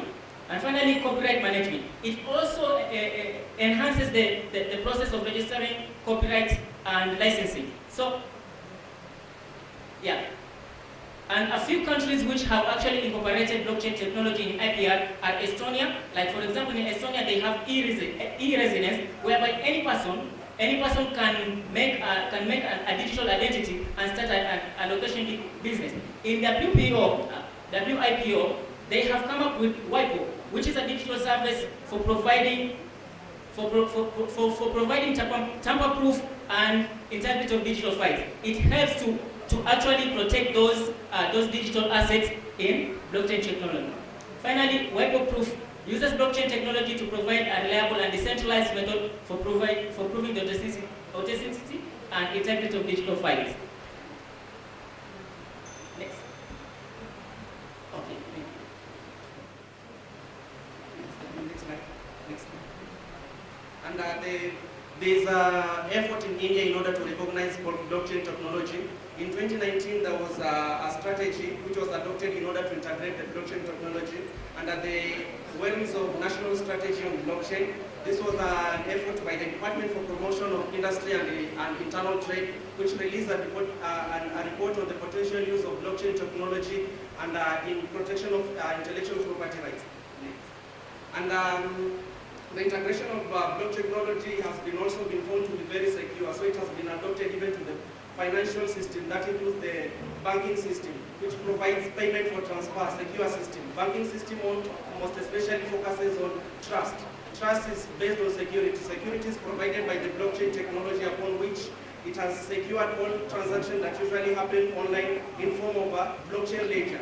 And there is a settlement and clearance system. There is also securities in terms of the impermissibility of the blockchain technology. There is loans and credit in form of digital assets. Then there is the customer that know your customer is very essential aspect. And the key areas of blockchain technology which can be integrated are the cross-border payments, which happen internationally, are easily accessible through the blockchain technology. There is smart contracts upon which one can automatically trade digital assets online, which are in the form of intellectual property rights. There is identity verification upon which one will register the intellectual property rights. There is data security and privacy. In case there is the blockchain technology is mainly focused on concept of impermissibility and also transparency of which data security is being provided. Thank you, Kalama and Andrew. The next presenter is Ms. Neha Rampal. Good afternoon, everyone, all the legal dignitaries and all the students, my fellow mates. I'll be presenting, I'll be giving orally, I don't have PowerPoint presentation. The topic for my presentation, paper presentation is patents navigating through complexities. I'll just give a brief introduction of the summary of my paper, in which I have explained about the legislations, the treaties, the international treaties, the intellectual property rights agreements, and the national IPR policy, and the Indian Patents Act. Now, a brief about patent. A patent for an invention is granted by the government to the inventor, giving the inventor the right to stop others for a limited period from making, using, or selling the inventions without their permissions.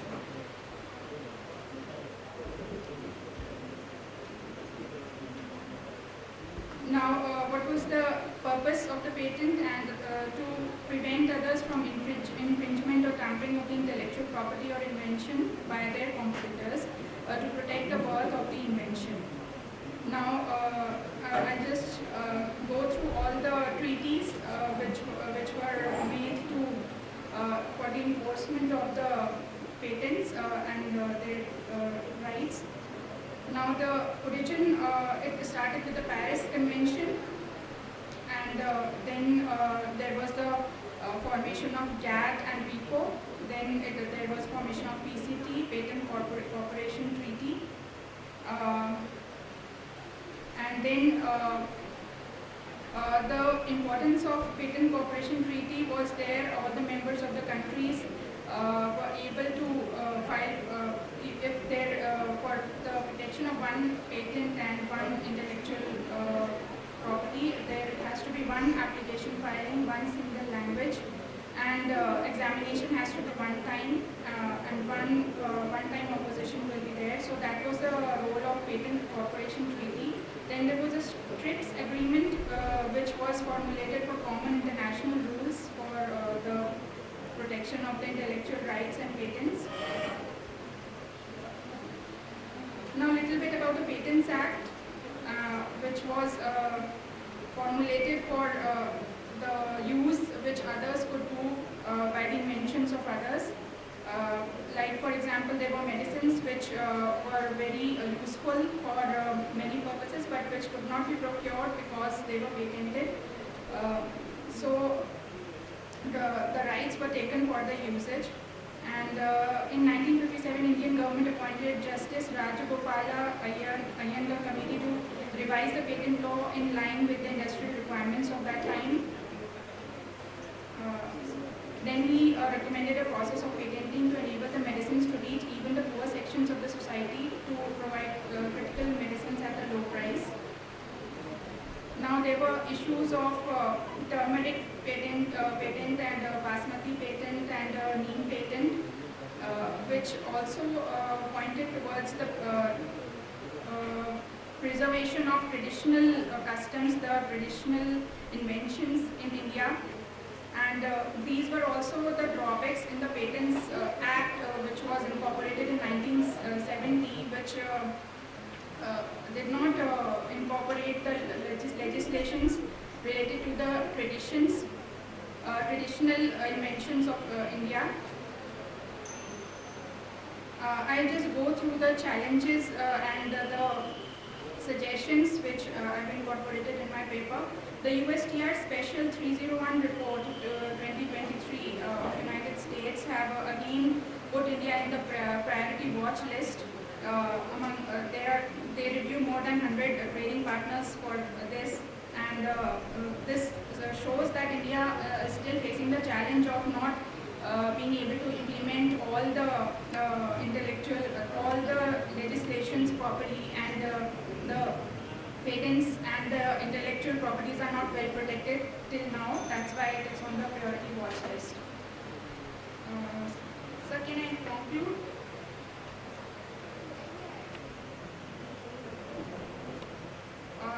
lastly, I'll just conclude in 2 lines that India has time required to issue, increase its efficiency and reduce the time required to issue the patents, and moving towards global innovation index, and efficient and intellectual property system has helped for the growth and well-being of the countries.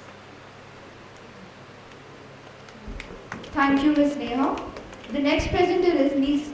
Neerja SS. Good afternoon, everyone present here. Myself, Neerja SS from NA Global Law School, Electronic City. So today I am here to discuss about intellectual properties. One topic named copyright and digital media. And let's know its challenges and solutions also. Copyright gains its recognition after the invention of printing press in 5th century, which enables reproduction of literal work. Copyright is the exclusive right to copy or to produce the work in which copyright subsists.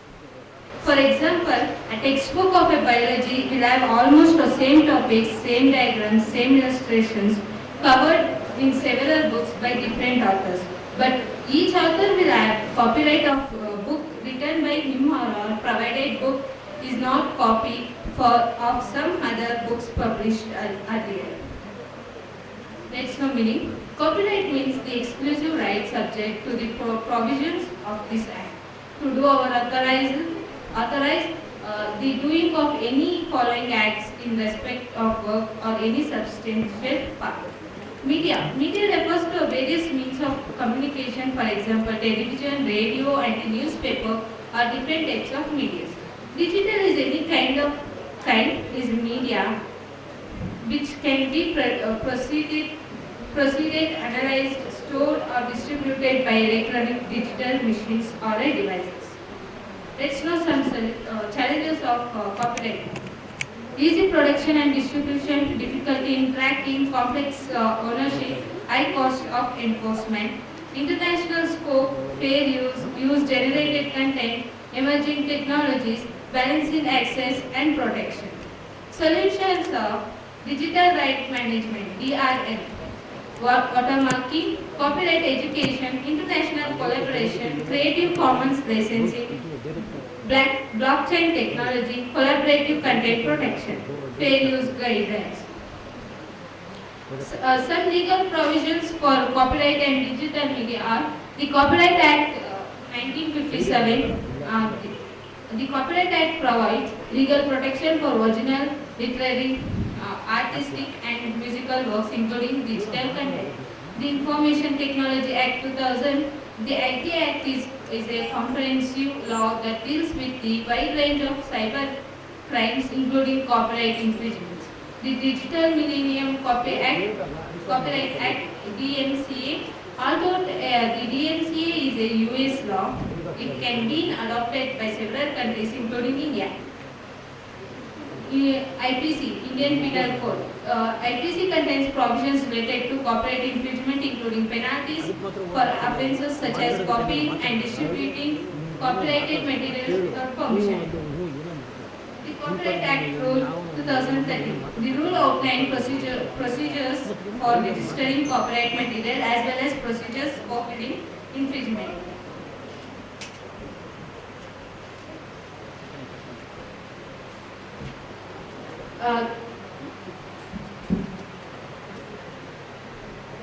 The main goal of copyrights are to encourage the development of cultural, science and innovation, to provide the financial benefit to copyright holders for their works, to facilitate access to knowledge and entertainment. The main features of copyright acts are scope of right comfort to author, provisions to determine first ownership, civil and criminal remedies, creation of copyright offences. Thank you. ವ್ಯಾಪಾರ ರಹಸ್ಯಗಳು ಮತ್ತು ಗೌಪ್ಯ ಮಾಹಿತಿ ವ್ಯಾಪಾರ ಸ್ವತ್ತುಗಳನ್ನು ರಕ್ಷಿಸುವುದು ಹೇಗೆ ಇದರಲ್ಲಿ ವ್ಯಾಪಾರ ರಹಸ್ಯ ಮತ್ತು ಗೌಪ್ಯ ಮಾಹಿತಿ ಅಂದರೆ ಏನು, ಅದರ ಅಗತ್ಯತೆಗಳೇನು ಎನ್ನುವುದನ್ನು ತಿಳ್ಕೊಳ್ಳೋಣ. ಸಾಮಾನ್ಯವಾಗಿ ಸಾಮಾನ್ಯ ಪದಾರ್ಥಗಳನ್ನು ಬಳಸುವಂತೆ ತೋರಿಕೆಯಲ್ಲಿ ಆಹಾರದ ಪಾಕವಿಧಾನಗಳನ್ನು ಕಾಣಬಹುದು. ಪದಾರ್ಥಗಳು ತುಂಬ ಸಾಮಾನ್ಯವಾಗಿರುವಾಗ ರಹಸ್ಯವಾಗಿರಲು ಕಾರಣ ಏನಂದರೆ ಬಳಸಿದ ಆಹಾರ ಪದಾರ್ಥ ನಿರ್ದಿಷ್ಟ ಖಾದ್ಯ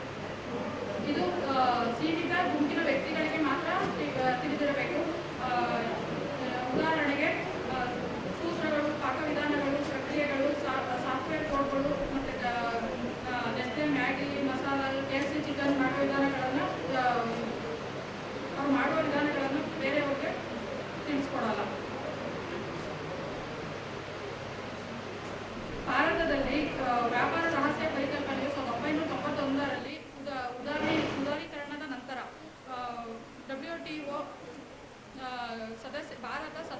ಸದಸ್ಯರಾದ ನಂತರ ಟ್ರಿಪ್ಸ್ ಒಪ್ಪಂದ ಮಾಡಿಕೊಳ್ಳುವುದರ ಮೂಲಕ ವ್ಯಾಪಾರ ರಹಸ್ಯದ ಪರಿಕಲ್ಪನೆ ಜಾರಿಗೆ ಬಂತು. ಭಾರತದಲ್ಲಿ IPC ಸೆಕ್ಷನ್ 405 and 409 ನಂಬಿಕೆಯ ಉಲ್ಲಂಘನೆಯಾದಾಗ ಪ್ರಕರಣಗಳ ಕುರಿತು ವ್ಯವಹರಿಸುತ್ತದೆ.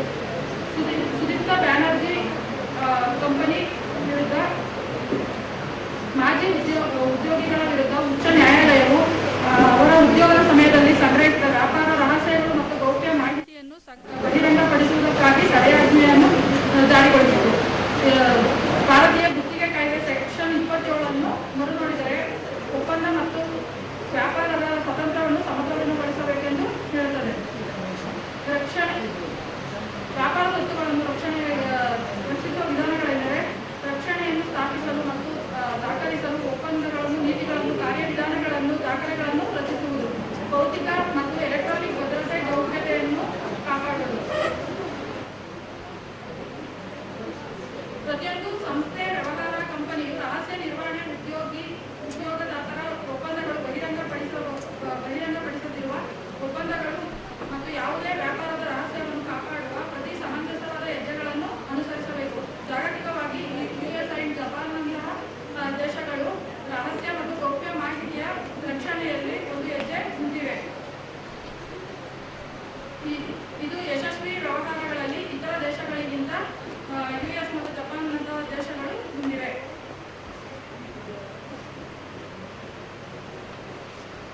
ಬರ್ಲಿಂಗ್ಟನ್ ಹೋಮ್ ಶಾಪಿಂಗ್ ಪ್ರೈವೇಟ್ ಲಿಮಿಟೆಡ್ ವಿರುದ್ಧ ರಜನೀಶ್ ಪ್ರತಿವಾದಿಯು ಕಂಪನಿಯ ಮಾಜಿ ಉದ್ಯೋಗಿ. ಅವರು ಕಂಪನಿಯನ್ನು ತೊರೆದ ನಂತರ ಅವರು ಪ್ರಾರಂಭಿಸಿದ ಇದೇ ರೀತಿಯ ವ್ಯವಹಾರದಲ್ಲಿ ಫಿರ್ಯಾದಿಯ ಸಂಪರ್ಕಗಳ ಡೇಟಾಬೇಸ್ ಅನ್ನು ಬಳಸಿಕೊಂಡರು.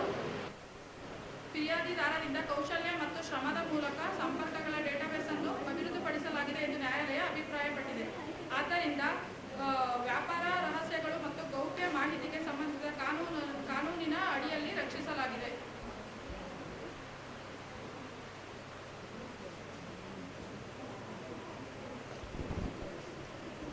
ವ್ಯಾಪಾರ ಸ್ವತ್ತುಗಳನ್ನು ರಕ್ಷಿಸುವುದಕ್ಕಾಗಿ ಕಾರ್ಪೊರೇಟ್ ಪ್ರಯತ್ನಗಳ ಮೇಲ್ವಿಚಾರಣೆ ಮತ್ತು ಅಳತೆ ಮಾಡಬೇಕು ಮತ್ತು ಉದ್ಯೋಗಿಗಳು ಮತ್ತು ಮೂರನೇ ವ್ಯಕ್ತಿಗಳಿಗೆ ತರಬೇತಿ ಸಾಮರ್ಥ್ಯ ನಿರ್ಮಾಣ ಮಾಡಬೇಕು ಮತ್ತು ಮಾಹಿತಿ ರಕ್ಷಣಾ ತಂಡವನ್ನು ಸ್ಥಾಪಿಸಬೇಕು. ಕಾರಣ ಶ್ರದ್ಧೆ ಮತ್ತು ವ್ಯಕ್ತಿಯ ನಿರ್ವಹಣಾ ಕಾರ್ಯವಿಧಾನವನ್ನು ಸ್ಥಾಪಿಸಬೇಕು.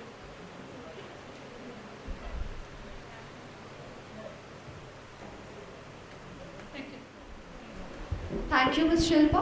Next presenter we have is Ms. F. Deborah Joanna. Can I start?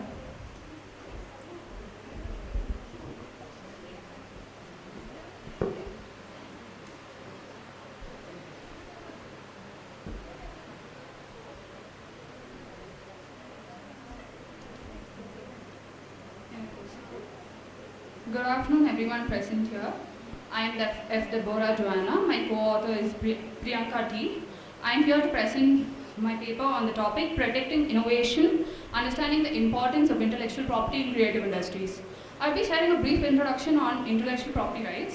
Intellectual property rights refer to all the rights that a person may acquire as a intellectual property as a result of the development of the intellectual property. And the intellectual property rights are the rights given to the persons over the creations of their mind, and it is an exclusive right of the creator for their works.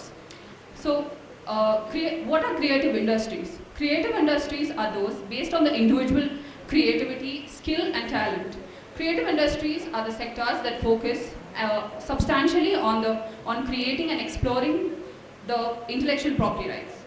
The creative industries include music, film, video, photography, advertisements, architecture, literature, books, video games, and etc.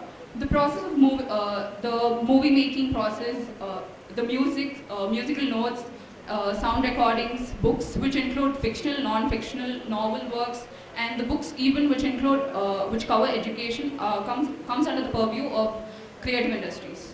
The need for production of creative industries is to the substantial contribution towards the economy and its growth.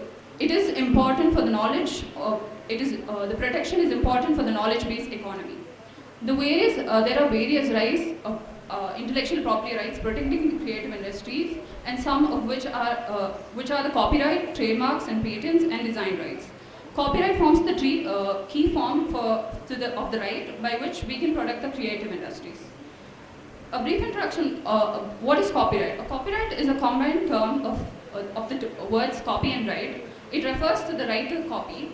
Copyright in case of literary and dramatic and musical work is to reproduce work in any material form, issue copies of the work, to perform the work in public, communicate it to the public, and to produce any film or sound recording in respect of the work, to make adaptations of the work.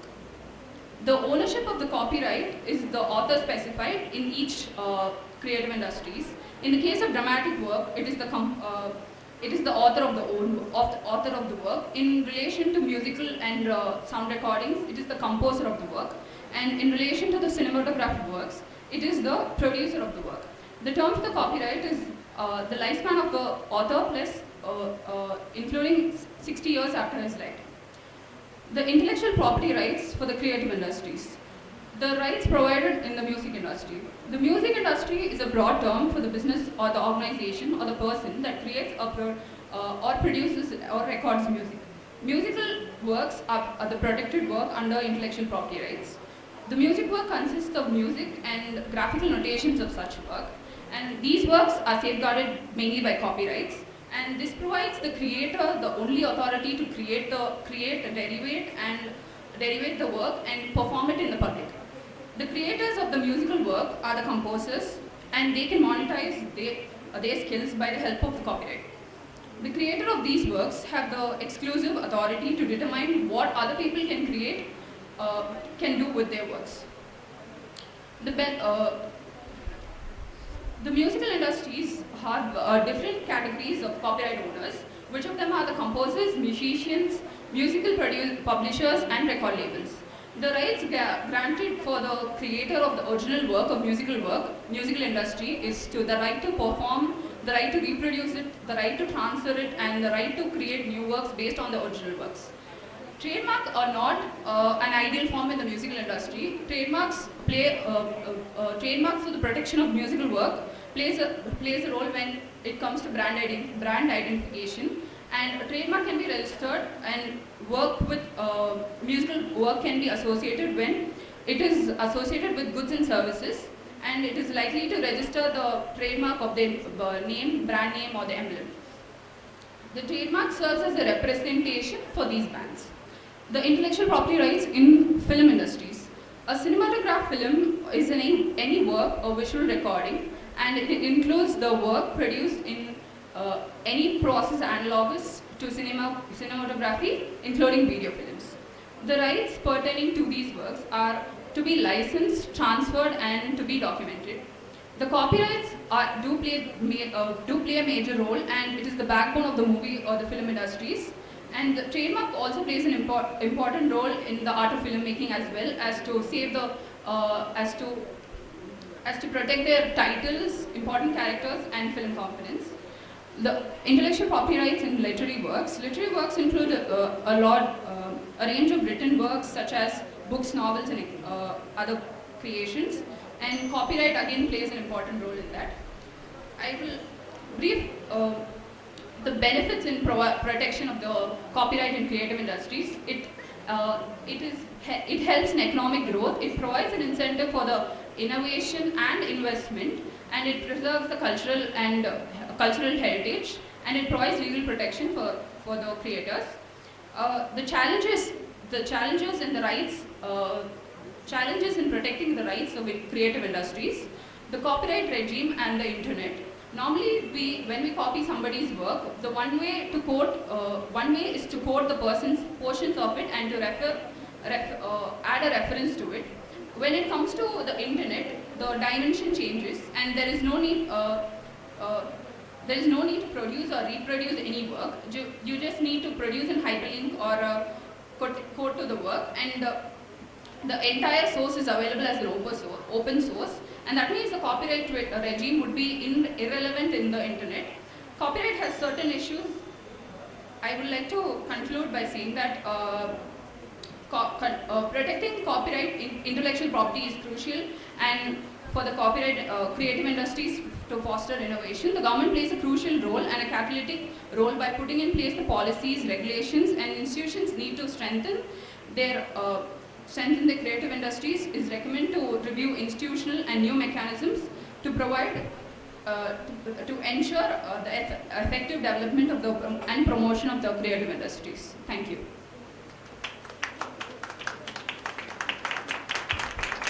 Thank you, Ms. Deborah. Our next presenter is Ms. M.R. Bernica. Good afternoon, honorable present here, and myself Bernica, and my co-author is Supraja, and my topic is trademark protection in digital age in domain name. In this digital age, the trademark is very important, and it is playing a very important role in the modern era. The trademark which is registered in the online commerce or business is called domain name. The domain name registration is same as the trademark registration. In that we are going to cover the domain name infringement, definition of trademark, definition of domain name, and various infringement, and the domain name protection in WIPO and ICANN. The definition of trademark, section 2 class 1 subclass 2b, Trademark Act 1999 defines trademark. The trademark should be represented graphically, it should be unique, and it should distinguish the brand by one brand to another brand. The next is section 2 class 1 subclass M defines mark in the Trademark Act 1999. Mark includes the brand, colors, package, and the shape of goods thereof. Next is the definition of domain name. The domain name means it is an online address for a business. For example, if we want to connect a person means we will dial their number and directly connect them. The same as practice in the domain name. If we want to connect a e-commerce or a business or a company means we have to put the correct website to locate business website. Next, the domain name infringement. What is infringement? The word infringement means unauthorized person or duplication use of the registered trademark or domain name. Under infringement, we are going to cover cyber squatting, counterfeiting, typo squatting, cyber tin, and domain name warehousing. The cyber squatting means the unauthorized use of domain name which is similar to the already registered domain name. In that we are going to see the case, Amul case. The Amul dairy farm is one of the topmost dairy farm in India. In that case, the unauthorized person created the duplicate name of amuldistributor.com, and also he created the bank account in the name of Amul, and also he sent out the spam emails to the customers and confused the public. This cyber squatting was in between in the year 2018 to 2020. The remedies for cyber squatting. The cyber squatting is prohibited under the Anti-Cyber Squatting Consumer Protection Act. And next we are going to the topic of counterfeiting. The counterfeiting. The word counterfeiting is not mentioned in the Trademark Act, and it also neither penalized in the Trademark Act, but in the Trademark Act mentioned the falsifying trademark. But in counterfeiting is defined in the Indian Penal Code 1860 section 20. In the case of Syriana Hygienic, the Justice Pratibha, the Honorable Court of Delhi condemned the counterfeit goods or products has increased in internet and needs to be arrested the products, the rights of the owner and the trademark also the customer who purchased these products. Next topic is typo squatting. The typo squatting is also similar to the cyber squatting in the form of in typo squatting typical errors, swapping the letters and advantages of mistaken writing or missing letters. In the typo squatting, we have the case of Yahoo case, Yahoo Inc. versus Akash Arora and others. In that case, the unauthorized person created like same as Yahoo Inc. to Yahoo India. The public and customers were think that confused that these two websites were the two domain names were the same. In that case, the judgment where the High Court has also ruled the commercial organization and utilization domain names of the same function as any trademark or service mark. And the next topic is cyber twin. The cyber twin means already registered domain name is identical and confusing similar to the another registered domain name. The essential where if the situation arises where the parties have legitimate claim over their domain name, the law of the trademark may otherwise let both the parties to benefit from the concurrent use of the both. Next is domain name warehousing. In the domain name warehousing means the act holding the expired domain names, then releasing them both in either the public domain is known as. And next is domain name protection in WIPO and ICANN. And the World Intellectual Property Organization have been promoted to protect the rights of the intellectual property, and also the ICANN is protecting the international level trademarks and domain names. And next is protection in long run. The data protection is very important in the modern era because many of the e-commerce business were registered in the domain name. If the owner has been registered means only he can, if anyone unauthorized person used done any infringement means the owner can claim. If the domain name registered means the owner can claim the remedies.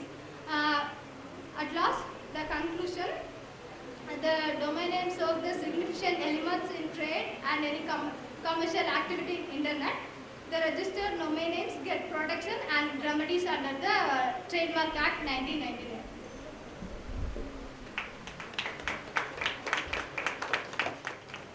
Thank you, Ms. Bernica. The next presenter is Ms. Shri Samutra A and Ms. Rashmi Shri RS. Can I start, sir?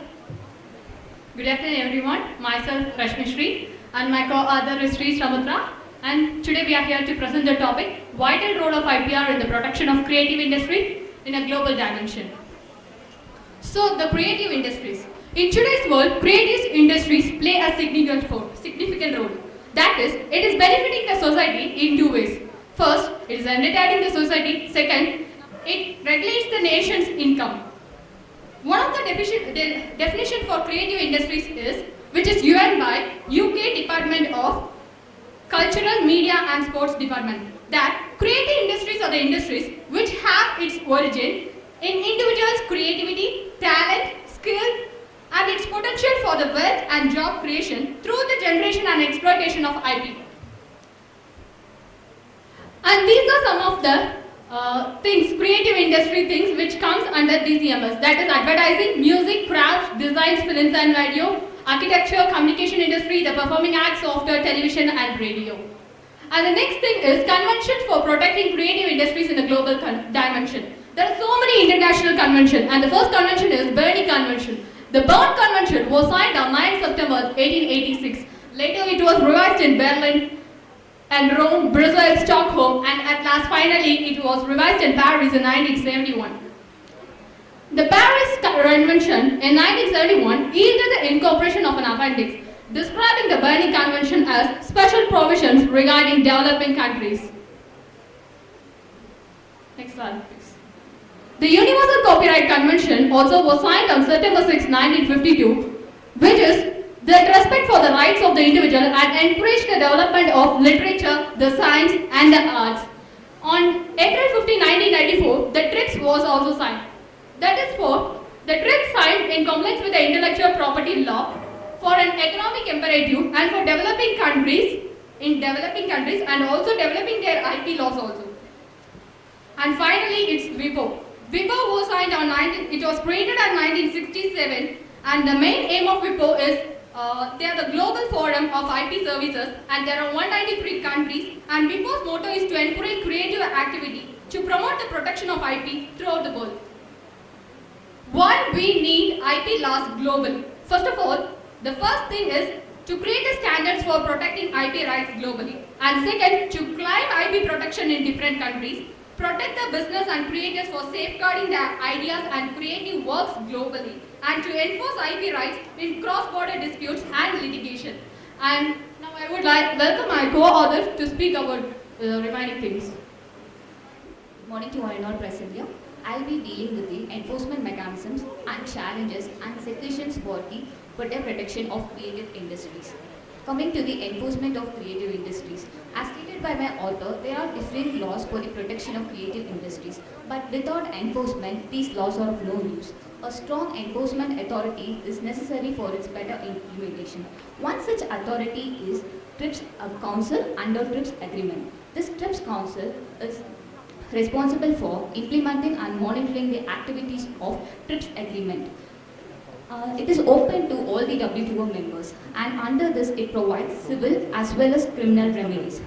Talking about the challenges in protecting the creative industries in IPR. The first challenge is next slide please. Next slide. The first challenge is lack of IP regulation in global context. We need to understand the scenario in developing and developed countries is different.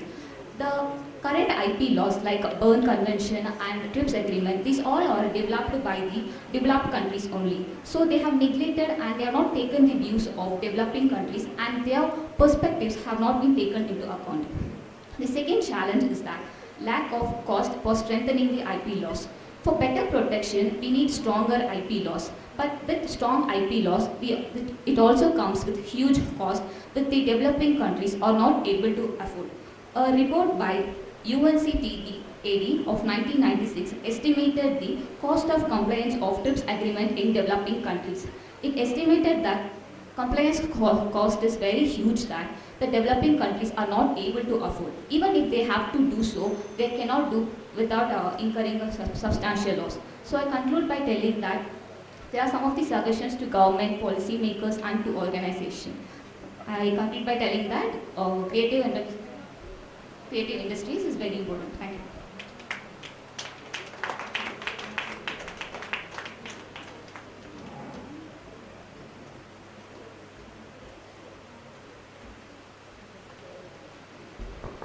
All the participants are informed that immediately after the second bell, all of you should stop speaking and not continue. Moving ahead, thank you Ms. Shri Samutra and Ms. Rashmi Shri. The next presenter is Ms. Lynette Svetlana Ji. Good afternoon everyone present here.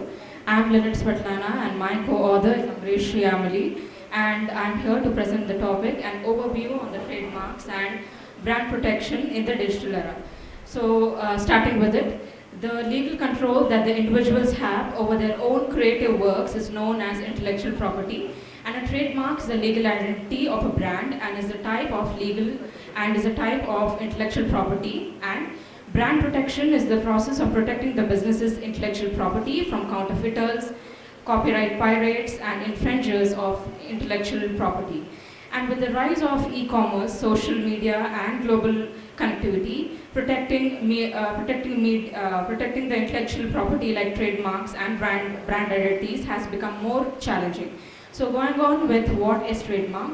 Trademark is defined under Section 2, Clause 1, Clause ZB of Trademarks Act 1999 as a mark capable of being represented graphically and which is capable of distinguishing the good or service of one person from others, and which may include shape of goods, their packaging and combination of colors.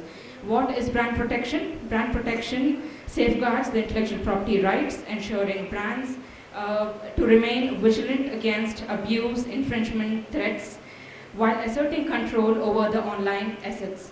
So a trademark and the internet.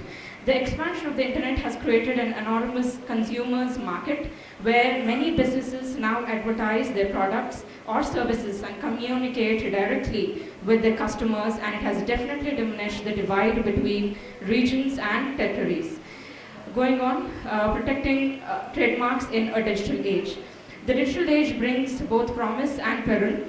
Putting information online makes it available to an unlimited audience from anywhere with the available network, and the infringement can easily take place all over the world, across the borders, in every jurisdiction. And the trademark protection in the digital age has become a 24/7, 365-day fight for the intellectual property right holders. Trademark protection ensures that the owners have the exclusive right over their trademarks, and as only registered trademarks can be protected within the jurisdiction within which they thrive, extending such protection to the internet, which has no territorial jurisdiction restrictions or a uniform body of regulations, has provided to be problematic. Now coming to the brand protection strategies. So the brand protection is more crucial in the digital era, as the companies must take action to safeguard their brands from intellectual property infringement. As many issues have risen like counterfeiting, copyright violation, trademark infringement, and theft of patents. So the first strategy is all copyrights, trademarks, and patents must be registered at the earliest by the businesses or companies, and they should register all their brands and essential components such as the company's name, logo, and other distinguishing characters. And they should also check out and claim out the digital real estate. And the next initial step is to register any domain names that which the business or company decide, like the domain name, to create additional line of defense against brand impersonation. You'll also want to register a variety of various levels of domains, such as your company's names and other things. Additionally, you should also register brand accounts and claim them on all social media sites, including Facebook, Instagram, YouTube, and LinkedIn. You should also frequently check the channels to see if there are any fake or duplicate accounts. And you should also hire an expert and have top-notch internal IT and defend your business. So I conclude by saying that in the digital era, in the digital world, the brand protection and the trademark protection is crucial, and the dishonest players should definitely be penalized and avoided to abuse the reputation of the company, because it takes years to build one. Not just the national and international legislations can bring about the change, but there should also be some self-imposed regulations, creation of awareness, and cooperation by internet service providers and online users to bring about positive impact in the trademark and brand protection. Thank you.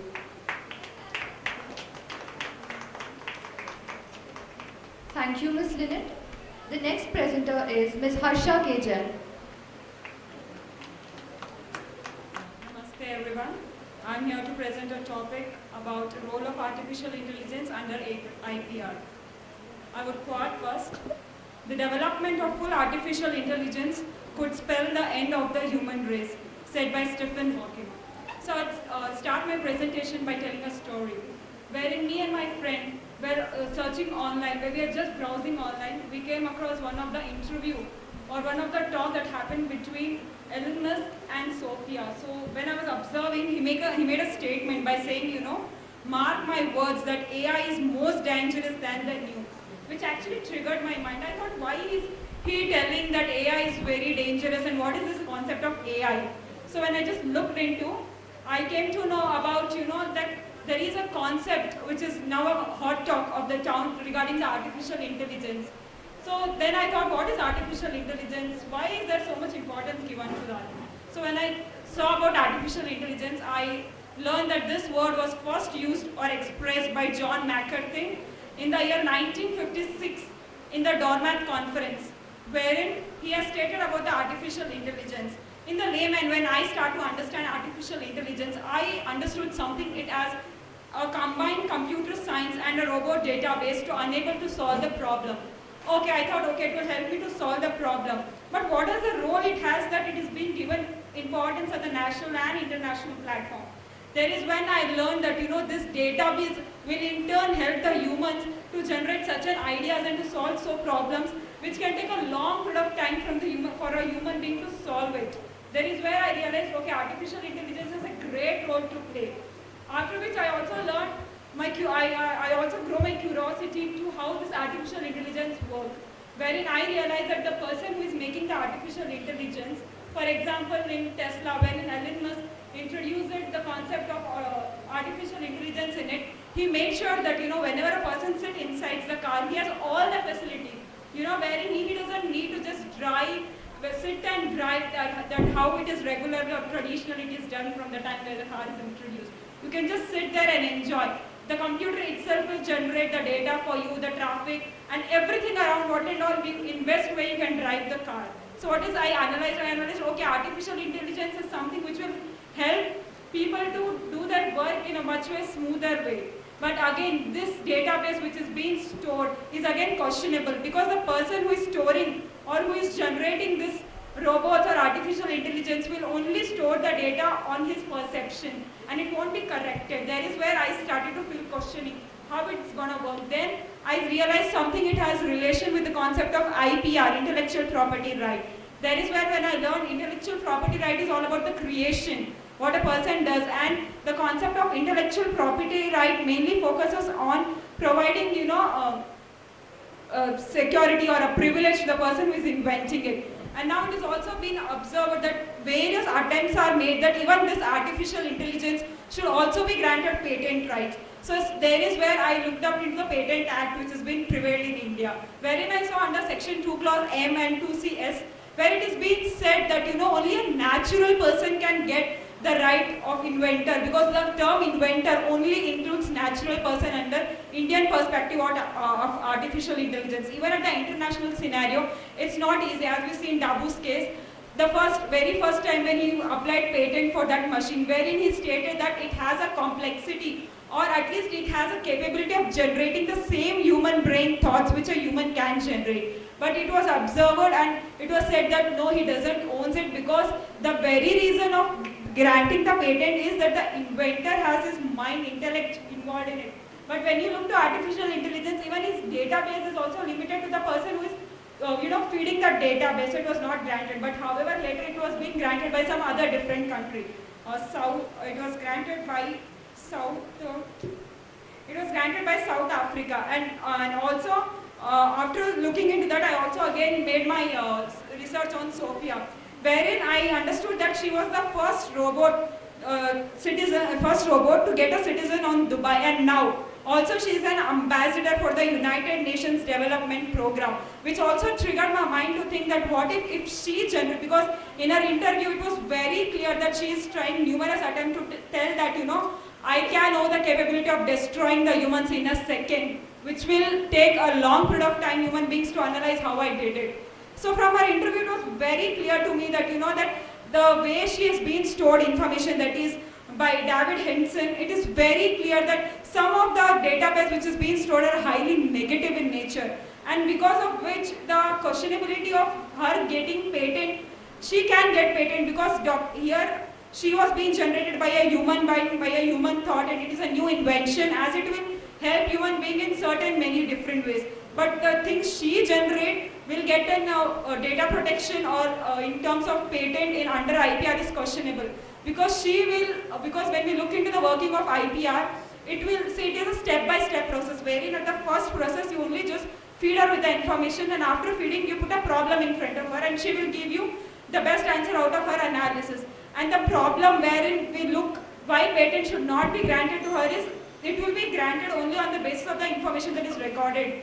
So my suggestion for granting the patent for artificial intelligence is legislature should look that whether while granting patent for such artificial intelligence, as we know patent once it is being granted it is applicable to various fields. So legislature should make sure that there is some scope of limitation, because artificial intelligence don't have the mindset of looking into morality, thoughts, ethics which the human being possesses, and looking into the wide spectrum which we human beings, when we do any work we do it, but artificial intelligence fails to do so.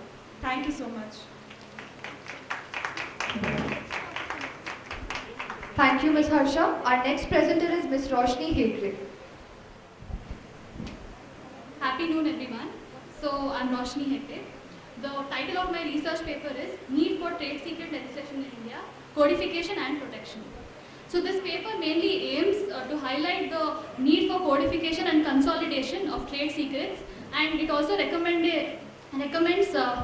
contains recommendations for the drafting of the same. So, intellectual property rights have become an indispensable part in today's times, especially in trade and business, as business organizations have made it an important task to handle the intellectual property, as it provides a unique competitive advantage among their peers. In India, there are various intellectual property rights which are recognized and given protection. However, there exists a lack of protection given to trade secrets, as the same is not codified, though there are civil and criminal remedies available.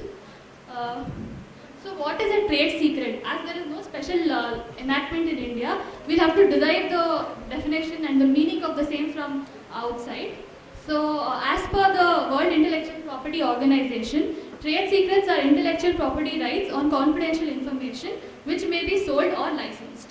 The United States, in the year of 1985, enacted legislation named Uniform Trade Secrets Act. It's basically a piece of legislation that describes claims pertaining to trade secret.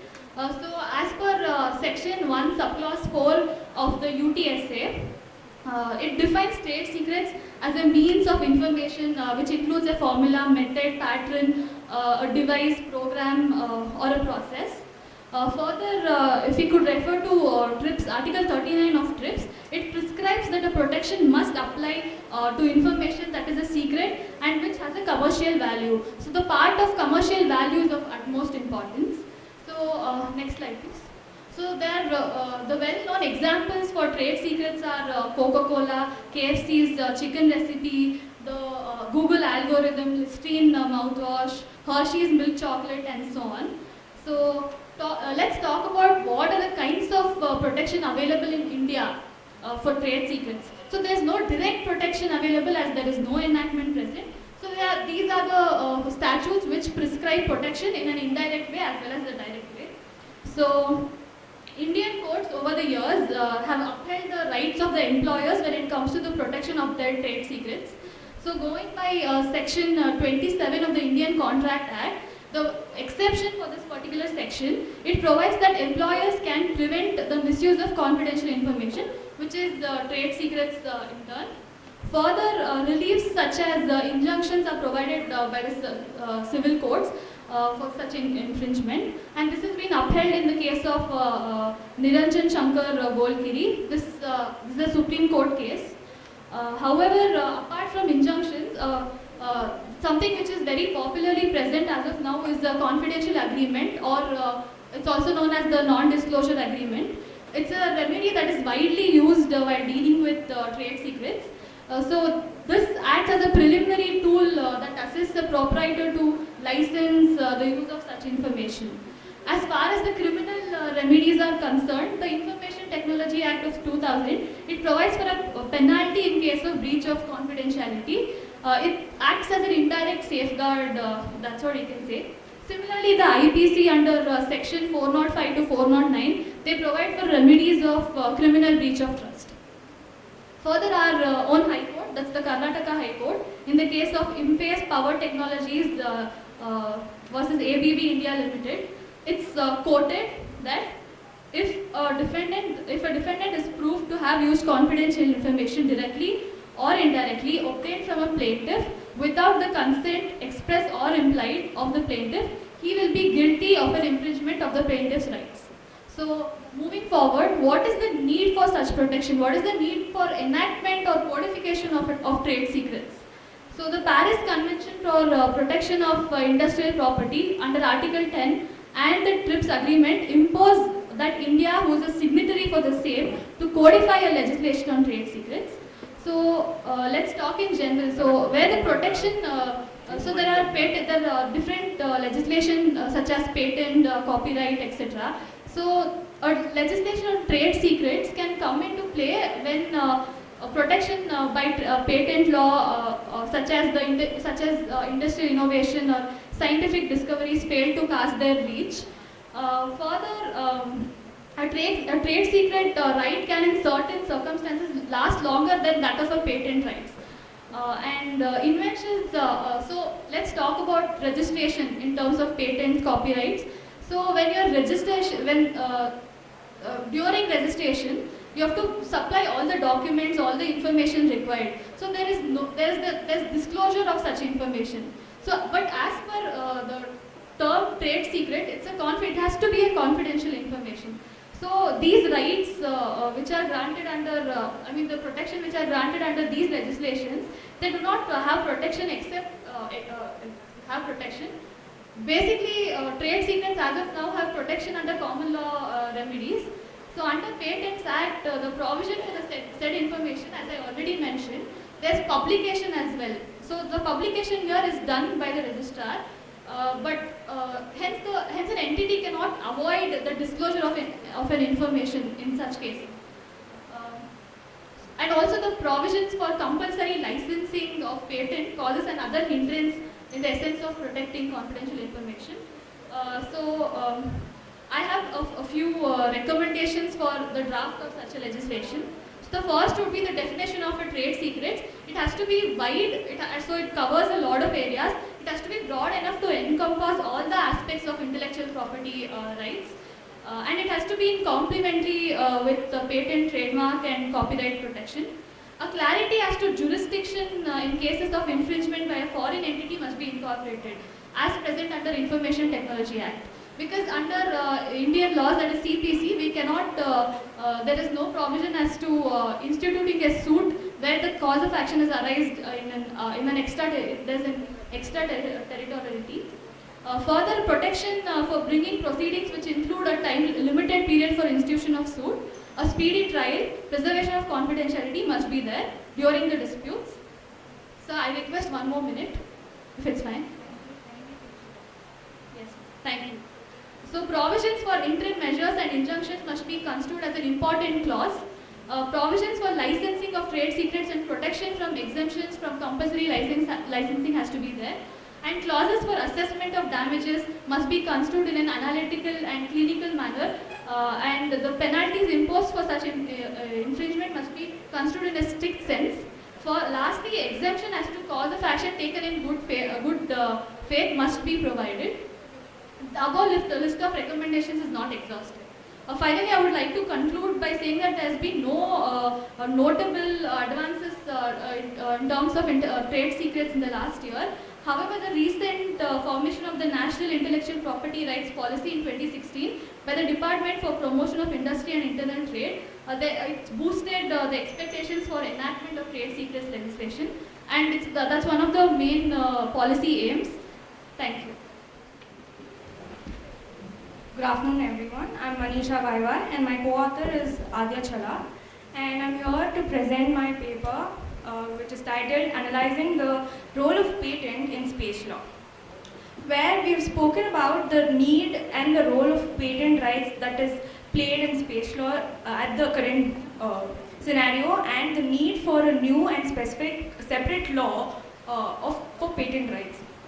To begin with, as we know and understand, patent is an exclusive right that is granted for an invention, which can be a product or a process which gives a new way of doing something or offers a new technical solution to a problem. And on the other hand, space law is a part of the international law which applies to the outer space region, and it can be described as a body of laws governing the space-related activities. The fundamental concept of underlying the space activities include the concept of space as a domain for all humanity, the freedom of all states to explore and exploit outer space without discrimination, and the principle of non-appropriation of outer space. It should be understood that at the current moment, space technology is one of the most advanced technical areas in the world, and it is a result of intellectual creation. Intellectual property issues, in connection with space activities have been increasing due to the commercialization and privatization of the same. As non-governmental organizations are more aware of their property rights, be it tangible or non-tangible. When an invention that is patentable is made under a particular territory or a state, it is further registered. The intellectual property rights are protected only under that territory, and there is no specific international intellectual property rights that governs all inventions globally. In other words, there is no proper jurisdiction that enforces intellectual property rights and protections.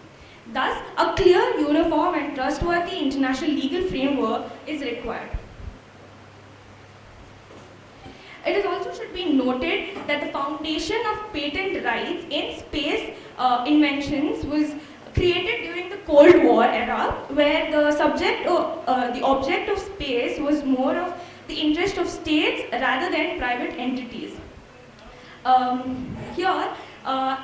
in the current 21st century, there has been a major advancement in space technology and science, resulting in more private and commercial entities entering into the field.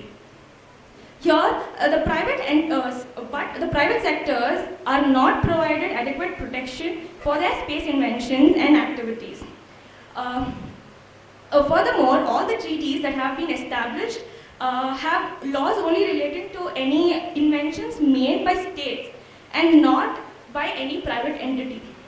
Therefore, even if a private sector owns an invention with private rights, once they are launched into the space, the state has control over them. Thus, as a result, the private sector will have little incentive to invest less patent rights and have adequate protection over it. Thus, therefore, there is an urgent need to establishment of a coherent legislative structure for governing patent rights in space, so that the emerging private sector can be benefited for their breakthrough and rather not be dominated by the states. There are certain difficulties that is faced during the application of patent laws in outer space. First being the application of national and regional patent laws. As there is no international law, international unified law for patent, the determination of which national law to apply when there is more than one country involved becomes an issue. One of the other issues being the enforcement of intellectual property rights in outer space. As there is difficulty in also determining which national law to apply, and there being differences in the principles of each country's intellectual property rights, the enforcement is also a difficulty. After going through acknowledging all the difficulties that is faced at this present moment, our suggestion is for an existence of a unified legislation which will give protection for the upcoming private entities in the space for their inventions, and also their both the principles of space laws and intellectual property laws both are well combined rather than be conflicting as it is right now. Yes, sir. Legislation, sir. The UN, sir. Because there are many treaties and conventions already present in regards to space laws in connection with IPR, but they never are more clear on the rights. They're not specific on it. So WIPO also, like even UN and WIPO together can make a legislation, sir.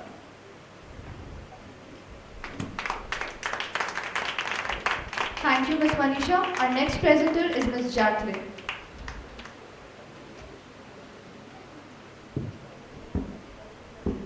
Good afternoon to everyone. Myself Jacqueline Felix and my co-author is Sushmita, and I will be presenting on the topic Music Industry and Unlocking the Potential of IPR to Protect Therein. Welcome to this presentation on the music industry and to the importance of intellectual property rights. In today's digital age, protecting our music has become more important with the rise of online piracy and streaming services. Artists must understand how to protect their intellectual property rights. In this presentation, we will explore the intellectual property rights, how they apply to the music industry. Intellectual property rights refers to the legal rights that protects the creations of a human mind. These can include innovation, literally artistic, which has symbols, names and images used in our day-to-day life. In music industry, intellectual property rights are the essential for protecting musical composition and recordings. Copyright, trademark and patents law all fall under the intellectual property rights. These laws provide creators with exclusive rights to use and profit from their creations. What exactly is musical copyright? Think of a copyright as a basket of exclusive rights. Here the exclusivity means that only you as a copyright owner may exercise those rights in your music and authorize others to exercise them. Copyright is a legal concept enacted by most governments that grants the creator of the original work exclusive rights. It's used as distribution, usually for a limited time, to receive compensation for their work and be able to financially support themselves. There is a lot of difference between musical composition and a sound recording. When you hear a song on the radio, TV, you are hearing two different copyrights. One of them underlies a musical composition and one of them is a sound recording. This distinction between the two is important because one, even though they are both attached in one song, they have two different separate works issued as a copyright purposes. A musical composition consists of music including any accompanying words. The author of a musical composition is normally the composer of the work along with the lyricist. A song recording results from a fixation of series of musical, spoken or other sounds. The author of the sound recording is typically the performer, the record producer or both. Who will be the author of the music? Section 2Y of Copyright Act defines the term author for the purposes of copyright. According to this section, the author is the individual or a group of individuals who created the work. The author can be a person or entity responsible for bringing the work into existence. The rights of the author. There are around 6 rights. Reproduce the work, issue copies the work in the public, perform the work in the public, publish the work in the public, include the work in any cinematograph film, translate the work in any languages. Term of a copyright used in musical work. According to section 22 of Copyright Act, copyright shall exist in musical work which was published within the lifetime of that author will still prevail after 60 years of author's death. According to section 23 of Copyright Act, copyright shall exist in musical work which was published pseudonymously or anonymously, then the copyright will prevail till 60 years from the year of publication of that work. According to section 24 of Copyright Act, if the musical work of an author is published after his death, posthumous work, then the copyright will subsist for 60 years from the next following year. Infringement of copyright. There are few common copyrighted infringements, which includes making infringing copies for sale, permitting any place for the performance of works in public, distributing infringing copies for the purpose of trade, importation of infringing copies into India, exportation of infringing copies out of India. There are certain remedies against infringement of copyright. There are 3 remedies: civil, criminal and administrative. The period of limitation for filing the suit in this infringement of copyright is 3 years from the date of infringement. Civil remedy. There are few civil remedies where a person can file a suit on injunction, damages, account of profit, delivery of infringing copies, damage of conversion. Criminal remedies. One also can seek criminal remedy if the infringement as the copyright is termed as an offence. It is punishable with the imprisonment of 6 months to maximum of 3 years and a fine of 50,000 to 3 lakhs. Administrative remedies. Administrative remedies include petitioning the Register of Copyright to impose the restriction on the import of infringing copies. I would like to conclude by saying protecting your music with intellectual property rights is essential for success in music industry. Copyright, trademark and patent laws all provide valuable tools for protecting music and promoting innovation. Thank you. Thank you, Ms. Jacqueline. Our next presenter is Ms. Divya S.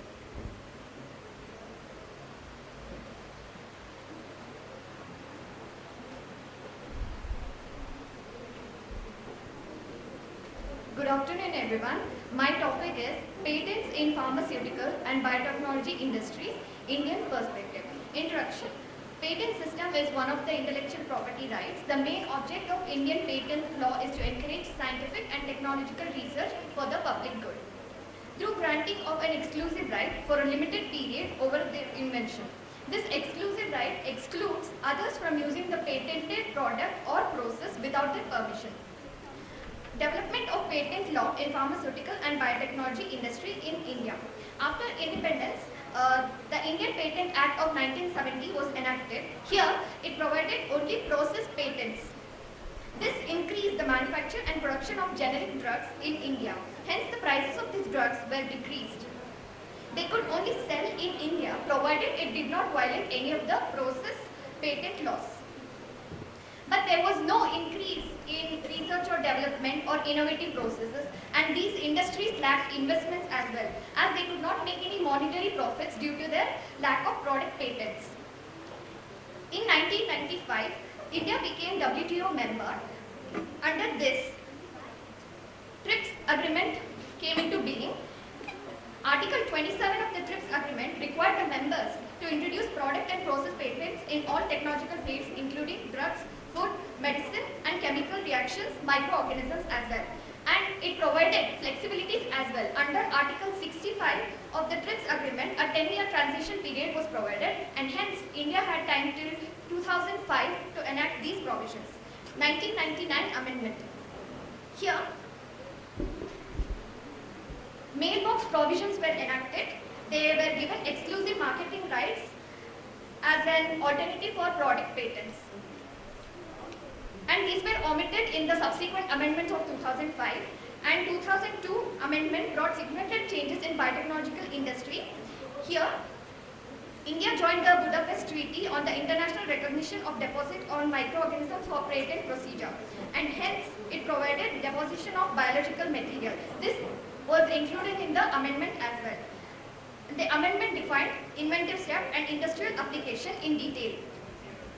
And Section 3 Clause J of the Act also provided biological process patents. Finally, in 2005, the complete enactment of the TRIPS provisions were made, and Section 3 Clause T provided that discovery of a new form, use or property of known substance were not patentable unless it showed enhanced efficiency. The patentability requirements are novelty, industrial applicability, and inventive step. Novelty. Section 2 Clause 1 Subclause L provides that it must be a novel, new or light in prior art, and it must not be in anticipation of any publication, and it must not be used in any other country. And an invention which is already present in the public domain or form part of any state of the prior art will not be considered new invention at all. Product patents were available, and in biotechnology one must prove the technical evidence to get process patents. Here, in the case Monsanto Company versus Coromandel India Products Limited, here the company asked for culture and emulsification process. Here the patent was not novel, and hence the patent was not given as it lacked novelty element. Inventive step.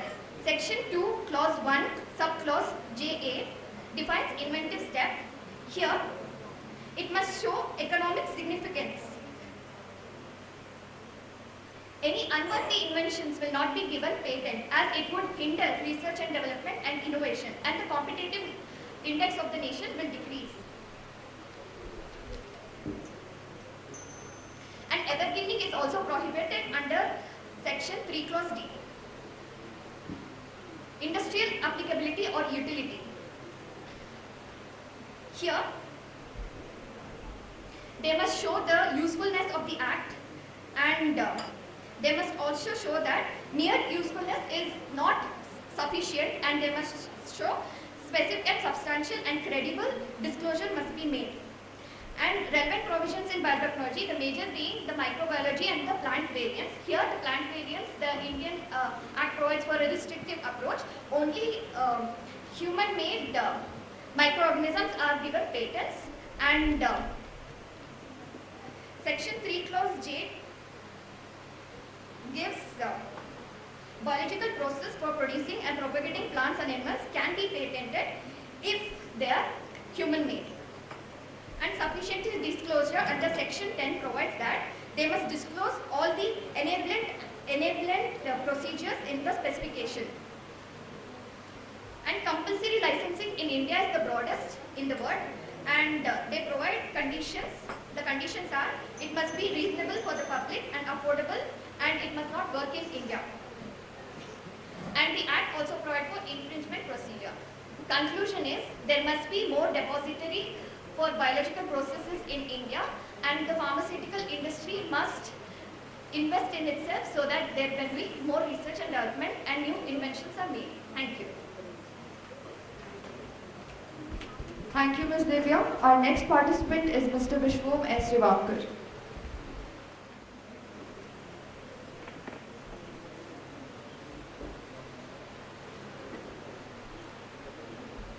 Good afternoon.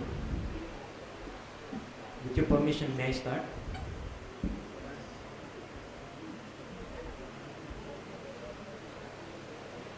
So the theme of today's national seminar is intellectual property rights, a techno-legal audit, within which my sub-theme is IPR strategies for startups and small businesses. So to start with, intellectual property rights fosters innovation, creativity and economic growth. So we have witnessed enormous contribution of IP towards the global trade, development and economy. So with the advent of the fourth industrial revolution, there has been a paradigm shift in the technology and digital space. So this era symbolizes the manifestation of the omnipotence of human mindscape, and the coming era marks total transformation in the field of intellectual property. So this research paper is basically structured to address the concerns of startups and small businesses with respect to intellectual property rights.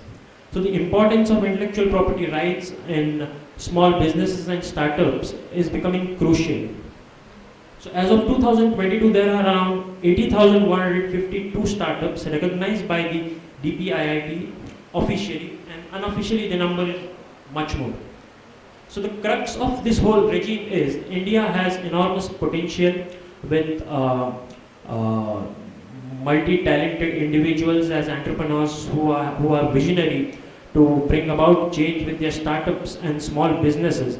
But the problem is that they are tender enough to envision the future prospects where they can be the unicorns of tomorrow. So a predominant approach should be to take them under the system of IPR. So this paper deals with a lot of aspects addressing the economic and strategic benefits of protecting intellectual property in startups, the challenges faced by startups and small businesses in managing their IPRs. So the strategies which has been devised for these small startups and companies ranges from patent protection, trademark protection strategies, copyright protection, and open innovation and collaborative IP strategies, wherein small businesses and startups can collaborate with research institutions, other businesses and partnerships to evolve collectively much more stronger. So also this research paper provides case studies and best practices. So one of the leading startups in India is a brand called Chumbak, which has very actively managed its IPR and is being a successful model today. Second example would be of Biocon, which is also a huge company today, which has very effectively managed its IPR system. And the WIPO World Intellectual Property Organization recently made a study on the systems employed by Biocon, and a blog was been published with it stating a foundation built on intellectual property. Similarly, with proper resources, training and education, if we empower a small industries, startups with all these IPR facilities, there is a huge potential which we can explore in the coming days. So, conclusion of this paper is to provide with resources. So, in order to understand the resources and support provided by government today is with respect to the Startup India scheme, various IPR awareness programs, role of intellectual property attorneys and consultants, collaborations with research universities and institutions, and IPR related funding opportunities for startups. Thank you.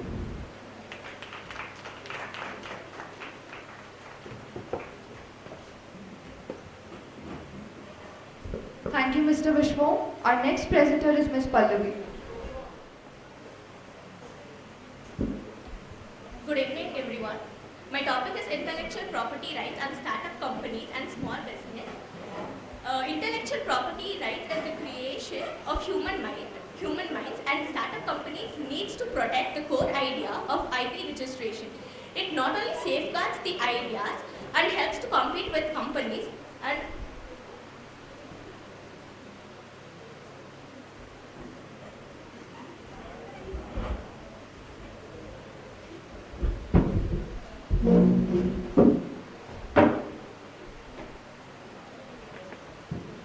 it safeguards the ideas and helps to compete with the other companies, and not only safeguards but also attract the investors as well. Litigation may not always be the best strategy to claim the ownership as it is very costly. Hence it is better to register and protect IPR. And there are many forms of IPR, that is patent, copyright and trademark and trade secrets. And going with the strategies of startup companies and small business, I would like to explain with a case law, that is the Telecfilms versus the Sundal Communications. Here the plaintiff had explained the whole serial scenario to the defendant, but the defendant had copied the whole serial scenario with the title name, hence the copyright had infringed. There was a question saying whether there is a breach of confidentiality or there is a breach of copyright, but the court held that there was a breach of confidentiality and breach of copyright, as there was a copy of substantial part by the defendant. There is an innovation which is done by the plaintiff, and that acts as a main idea for the startup companies, and the prevention of infringement plays a vital role in IPR. To protect, one have to register under IPR, and in the Roach versus Cipla case law, here Roach had formulated a compound and used nilotinib compound, but Roach claimed that it did not use nilotinib but a compound of nilotinib, but the court held that as the Roach was first to enter the market and had used the patent, there is an infringement of patent, and IPR should be the main priority. The agreement between the parties and the sole proprietorship should be agreed, and all the credits of innovation should go to the sole proprietorship. And here in Starbucks versus Sardar Bookish case law, Starbucks had the whole logo and trademark registered under the IPR, the long hair, crown maiden with the long hair. But Sardar Bookish Corporation had the same trademark name and the similar logo. Hence, it was held that they had to change the name and the logo, as over a period of time they are earning the profit which Starbucks was earning. And if any other person changed the name to it, they have the right to infringement of the Sardar Bookish, and they had to change to Sardar Ji Bookish. And small companies like dance choreography or studio photo shoot, which is trending right now, pre-wedding shoot, they can get a copyright for the expression of ideas, but not the idea itself. I would like to conclude that every small business and startup companies has to protect their innovation under IPR. Thank you.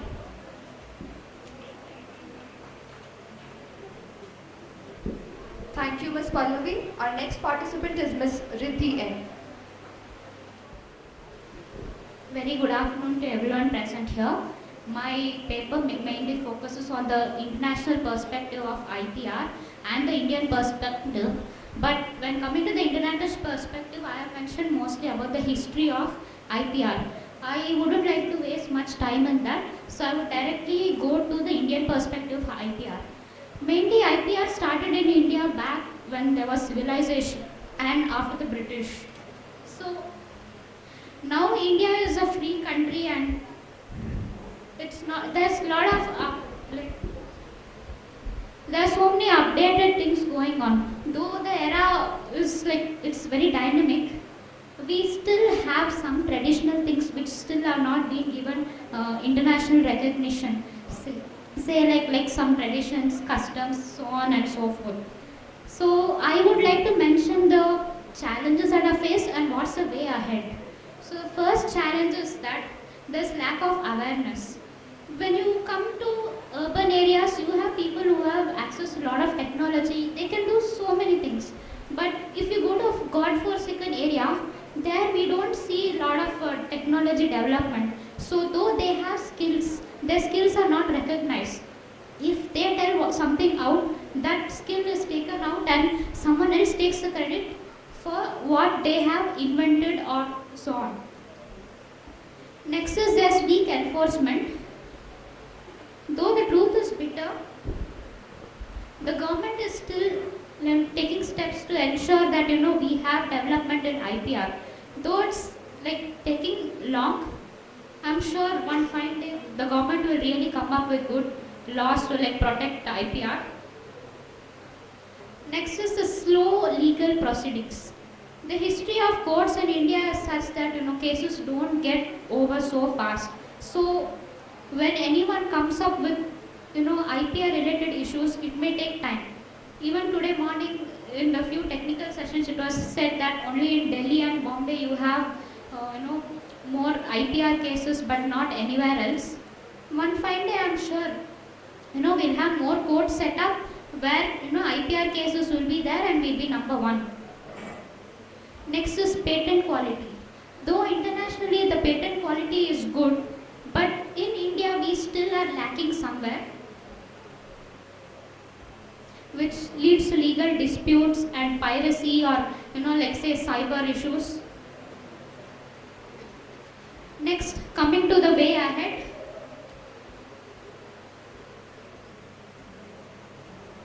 The future perspective of IPR in India seems to be very promising. There is increasing in awareness now. Though I stated that in the flaws of the law, government is taking steps where people are make in India, make for the world, where IPR is developed not only here, it will benefit us, plus it benefits the world and we increase our GDP and so on. Next is digitalization. Though it's taking long, but I'm sure everyone in this country, be it rich or poor, will definitely have a phone where you can invent new things. Next, technology-driven changes.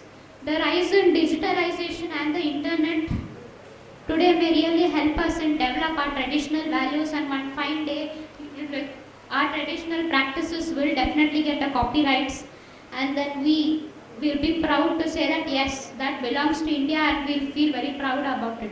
So to conclude, I would like to say that though there are international perspectives that are good, India is still, it's a developing country, but one fine day we also will reach the top and we'll be proud of it. And though there are more burdens in the court right now, I'm sure one day the burden will be reduced and we'll definitely achieve justice. Thank you.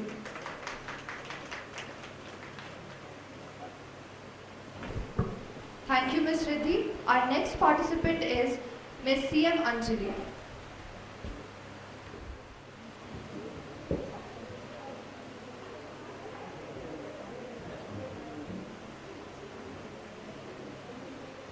Good evening, one and all. My topic is role of intellectual property rights in pharmaceutical and biotechnology industries.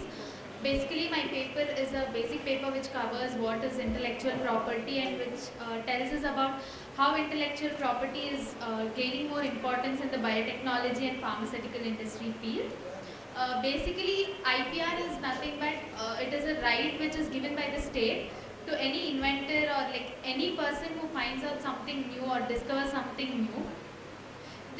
This right basically it is beneficial to the person who has discovered it or to the person who has invented it, since it gives him the right to like get maximum beneficiary out of it. Like for example, when you get a patent for something, you have the right to obtain all commercial benefits from it for like 20 years. So if anyone wants to use the same invention which you have done and which you have got a patent for, then they will have to either buy it from you or whatever. They can't use it like on their own. So you will have the maximum benefits of what you have done. It is basically a brainchild of someone which is giving them more profits. Intellectual property rights are mainly divided into two areas. One is the copyrights and related rights, and one is the industrial property rights. Copyrights and related rights are basically those which are based upon which are for writers, authors. It is basically those artistic things or the literature works which are given recognition, that is even after their death for 50 years, these copyrights are protected in the name of these artists. And then the industrial property is further classified into two areas. One is the protection of distinctive signs, trademarks and geographical indications, and the other one includes patents and trade secrets and all of them.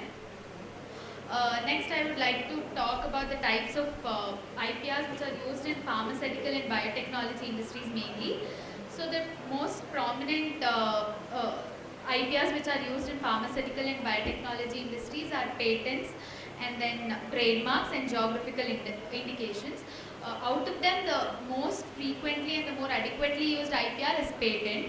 So I would like to talk about patent more than the other two. Patent is basically giving an inventor the right to use his creation to get benefits out of it and to get identified because of his creation. So basically under patent law, the person gets 20 years of time to use his invention for his own benefit.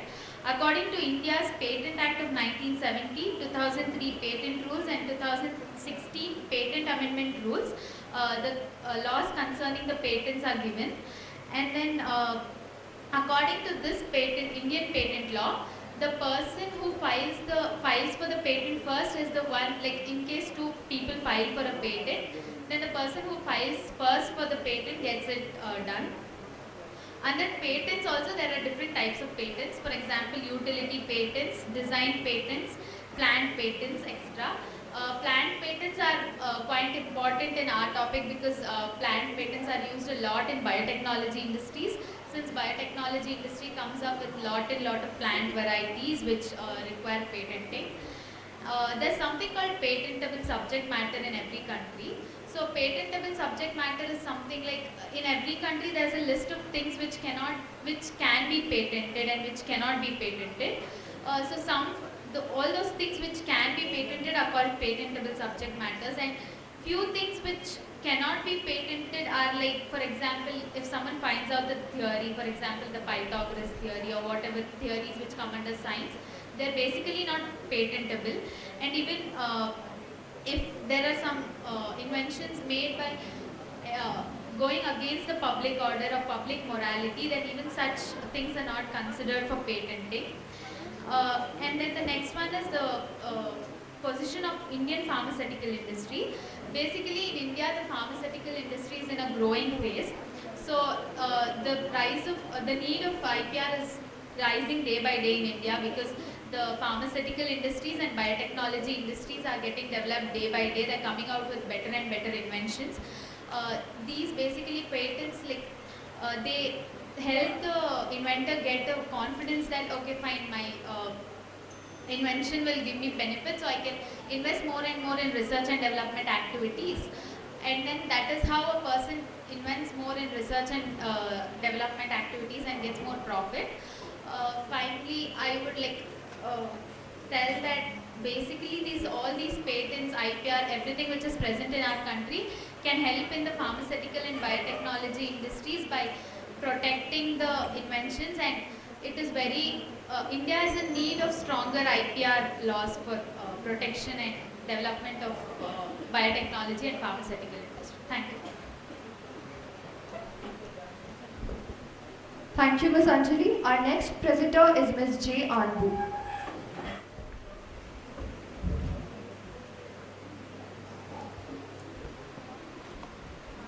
Good afternoon, Honorable Present here. This is Anbu. I am advocate here topic on IPR in pharmaceutical and biotechnology industries.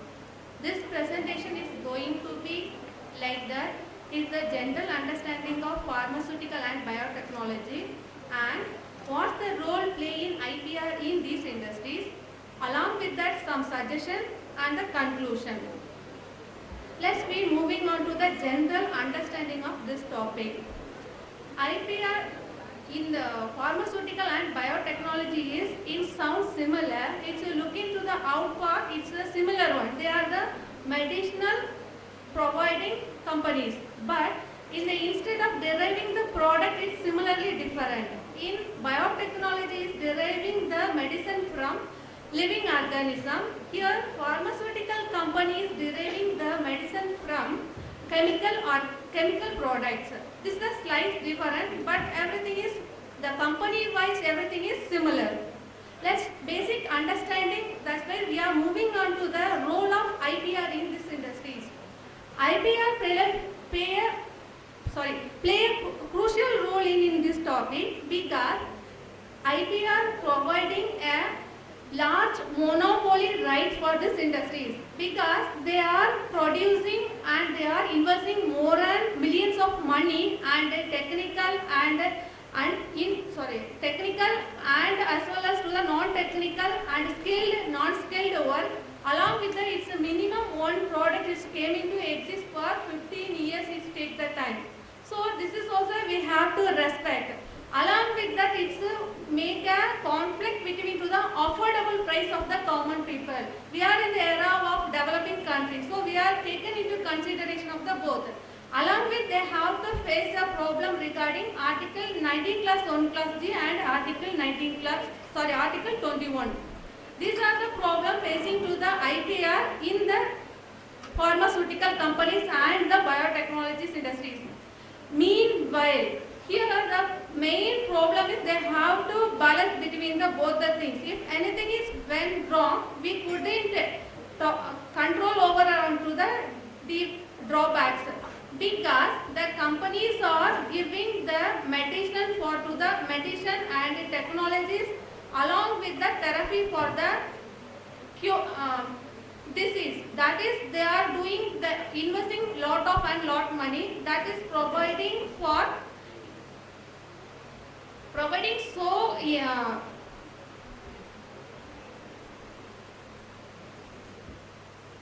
which is providing a lot of employment along with revenue to the government, and also they are providing for the medicine too. It's also taken into the consideration.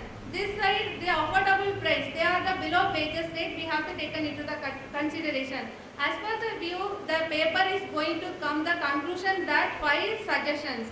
That is, one is simplify the patent law. It means if you are going to the patent, protection itself taking lot term of time. It may lead to reduce, it will have the chances to reduce the product price also.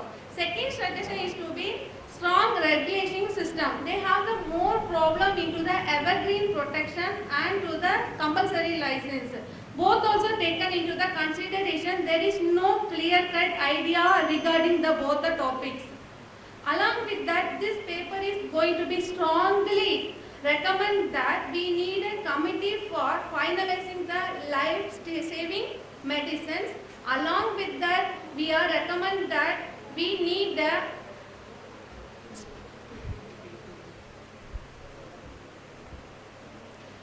strongly recommend that we need a compulsory license for life-saving drugs like cancer, etc.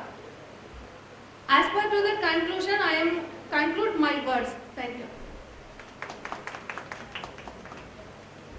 Thank you, Ms. Anbu. Our next presenter is Mr. Pranish Prabharkar. May I start? A very good evening to respected panel judges, principal madam, teachers and fellow researchers. The title of my research paper is Harmonizing Innovation and Legal Frontiers, Unveiling the Dynamic Interplay of Artificial Intelligence and Intellectual Property Rights. To start with, as already briefed, intellectual property is a clear manifestation of profound human intellect, and thus it is a cornerstone in this intricate tapestry of societal progress. The essence of intellectual property lies not only on the physical outputs which it produces, but even in the intangible impetus which it ignites in the mind and heart of the people. It instills a sense of pride when the person becomes the owner of a property which has inculcated from the human intellect. Moving to the first segment of my research paper, it entails contextualizing the need of having IP laws. It is evident that without the shield of protection, the creative activity would wane and even the inventive spirit would run dry. It is through the promotion of IPR that nation can foster an ecosystem which is brimming with talent, ingenuity and investment alike. Hence, the answer to this question that why IP law matters and why do we need them is quite simple.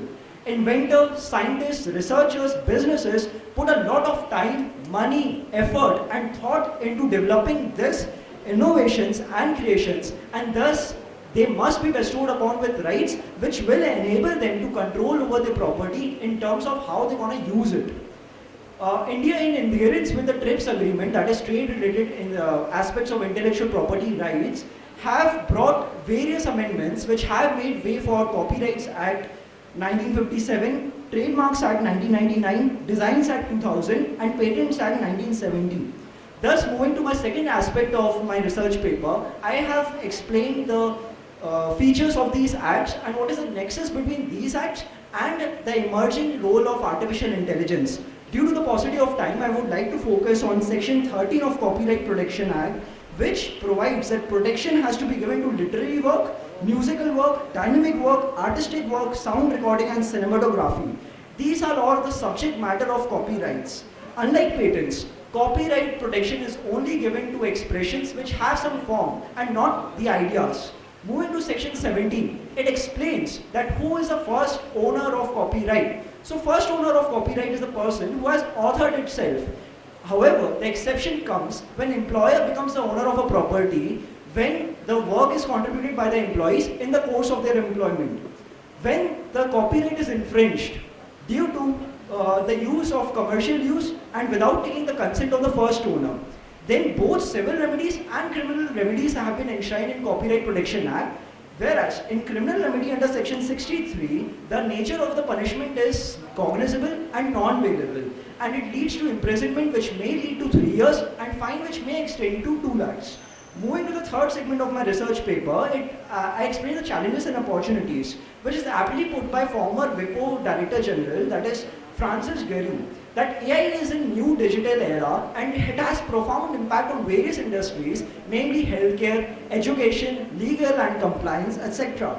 Thus, there remains a grey area on our present legislations that who has a right over the work generated from AI, and second, the credit of the work should be accredited to the programmers or the artificial intelligence. Here are two prominent landmark cases in the international jurisprudence of copyright and artificial intelligence. First is Burrow-Giles lithographic versus Saroni. Herein the court restricted the vision that not to provide the copyright protection because mechanical work does not involve human ingenuity and innovation.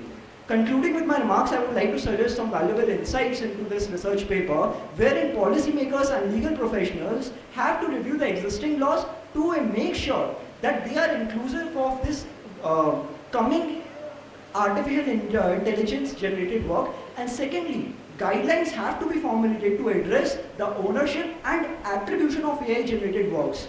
Lastly, it is important to acknowledge that it is an evolving landscape and that it requires interdisciplinary research and collaboration so that this field is not left untouched. Thank you. Thank you, Mr. Pranish. Our next presenter is Ms. Sonali Tiwari.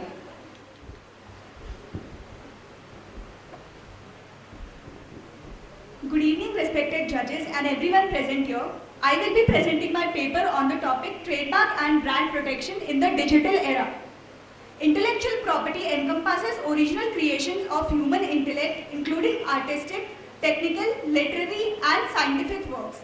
Therefore, it has become crucial to protect intellectual knowledge from unauthorized use. World Health Organization defines IPR as intellectual property rights are the rights given to a person over the creation of their minds. They usually give the creator an exclusive right over the use of his/her creation for a certain period of time. In early 2019, counterfeit goods accounted for 3.3% of the global trade. According to the International Chamber of Commerce, which has the headquarters in Paris, that is France, the global economic value of counterfeiting the piracy has reached $2.3 trillion by 2022. Coming to what is trademark.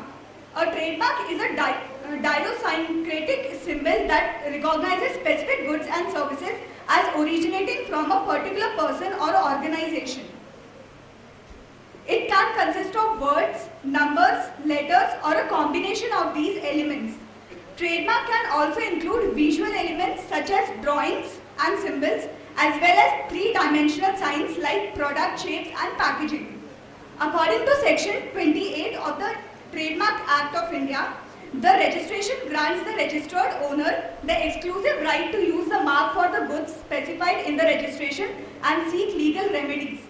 In a notable case of Satyam Infoway Limited versus Sifinet Solutions Private Limited, the Supreme Court of India deliberated on whether domain names can be considered as intellectual properties similar to trademarks. The court concluded that a domain name not only functions as an address for internet communication but also serves as an identity-specific website and distinguishes the service of product offered by different companies. And therefore, a domain name can possess the characteristics of a trademark and can be subject to legal actions for passing off. According to the USPTO, it summarizes the definition of trademark infringement that was set forth in 15 US Code section 114 as follows. Trademark infringement is the unauthorized use of a trademark or services mark on or in connection with goods and or services in a manner that is likely to cause confusion, deception or mistake about the source of goods and services.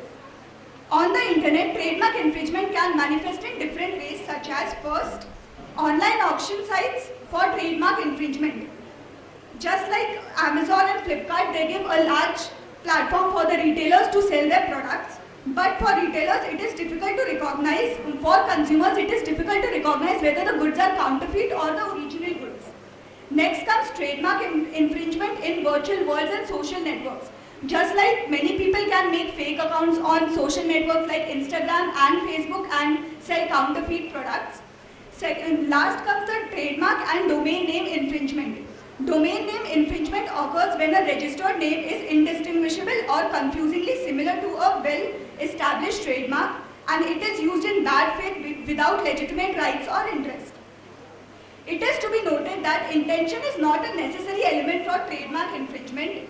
A person who is wanting to get his trademark registered have to make sure that first, his mark is valid, second, they are rightful owner of the mark, and third, they have the exclusive right to use the mark across the country.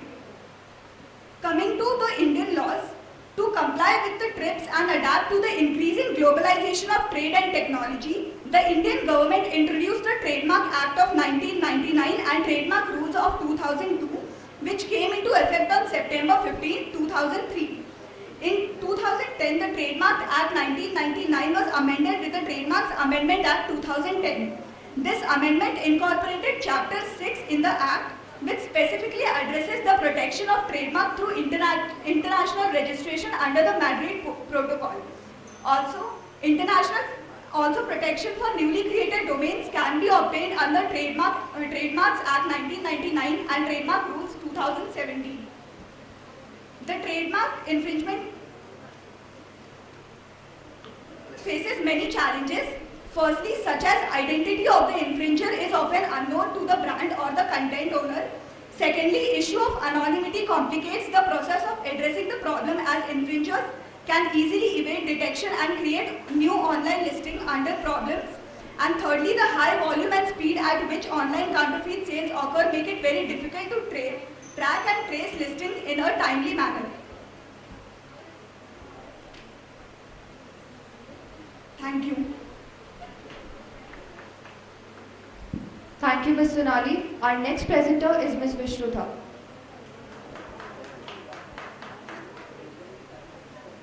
Since Ms. Vishrutha is absent, our next presenter now would be Ms. Jashu Lakshmi. Good evening to everyone present here. Today, I stand before to address on the utmost importance in the realm of creativity and innovation. The protection of intellectual property rights in creative industries. The creative industries encompassing fields such as music, film, literature, fields such as art, software are the lifeblood of cultural expression and economic growth. They are the fuel for our imagination, which entertain us and contribute significantly to our society and economy. However, without proper protection of intellectual property rights, the very foundation of these industries is in stake. Firstly, let's understand what is intellectual property rights. Intellectual property rights refers to the legal rights granted to individuals or entities for their intellectual creations. It enables creators to have control to their labor, ensures that others cannot unduly profit from their ideas. These rights encourages innovation, foster creativity and provide fair and level playing fields for the stakeholders involved. In the creative industries, intellectual property rights plays a pivotal role in safeguarding the interest of creators, artists and innovators. By securing their intellectual property, creators can reap the rewards of their hard work and talent that encourages continuous flow of innovative and original flow. Additionally, intellectual property rights stimulate economic growth and job creation. Creative industries contribute significantly to the global economy, generating billions of dollars in revenue and employing millions of people worldwide. These industries strive on delicate balance between creativity and commerce. Without adequate protection, piracy, counterfeiting and unauthorized use of creative works can cripple the industry's growth, resulting in economic losses and unemployment. Moreover, the intellectual property rights protection fosters a culture of respect for creativity and innovation and originality. It upholds the notion that creates deserve and recognition and compensation for their contribution to the society worldwide. When artists and creators feel their work is protected, they are motivated to continue pushing boundaries with audiences on a profound level. In turn, the society benefits from a rich tapestry of diverse artistic expressions that shape our cultural heritage and collective identity. However, in this digital world, intellectual property rights faces new challenges. The interest and digital technologies have revolutionized the way we create, consume and share creative works. To address these challenges, it is crucial for governments, industry, stakeholders and consumers to work together. Policymakers must enact and enforce robust copyright laws that strike and balance between protecting creators' rights and fostering innovation. They should encourage international infringement and piracy. Additionally, public awareness campaigns can educate consumers about the value of intellectual property rights and consequences of piracy, encouraging the responsibility of consumption. Technology also plays a vital role in combating infringement. Content creators and distributors can employ digital rights and are managing tools, watermaking and other technological solutions to safeguard their work. Collaboration between content creators and digital platforms can result in effective content identification and takedown procedures, preventing the proliferation of infringement of materials. In this digital age, the consumers can share creative works, while these advances have opened up unprecedented opportunities for collaboration and global reach. There are also facilities that unauthorized reproduction, distribution and sharing of copyright materials. Online privacy and infringement have become pervasive, threatening in the sustainability of creative industries. The intellectual property rights fosters a culture of respect for creativity and originality. It upholds the notion that creates deserve and recognition and compensation of their contributions to the society. When artists and creators feel their work is protected, they are motivated to continue pushing on their boundaries, exploring new ideas and engaging with audience on a profound level. In turn, the society benefits with the rich tapestry of diverse artistic expressions that shape our cultural heritage and collective identity. In conclusion, with intellectual property rights, protection is a vital for sustainability, growth and viability of the creative industries. It ensures that creators can continue to innovate, flourish and contribute to society. By upholding intellectual property rights, we foster a vibrant cultural landscape, drive economic prosperity and celebrate human capacity. Thank you.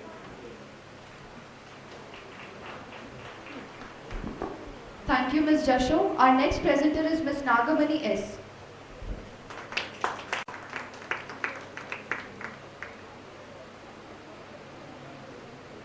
A very good evening. Myself Nagamani from Bishop Cotton Women Christian Law College. My topic is Impact of Artificial Intelligence on Copyright in India. We have seen artificial intelligence is performing immense growth in digital world. Whatever human is doing, in fact more than that, AI is a simulation of human intelligence processed by machines. It includes expert system, natural language processing and speech recognition. It is first coined by John McCarthy in 1956. Artificial intelligence has capabilities of self-learning, carry out tasks independently, and it is not only one technology, it has many subfields. And copyright means it protects an unauthorized utilization of an original work of the author. Now, artificial intelligence also writes novel, paintings, dramatic work. This also passed the first round of screening for National Literary Prize in Japan. Now, the question is, who should be supposed an author for the work of the work generated by the artificial intelligence? According to Indian Copyright Act of 1957, it protects the creator's work by law until 60 years after their death. To secure protection in foreign countries, India became a member of International Convention on Copyright and signs agreement with Berne Convention for protection of literary and artistic work. Artificial intelligence may qualify for copyright protection for being original use of skill and judgment. There will be no author in case of AI generated work, but in artificial intelligence assisted work, there is a human intervention. So, the work created by using artificial intelligence by human can claim to be an author. We have a case, Amarnath Sehgal versus Union of India, was the first case involving the issues of moral right in India. The Delhi High Court excised the moral rights of author are the soul of his work. The author has the right to preserve, protect and nurture his creations through moral rights.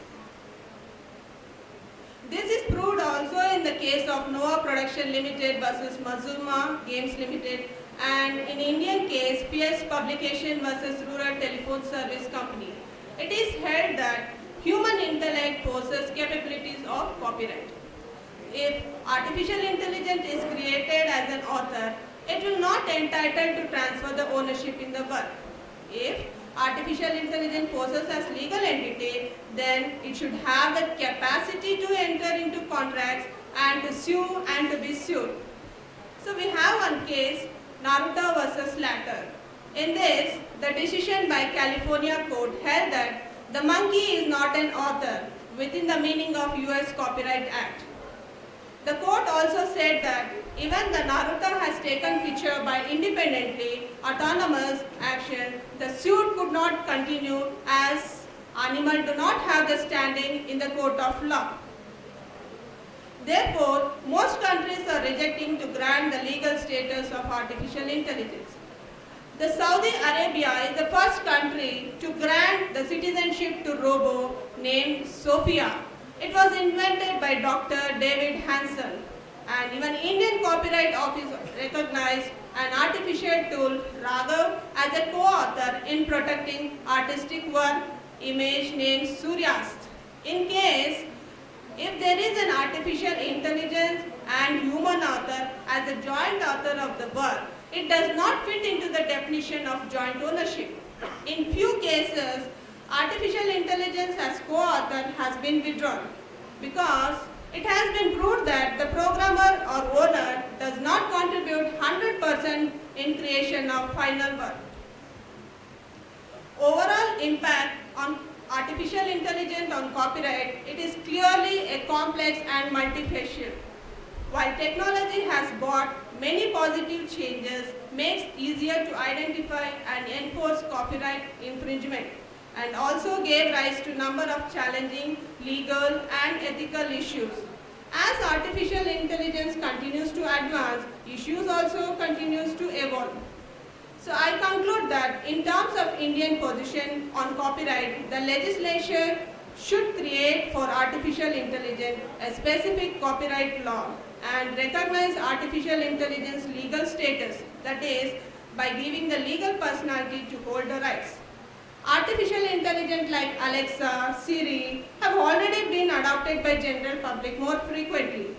Domestic copyright legislation for artificial intelligence creation must begin in order to avoid future complications and to prevent abuse of this wide legal framework. Thank you.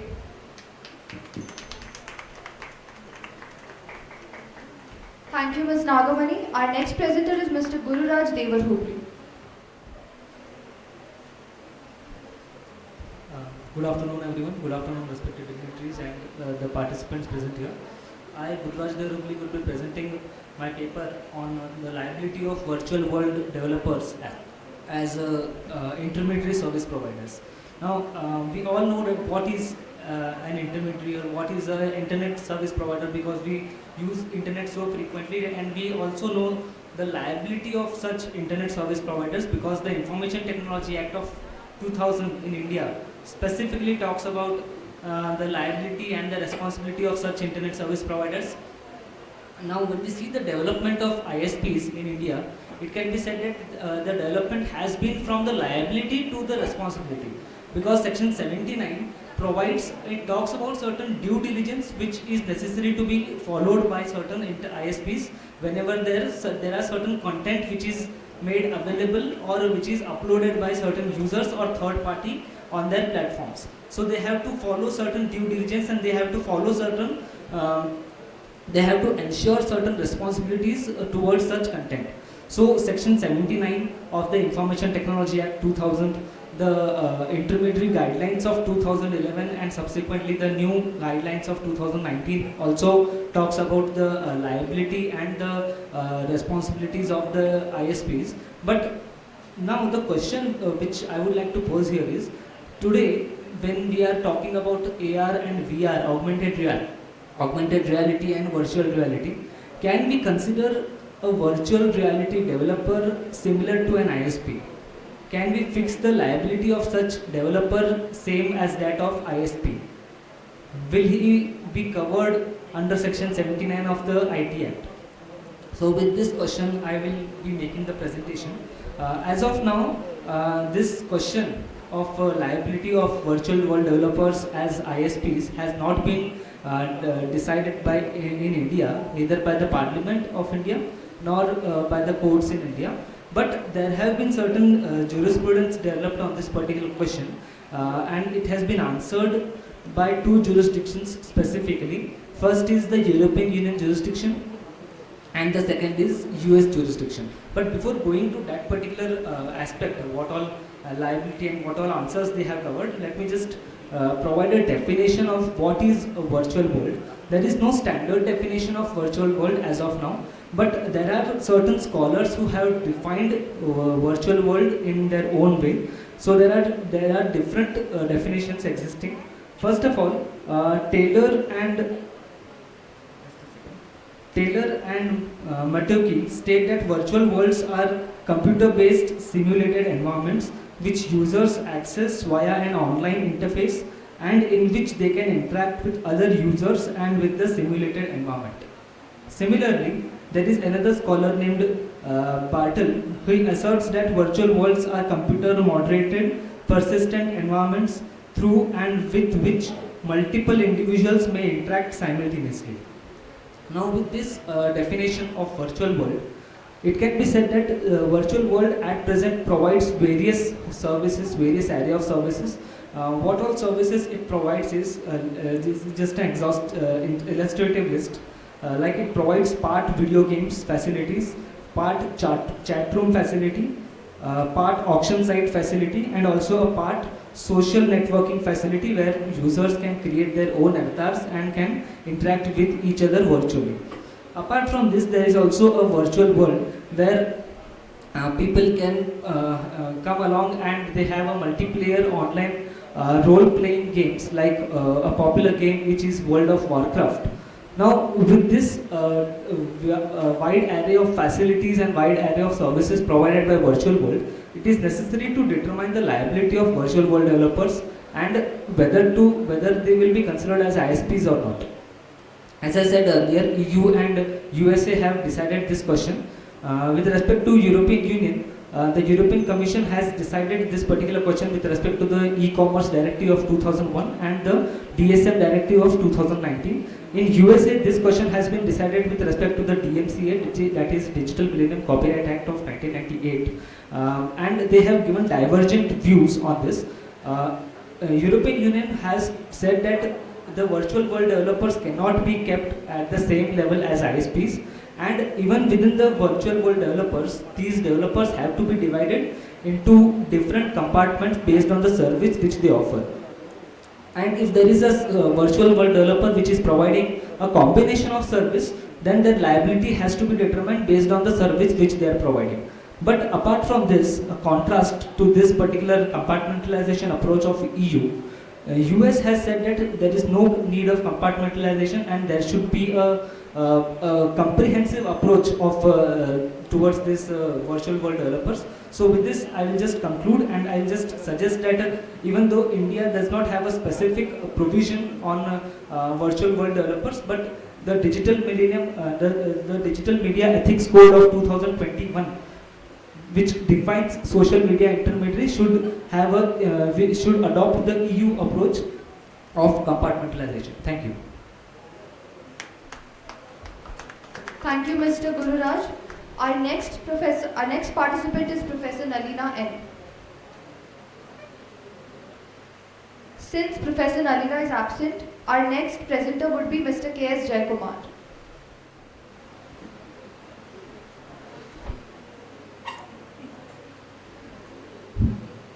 Good evening to one and all.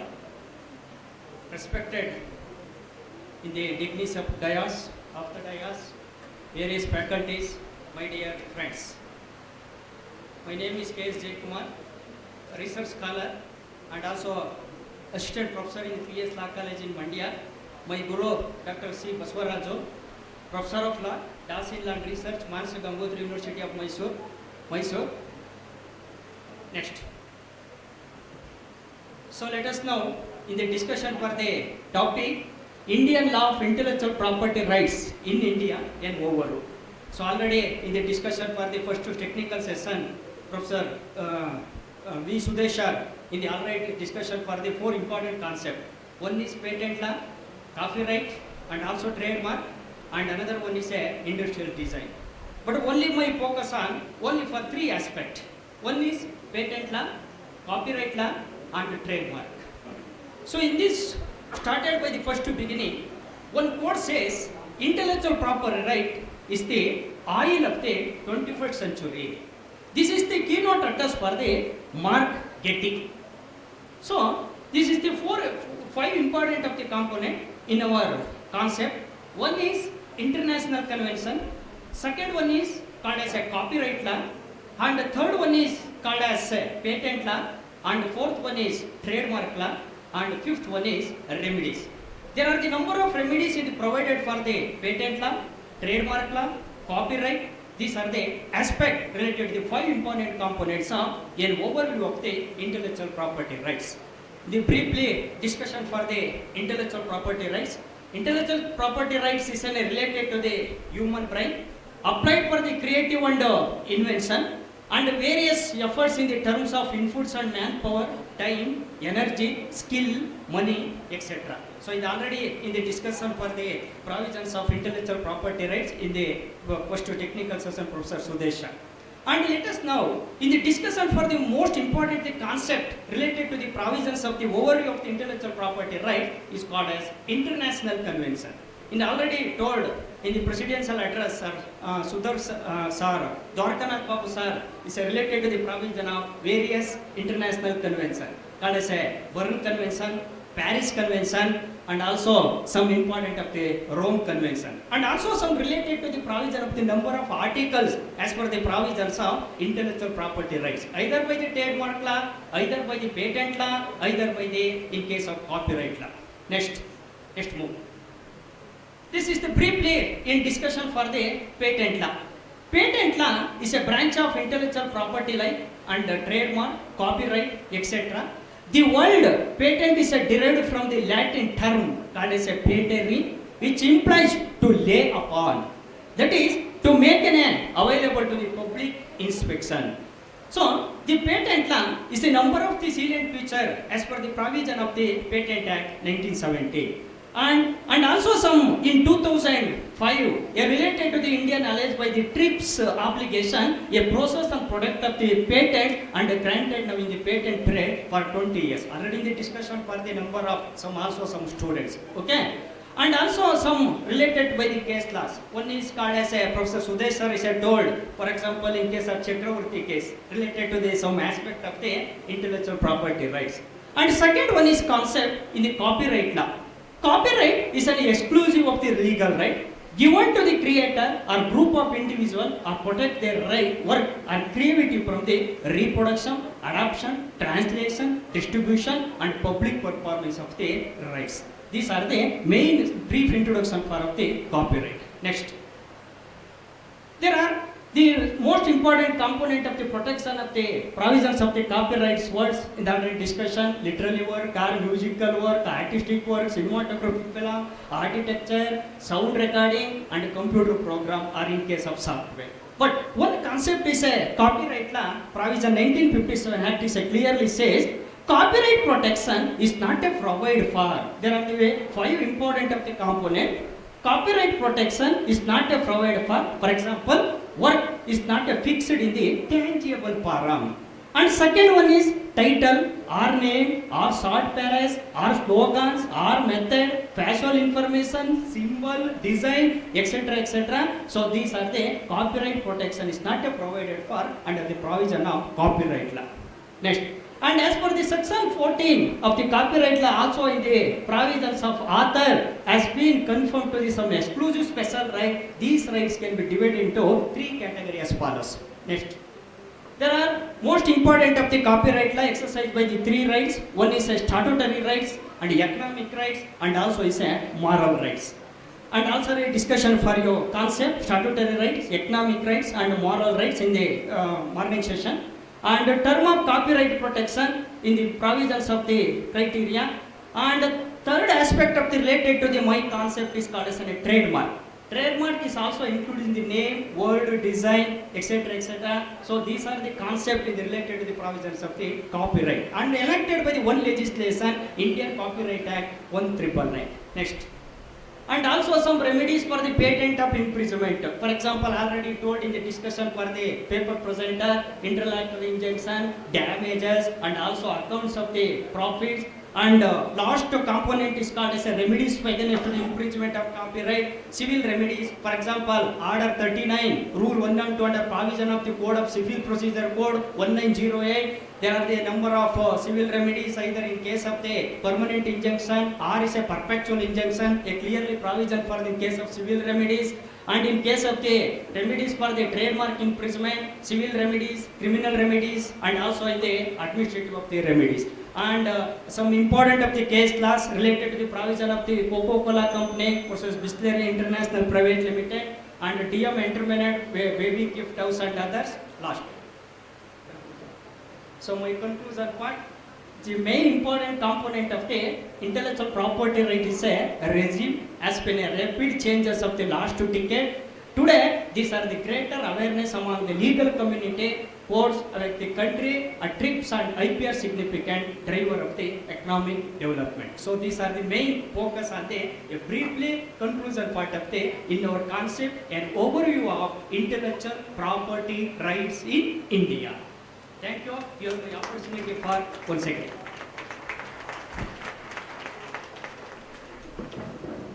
Thank you, Ms. Jaykumar. Our next presenter is Professor Priya Makanda. Good evening to the panel chair and the dignitaries on and off the dais.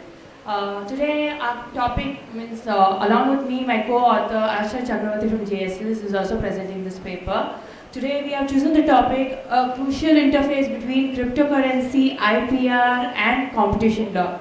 Because the term cryptocurrency comes under the terminology of blockchain technology, and these days the usage and the advancement of blockchain technology has been utilized in all aspects of area and is utilized globally, because every transaction has been now digitalized and everyone expects that a safe transaction or a safe methodology has been adopted. But now the issue comes here is now which part of IPR or who tries to claim the cryptocurrency or else the blockchain technology. You may even see that we may consider blockchain technology to be under the trademark law or also the patent law as well, because we don't know who has invented it. There are, as per the many researchers and scholars, they say that it is Satoshi Nakamoto from Japan who has invented or who has found out cryptocurrency in the year of 2008. But before that itself, there was another person called Wai Dai Mai who also invented in 1980s the term of digital currency. So, but here the channelizing, so it is very important for us to see how do we try to protect or how do we try to legalize and channelize cryptocurrency in the area of IPR. Next, coming to the competition law. We see that the competition law has also been a trending law in all aspects of India and globally. Henceforth, now the use of dominant market as per the competition law is also being recognized in the area of cryptocurrency, because tomorrow when there is a trading with cryptocurrency that is happening, how would it dominate the present global financial market is a question now. Yes, we see that RBI has not legalized cryptocurrency so far, and RBI has brought it to the channel of Prevention of Money Laundering Act as well in the recent 2018 judgment. So, in my aspect or as per our team's aspect, cryptocurrency is a navy concept, and it's also a navy. It's like a newborn child for the world to adopt it, but proper usage, proper legalization, proper regularization of the act needs to be considered. Yes, the Lok Sabha, that's the Parliament, has actually enacted a bill called as the Cryptocurrency Bill in 2021, but it is not yet implemented so far. So it is still pending before the Parliament as well. So as per our team, we would like to suggest, or you can say recommend, to conclude that the need of cryptocurrency in today's world is necessary, and the advent of cloud computing is also necessary, because to see India's state ratio in usage of cryptocurrency and blockchain technology, Rajasthan, Delhi, UP, Maharashtra are the topmost states that are using cryptocurrency, where 15 million usages are there. But now to claim over authority or to transact in cryptocurrency in a safe manner is a question before us, and that needs to be addressed by us also. Thank you so much. Thank you, Professor Priya. Our next presenter is Mr. Sridhar Reddy. Mr. Sridhar Reddy is absent, so our next presenter would be Ms. Manjula Ponepalli. Take a 5 minutes break and come back for the valedictory session. Thank you. I, Anvesha Anandita, on behalf of BILS, feels delighted to offer a gracious welcome to one and all present here on the one-day national seminar, Intellectual Property Rights, a Techno-Legal Audit. It gives me immense pride to stand here before all of you this evening. The function of prayer is not to influence God, but rather to change the nature of the one who prays. I would like to call Ms. Harshini from first year and Ms. Trisha from second year to invoke the Almighty.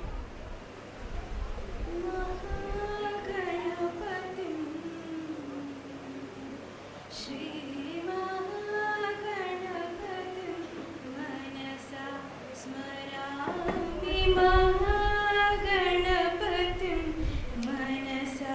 स्मरामि वसिष्ठवामदेवादिवन्दितमा गणपतिं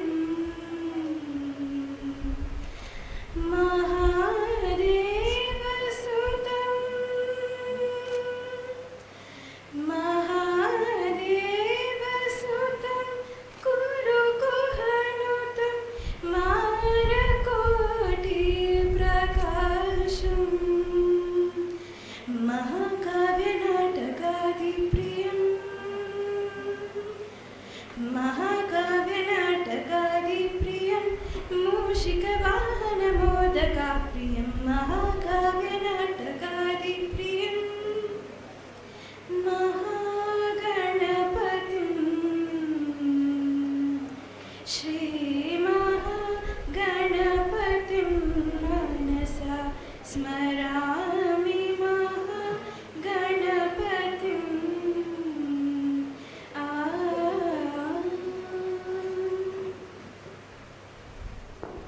Thank you. To give a warm welcome to everyone assembled here, may I take the pleasure of inviting Mrs. Shruti Dhawan, Assistant Professor, to welcome the gathering.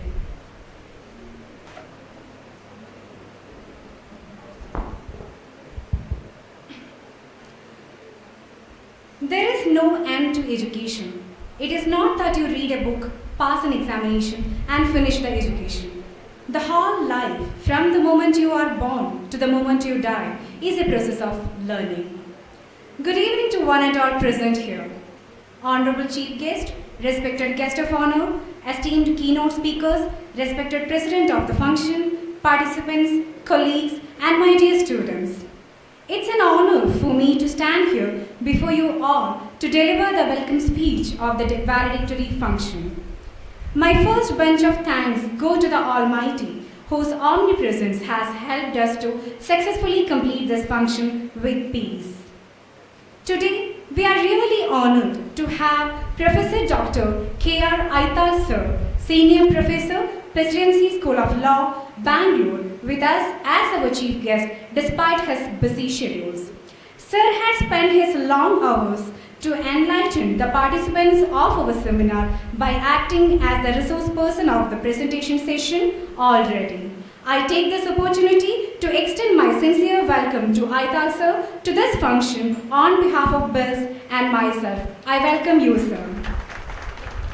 I cordially welcome the guest of honor of the function, Shri K. Dwaraknath Babu Sir, Director, Kilpar, Bangalore, who had rendered all his support from the beginning of the event till now. I welcome sir on behalf of Bills and myself. I welcome you, sir. I take this opportunity to welcome the other guest of honor of the function, Shri T.S. Sridhar Sir, retired Senior Counsel, IPR, General Electric Company, Bangalore, who is an expert in the field of IPR and a person who had always stood with our institution by sharing his knowledge and experience with our students to this function. I welcome you, sir. As next, I extend my warm welcome to Dr. Revaya Oriya Sir, Research Head, Kilpar, Bangalore, who had extended his helping hands to our institution to make this event a successful one to this function on behalf of Bills. I welcome, sir. I would like to extend my warm welcome to K. Sridhara Sir, Research Head, Law, Kilpar, Bangalore, to this function on behalf of Bills and myself. I welcome you, sir. A smile costs less than electricity, but brings more lives. It's time to welcome a person who holds such a smile always and brings more lights to our institution. I wholeheartedly welcome the President of the function, Professor Preeti S. Desai ma'am, the Principal of Bills, to this function. I welcome you, ma'am. Last but not the least, I extend my special welcome to all the participants who have gathered here to share their ideas and views, and also to other delegates, research scholars, practitioners, management members, media persons, colleagues, and my dear students who are really helping us to making this event a grand success. I once again warm-heartedly welcome you one and all Thank you. Thank you so much, Shruti. Now I would like to request the chief guest of our valedictory function, Professor Dr. K.R. Aital sir, Senior Professor, School of Law, Presidency University, to address the gathering.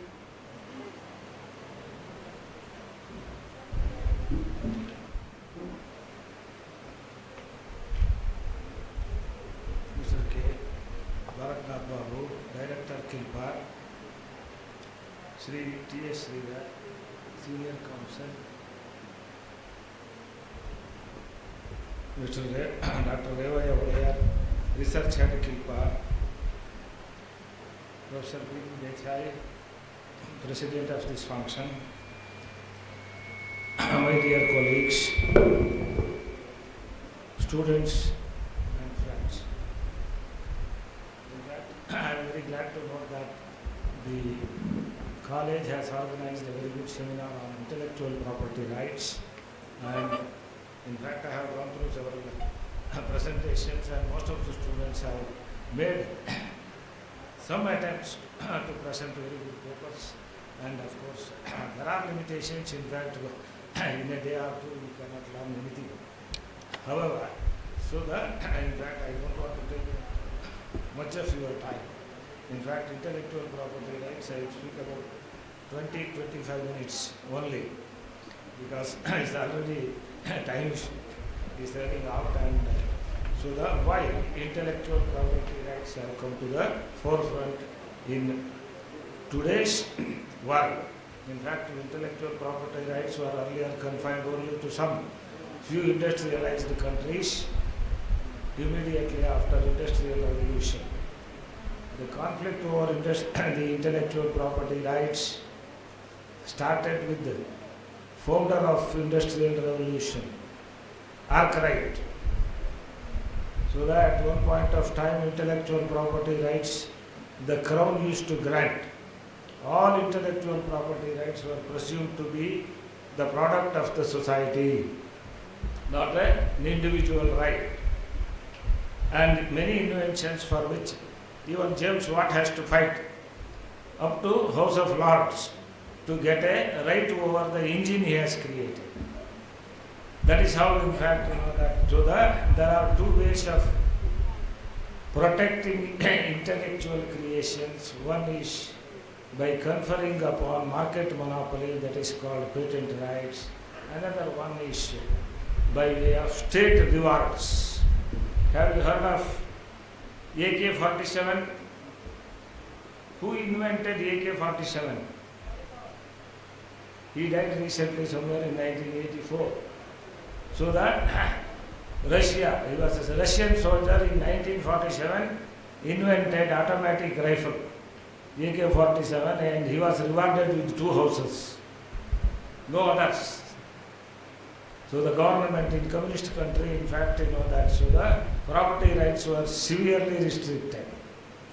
If the same fellow were to be there in America, he would have purchased 2 islands. He would have made that much monopoly.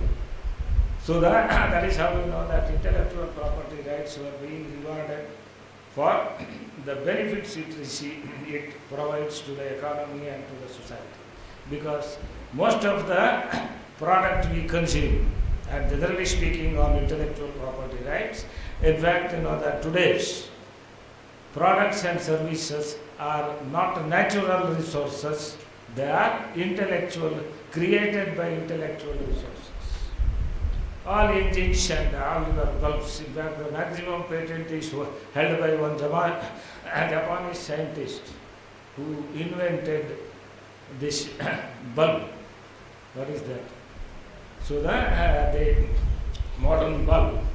So in fact, at one point of time, Thomas Alva Edison has the highest number of patents. Now the inventor of LED bulb, he has maximum number of patents. So the only, because these products are the creation of human mind. Similarly, in fact, that so that for cultural development we require copyright. And why in common law countries it is called what? Copyright. Do you know? European countries it is author's rights. Who create work should get. But in common law countries it is called copyright. Why? So in all, of course, India, in all American countries, it is not the rights of the authors, of course, it is because initially there was a presumption that all works are part of the society. In fact, most of the literary works, even Shakespearean works, are not original in ideas. So what was taught was, even in India, in fact, that Vedas, nobody has copyright over it, nobody can claim copyright over it. But its different expressions can be copyrighted. So that is why the dichotomy in copyright law between expression and the idea. So in England, in fact, that after the, in fact, European countries, after the, in fact, what is the division of Christianity into Protestants and Catholics. So who should have after inventing printing industry, who should have the right to copy Bible and sell it? That is why it is called copyright. So the stationer's company, you read the book Wordsworth's History of English Law. So and another reason for copyright is that in England, so you must have studied in jurisprudence, so the higher court is bound by the lower court decisions, and there are several barristers used to manually copy House of Lords judgments and sell it. That is why that the word copyright came into existence in English-speaking countries, whereas even in continental Europe, it is called literary rights over literary works. So anyhow, because that as far as interesting these things, so that when it comes to, in fact, the intellectual property rights origin is concerned, so the patents are originated in Industrial Revolution, wherein natural products are transformed into useful products and services by employing intellectual labor, skill and judgment, and those who created of these machines, products, they wanted monopoly over the product and they have the right to sell. That is why that even today, so those countries which develop intellectual property rights, they are rich countries. Because every car manufactured in India today, a portion of which will go to original patent holder.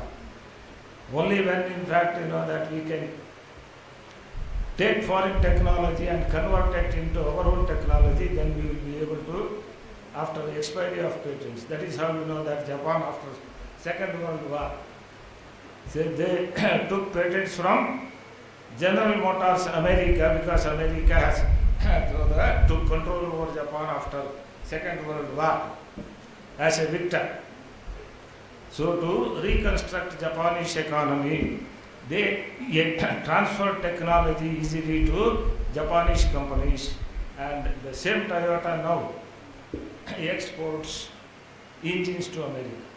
They have all got patents from either General Motors or Ford's, but whereas our Maruti could not. Still it went to Suzuki only.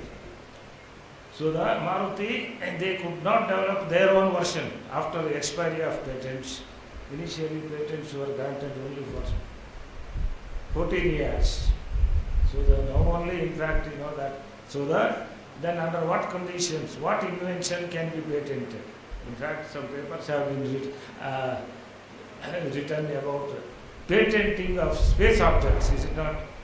So only the law, only on satisfaction of 4 conditions, an invention can be patented. One is novelty. So what is new? So that is also defined. That is why nobody has referred that case, Novartis case, where Supreme Court refused to concede patent for a minor modification or evergreening of patents on the ground that there is no novelty. So it is simple minor changes, and therefore there is no original intellectual activity or creation was involved. That is why Section 12D of Indian Patents Act. So the Madras Patent Office has denied and Supreme Court so that upheld. And there are so many papers have written on biotechnology and pharmaceuticals. But none of you have referred what is that case. Diamond, except one, Diamond versus Chakravarti. So what was the facts of the case when you refer? So the biotechnology was not patented until, in fact, US office, it was 1980 decision, United Nations Supreme Court granted patent, whereas US Patent Act has never granted patent to a bacteria. So what was patented in Diamond versus Chakravarti? Patent was claimed among other things for two inventions. One is the process by virtue of which the plasmid content in a natural bacteria is increased from 2 to 4%. Once a bacteria, genetic material in the bacteria increases from 2 to 4%, it starts eating crude oil. That is how we know that it has a lot of industrial application, etc. has been claimed, but that patent has not been worked at all, and it was fraud, intellectual fraud even today. So the Diamond's bacteria has not commercially exploited. One of the conditions for grant of patent is novelty, inventive step, or non-obviousness, industrial application, and fourth one is if a particular invention is injurious to the society, morals and others. For example, if a misanthropic scientist invents a process by virtue of which nerve gas can be produced in kitchen by using urine, sugar and gas, can this invention be patented? There will be lack of terrorist organizations they are ready to purchase. Is it not? What is nerve gas? That is why space inventions are also cannot be patented.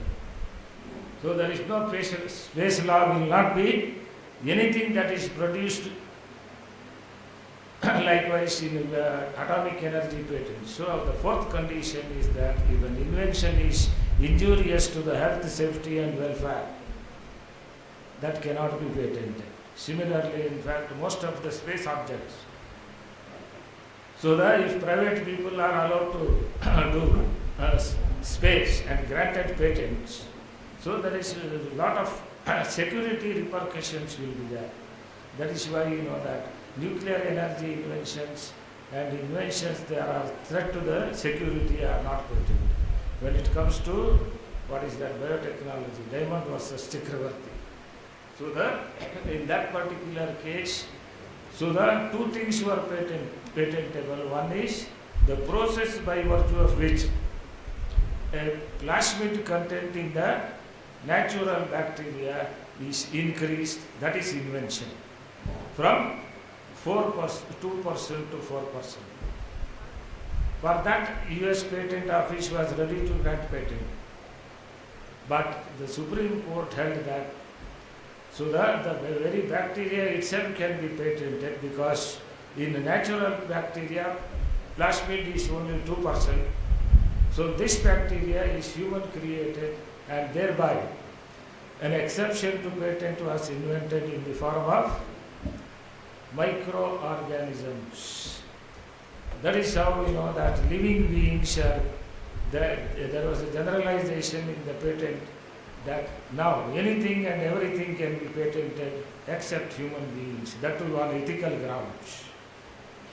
So the biotechnology is so advanced whereby you know that so that anything can be created. That is why there are so many conflicts are there whether living organisms should be patented or not. There is an exception under Indian law. Living organisms are not created by human beings. That is why the controversy concerning the patenting of the microorganisms and then macroorganisms. Macroorganisms also patented. Two things have been patented. One is Harvard Oncomouse case, and so the another one, the Dolly, the ship. So they are not natural products. They say that they are biotechnological products because they are not produced sexually, asexually, plant cell, that is the ground on which. So the plants and animals are being patented. So in fact, that it is not the, in fact, the plant varieties are now given not a patent right, but a sui generis right, whereby plant varieties, that is also because of this, the 1943 World Food Conference. So the plants and the agricultural universities have been formed, and these scientists, they started claiming that we also invent just like industries invent products. They invent products and release to the markets. In the same manner, we produce agriculture, new varieties of plants and animals. So that is why we also should be granted patents. In fact, America is the first country to patent all these things. In fact, that controversy concerning the biodiversity and so the biopiracy, it is due to the American liberal granting of patents. In fact, Diamond's Chakravarti's bacteria has never industrially produced. That is third condition for granting patents. That is why the European Union wanted that. Of course, agricultural university scientists used to claim that we have to work for a meager salary. Farmers are going to be benefited like anything. For example, that so the high yield varieties at one point of time in somewhere in 1970s. So that in Madhya, traditional varieties of nearby Bangalore. So that the 1 acre would not have got more than 5 to 10 quintals of paddy. So because of high yield varieties, in the same place we can grow now 25 to 40 quintals of paddy. So new varieties have come up. So that is how we know that. So that industrial products, new products, the patents are granted. So when we produce new things, new varieties of plants, why we should not get patents? But there is a difference between industrial products and agricultural products. That is why Europe was not ready to grant patent to the plants, and even today under Indian law or any other law, living organisms cannot be patented. Whereas high yield varieties, they are partly natural and partly man-made. So once biotechnology was introduced, in fact until recently, that means asexually plants were not started producing. Until then, in fact, no. Even sui generis rights were also not granted in respect of plant varieties, and then of course now. So because of that genetic materials controversy, so many plants are not produced today sexually, they are produced asexually and in the laboratory. And there is a generalization to the effect that in another 40 to 50 years, or even within that period, agriculture will move away. All food is produced in laboratories. Already some are there now. So the Kentucky chicken is not a chicken. It is lab-grown food. So that is how we know that. So it is because that 1943 I refer. It is 1943 there was a World Food Conference where the conclusion was that by 1963 1/3 of the world population is going to die of starvation. Something has to be done to enhance food production by 1963.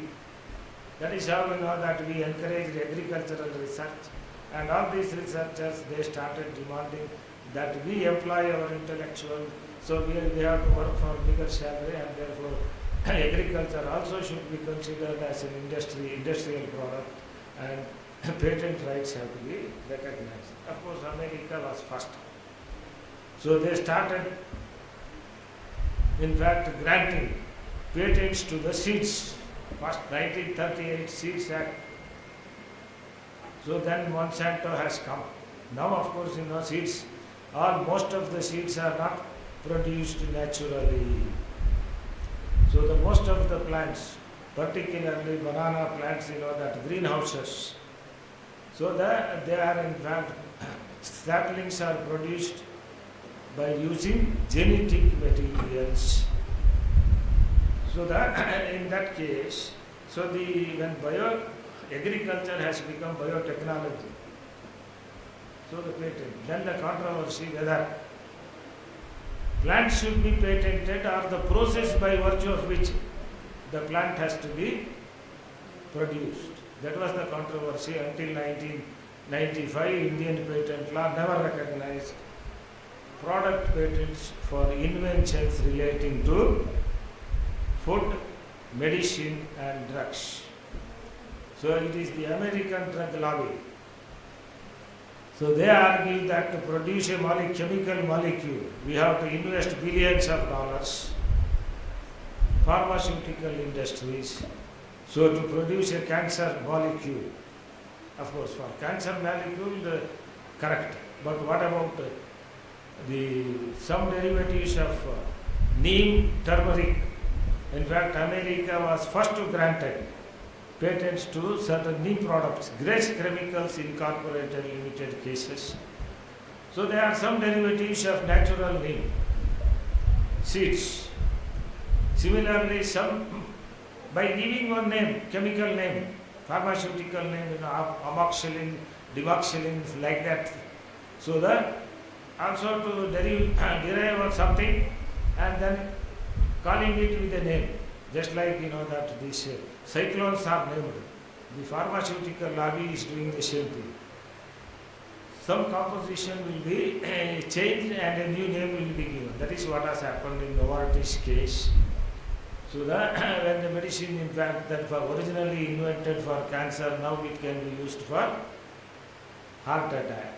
For that, some separate patent was claimed and it was granted, called what is called as Swiss type claim.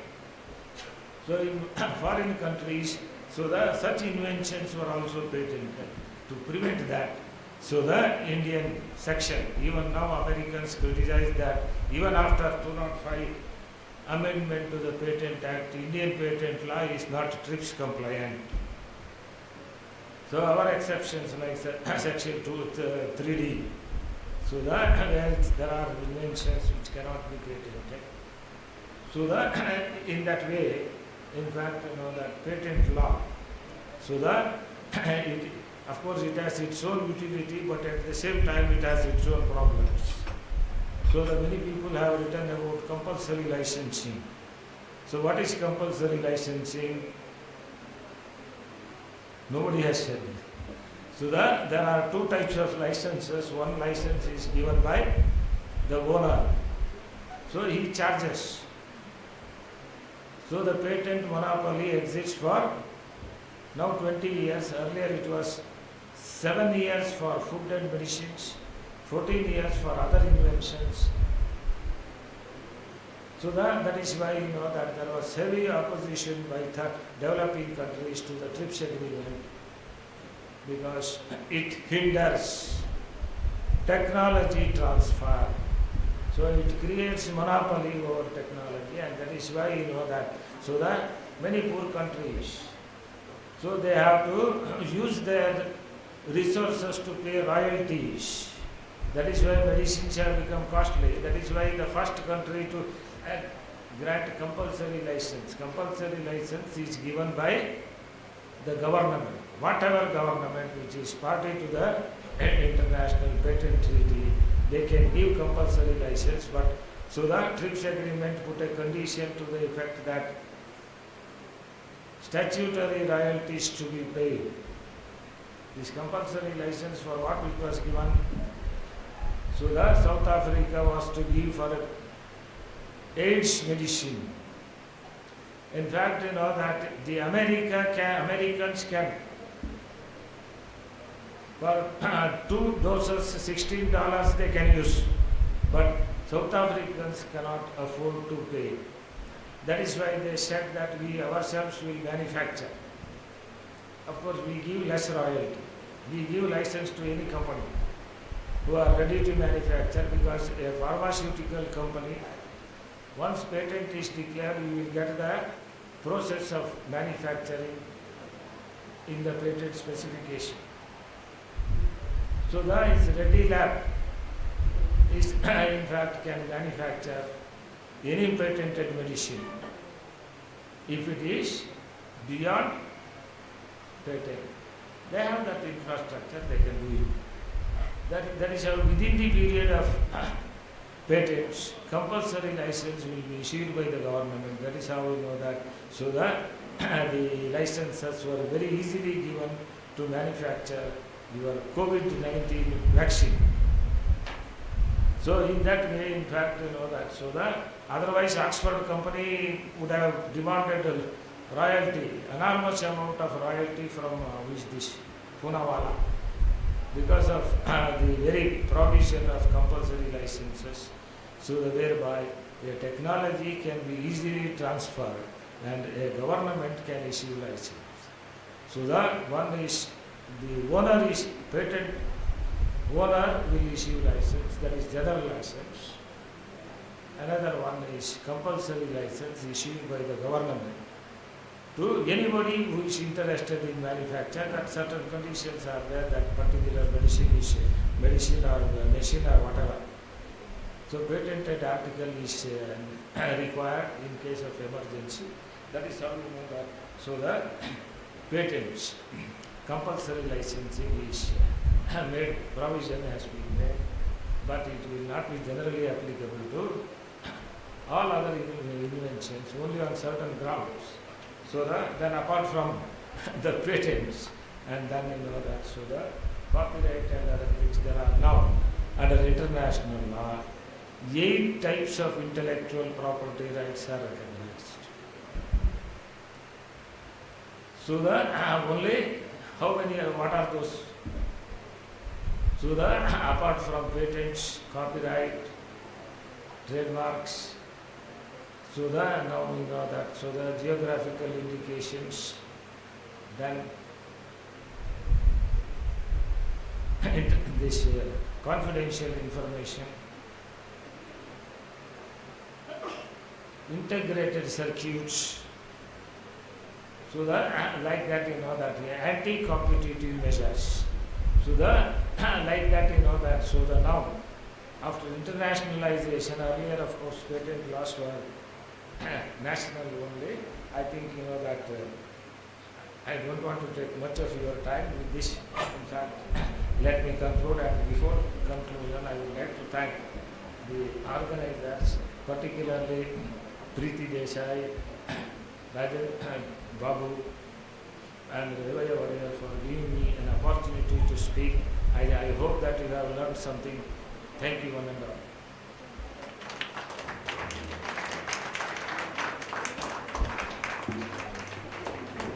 Thank you so much, sir.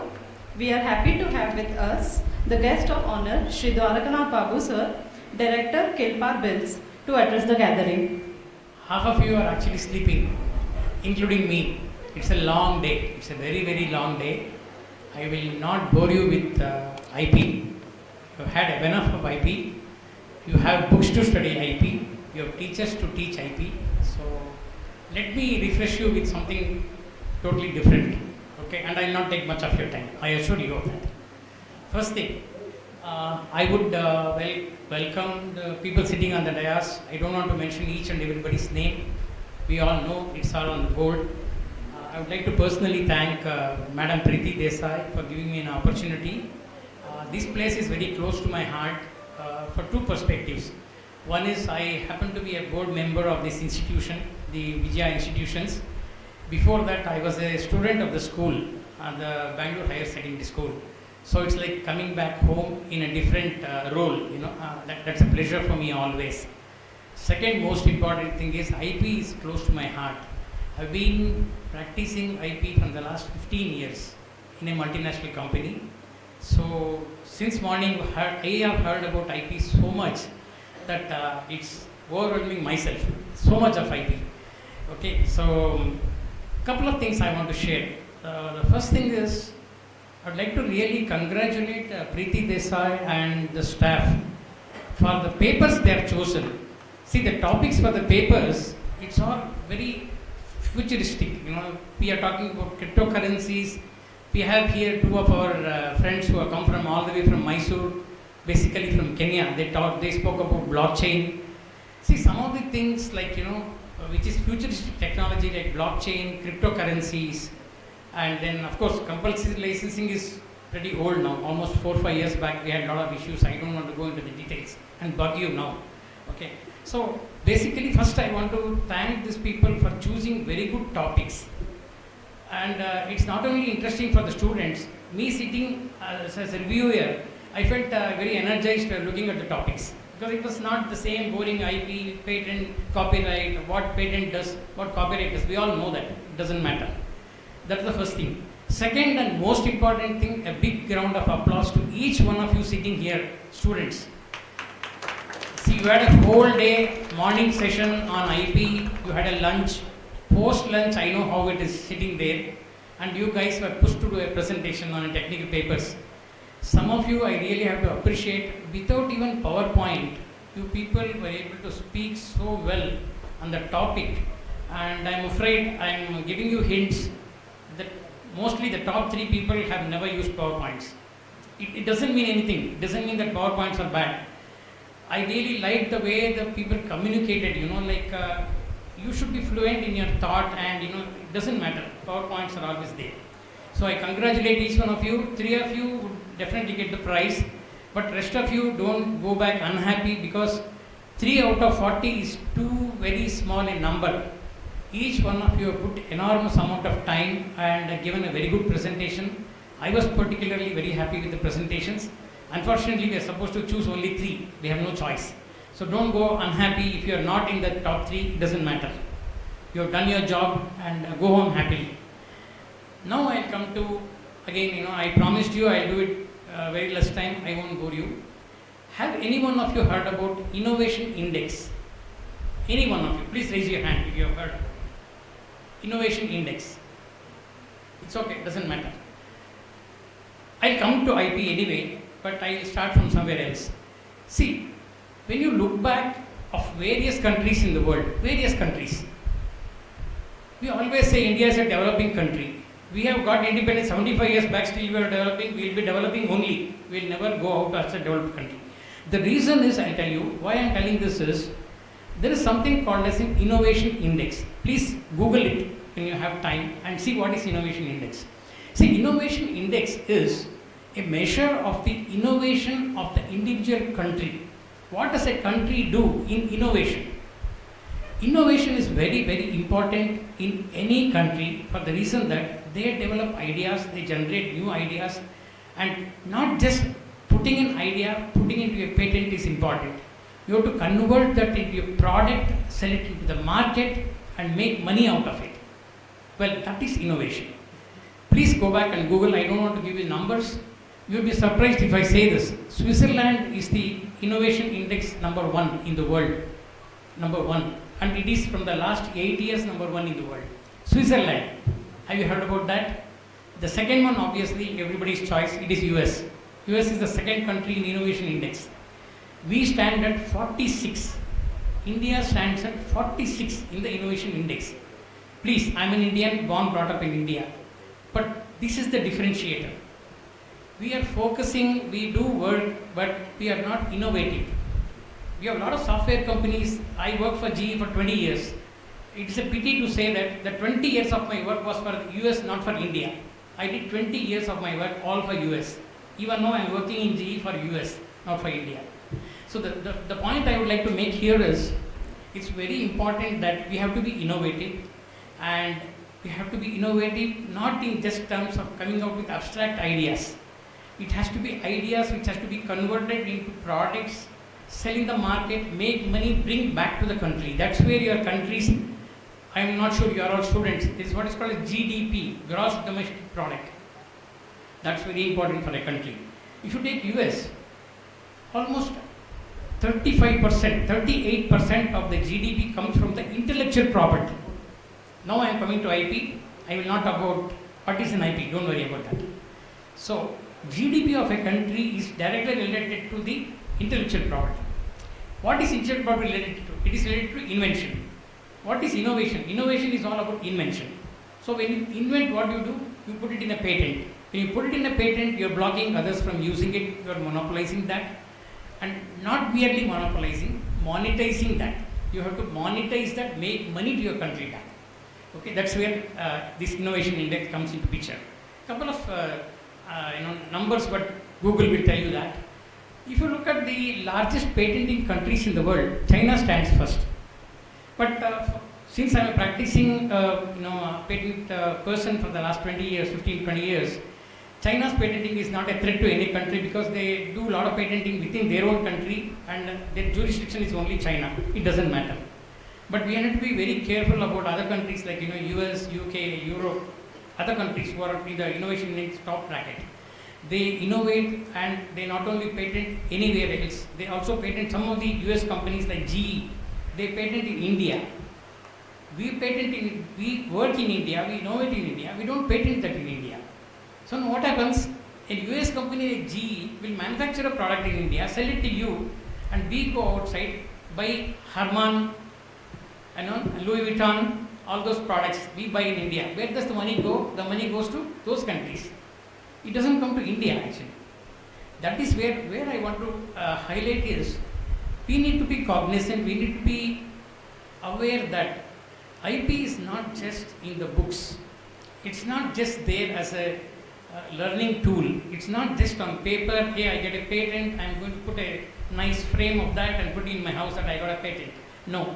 The journey of patent starts with you making an idea, inventing it, innovate it, make it as a product, sell it in your own country. Now it is increasing. And the good piece is, if you come to the numbers in terms of the patent filings, first I said China, second comes US. Can any one of you guess? India is 7th in the world. We are ahead of China, Korea, Germany, sorry, not China, Korea, Germany, UK, we have surpassed them. The reason is, there is now an awareness building in India that, hey look, we have to patent it. Mere innovation doesn't help. We have to patent that, make it as a product. So India is getting there, we are 7th in the world, far ahead of other countries. So the good piece is, we are getting there, but we have a long journey to go. Because any country, as I said in the beginning, we are measured by the innovation index of the country. And that is purely linked with inventions. And where does invention come? It comes from patenting. So you make a product, you make a patent, you block the people from practicing it, you make that as a product, and then sell it. If somebody else wants to use that, you have to pay a royalty. So that's again money for us. So I stop at this. What I wanted to tell you is, please students, you all go back, Google what is innovation index and go through that. In fact, I have a couple of more minutes to share, but I think from a perspective of time, I don't want to do that. So go back and look at what is innovation index, and that will trigger your thoughts. So we as a country, we need to be innovative. We claim that there are so many multinational companies in Bangalore. You name any company in abroad, anywhere. You take Oracle, Google, Norton, Intel, Cisco, GE, Airbus, I'm short of numbers. Everybody is in Bangalore. Do you know what they are all doing? We are innovating, we are making patents, we are doing everything. But those are all being manufactured elsewhere. We have no right on the patent, and it goes back to those countries. So my few cents of thought before I leave the stage is, you're all youngsters, you're going to be future lawyers. IPR is a great field to work on. You have a practicing person with 15 years of experience in IP. It's a great field. There is, of course, law is always there for criminal law, then constitutional law, so many others. But since it's an IP seminar, I wanted to just tell you that it's an unexplored territory in India. I'm sure some of the lawyers are sitting here. There are very few courts which handles IP cases in Bangalore. We have only IP cases which handled in Chennai, Mumbai and Delhi. I would really love to see IP cases happening in Bangalore. How that will happen? You are the youngsters, you should do that. You should really look at IPR as a career, and there are so many multinational companies which will be taking you as a, take me as an example. I'm not a lawyer by profession anyway, but I'm a practicing analyst. So with these few words of thought, I hope I didn't bore you. I didn't want to touch anything on IP. Just wanted to give you a flavor of what it's all about.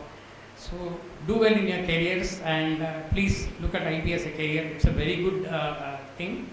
Most important, please have the innovation mindset. Wherever you go, wherever you join, inculcate the culture of not just innovating, not just patenting, making it as a product, selling it back in India, for India, by us. That will bring laurels to the country. Hey, thank you. I'm not a politician, I'm proud of India, that's all.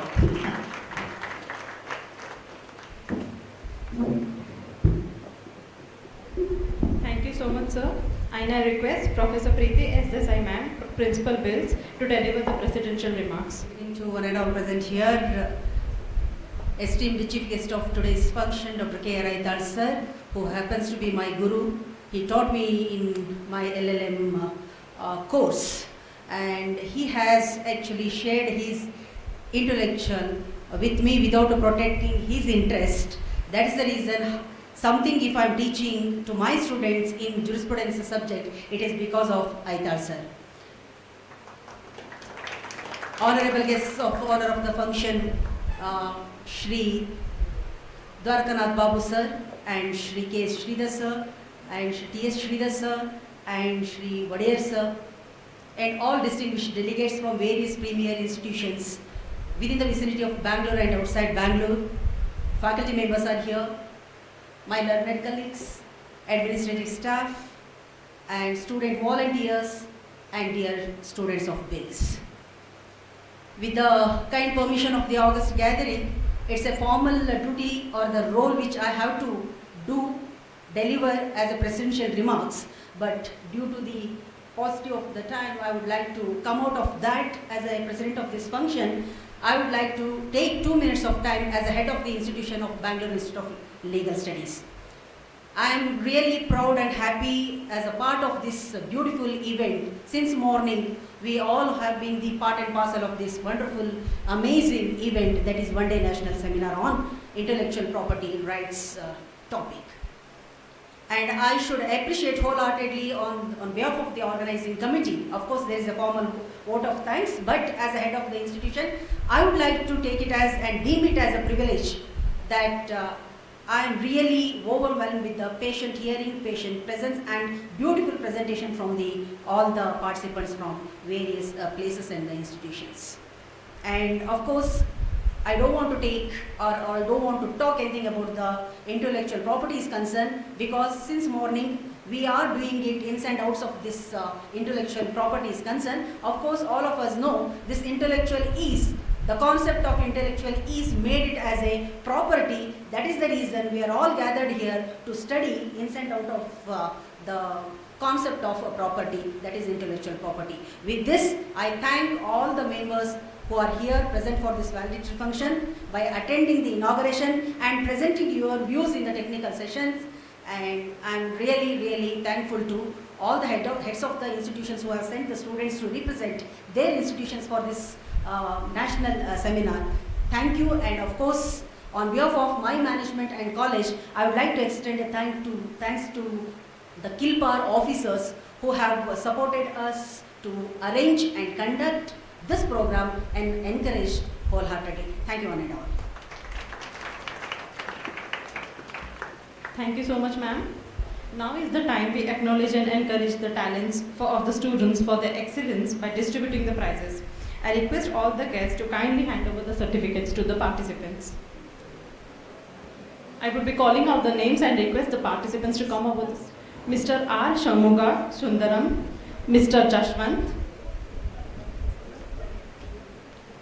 Next, Ms. Moshmita and Mr. B. Madan. Please be ready.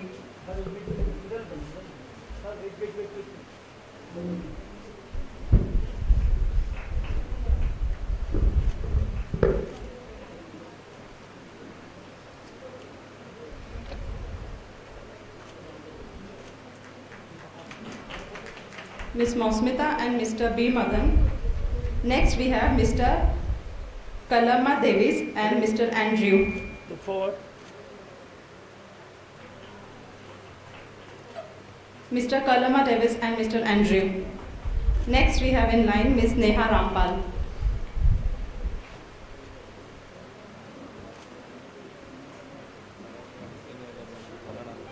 Ms. Neha Rampal, Ms. Neeraja SS, Ms. Shilpa DK, Ms. Priyanka T, Ms. F. Devroha,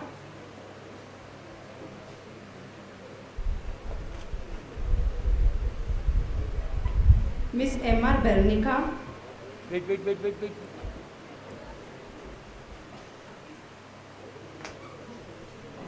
Already?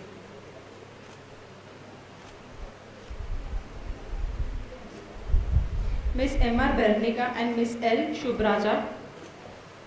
Next we have in line Ms. Shri Samunthra and Ms. Rashmi Shri.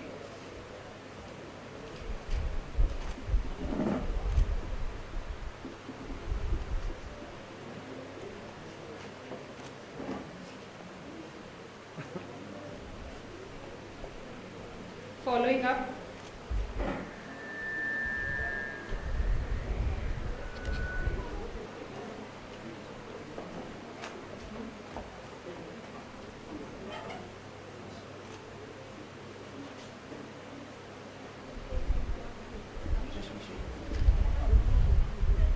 next we have Harsha K. Jain, Ms. Harsha K. Jain and Ms. Prachi Mukherjee.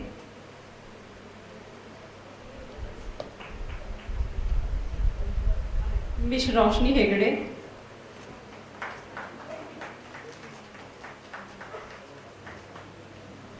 Look forward. next we have Ms. Manisha YY and Ms. Adya Chala.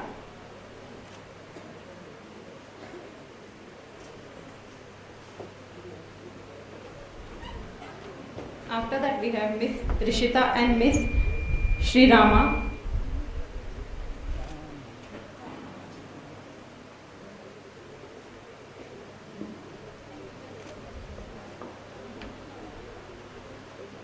Following up we have Ms. Jacqueline Felix and Ms. G. Sushmita.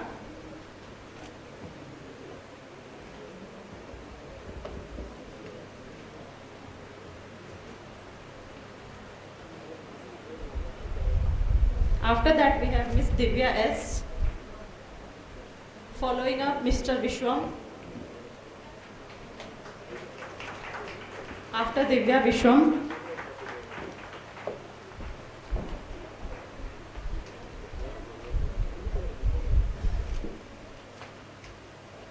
then we have Ms. Pallavi R and Ms. Riddhi N. And at last but not the least, Ms. C.M. Anjali.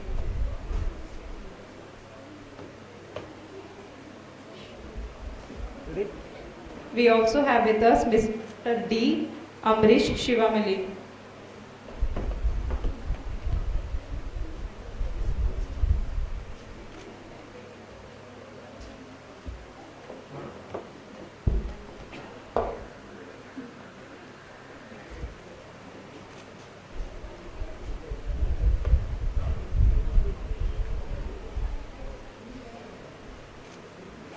Now we shall move on to declare the prizes for the best presenters.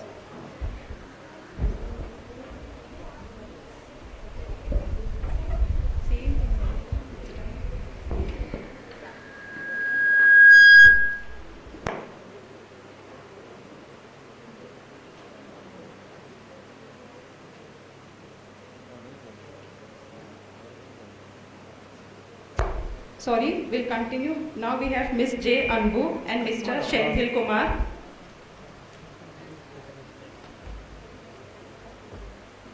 Next, Mr. Pranish Prabhakar, Ms. Sonali Tiwari, Ms. Jasha Lakshmi,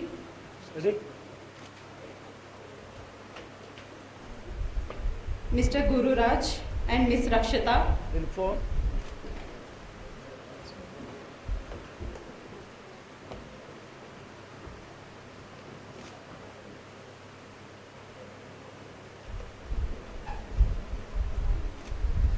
Now we have with us Professor Dr. C. Basuraj and Mr. K.S. Jayakumar.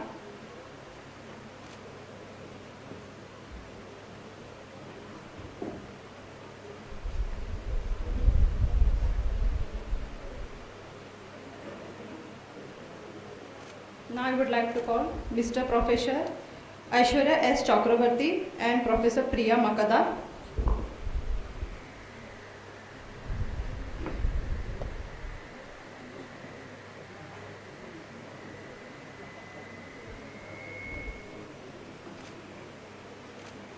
At last, I would like to call Ms. Manjula Punepali.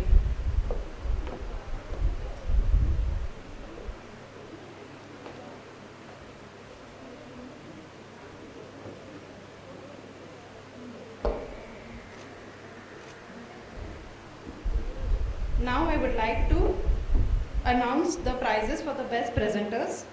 The third prize goes to Nagamani S. from Bishop Cotton.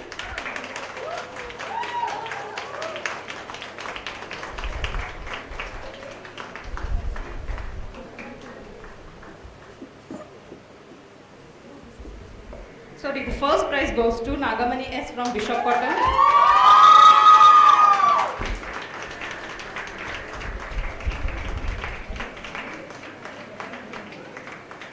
Really 4. The second prize goes to Lineate Stevlina G. from Bishop Cotton.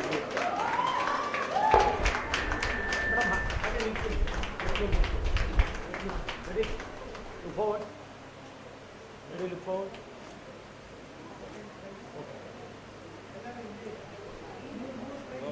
The second prize goes to Lineate Stevlina from Bishop Cotton.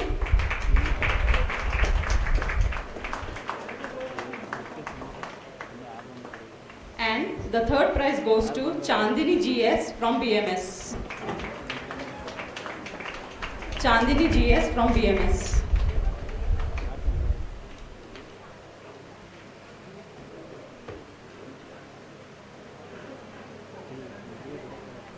Ready? Really? Look forward.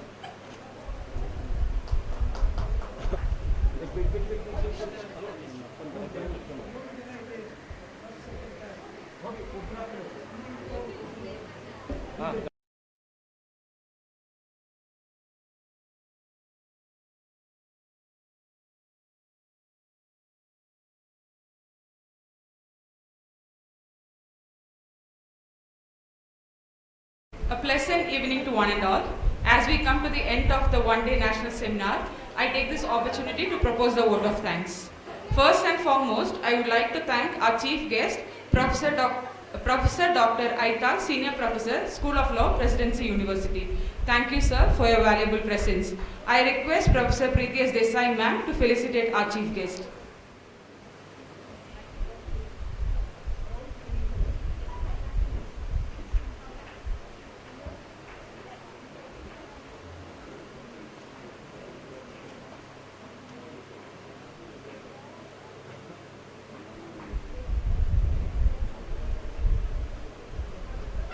Ready, sir? Look forward.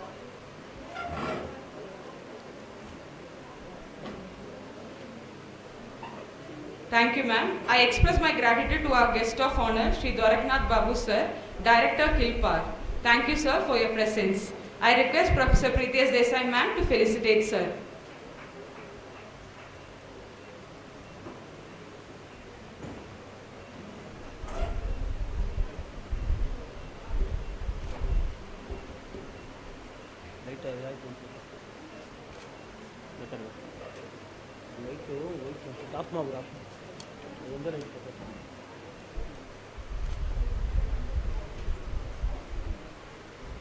Thank you, ma'am. I express my gratitude to our guest of honor, Sri T.S. Sridhar, sir, Retired Senior Counsel, Intellectual Property, General Electric Company, Bengaluru. Thank you, sir. I request Professor Preeti S. Desai, ma'am, to felicitate, sir.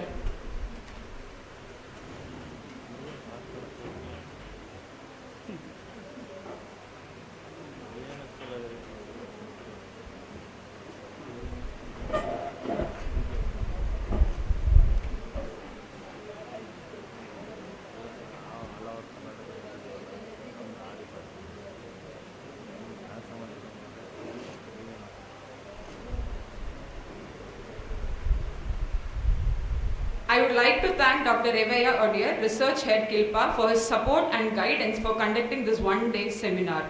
Thank you, sir. I request Professor Preeti Desai ma'am to felicitate sir.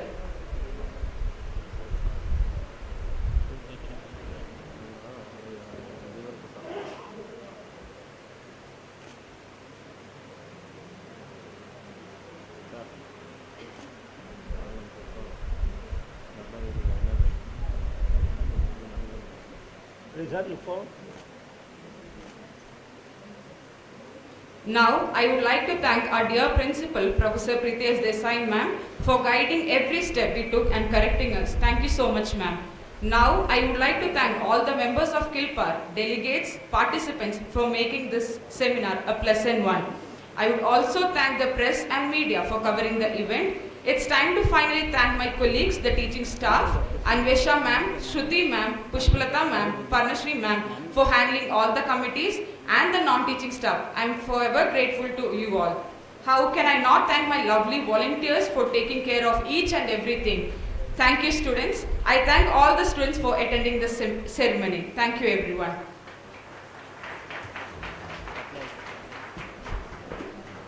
Thank you. Now, on this note, we conclude our remarkable valedictory section. On behalf of WILS, we sincerely thanks to all the guests and dignitaries. Now, let us all rise up for the national anthem.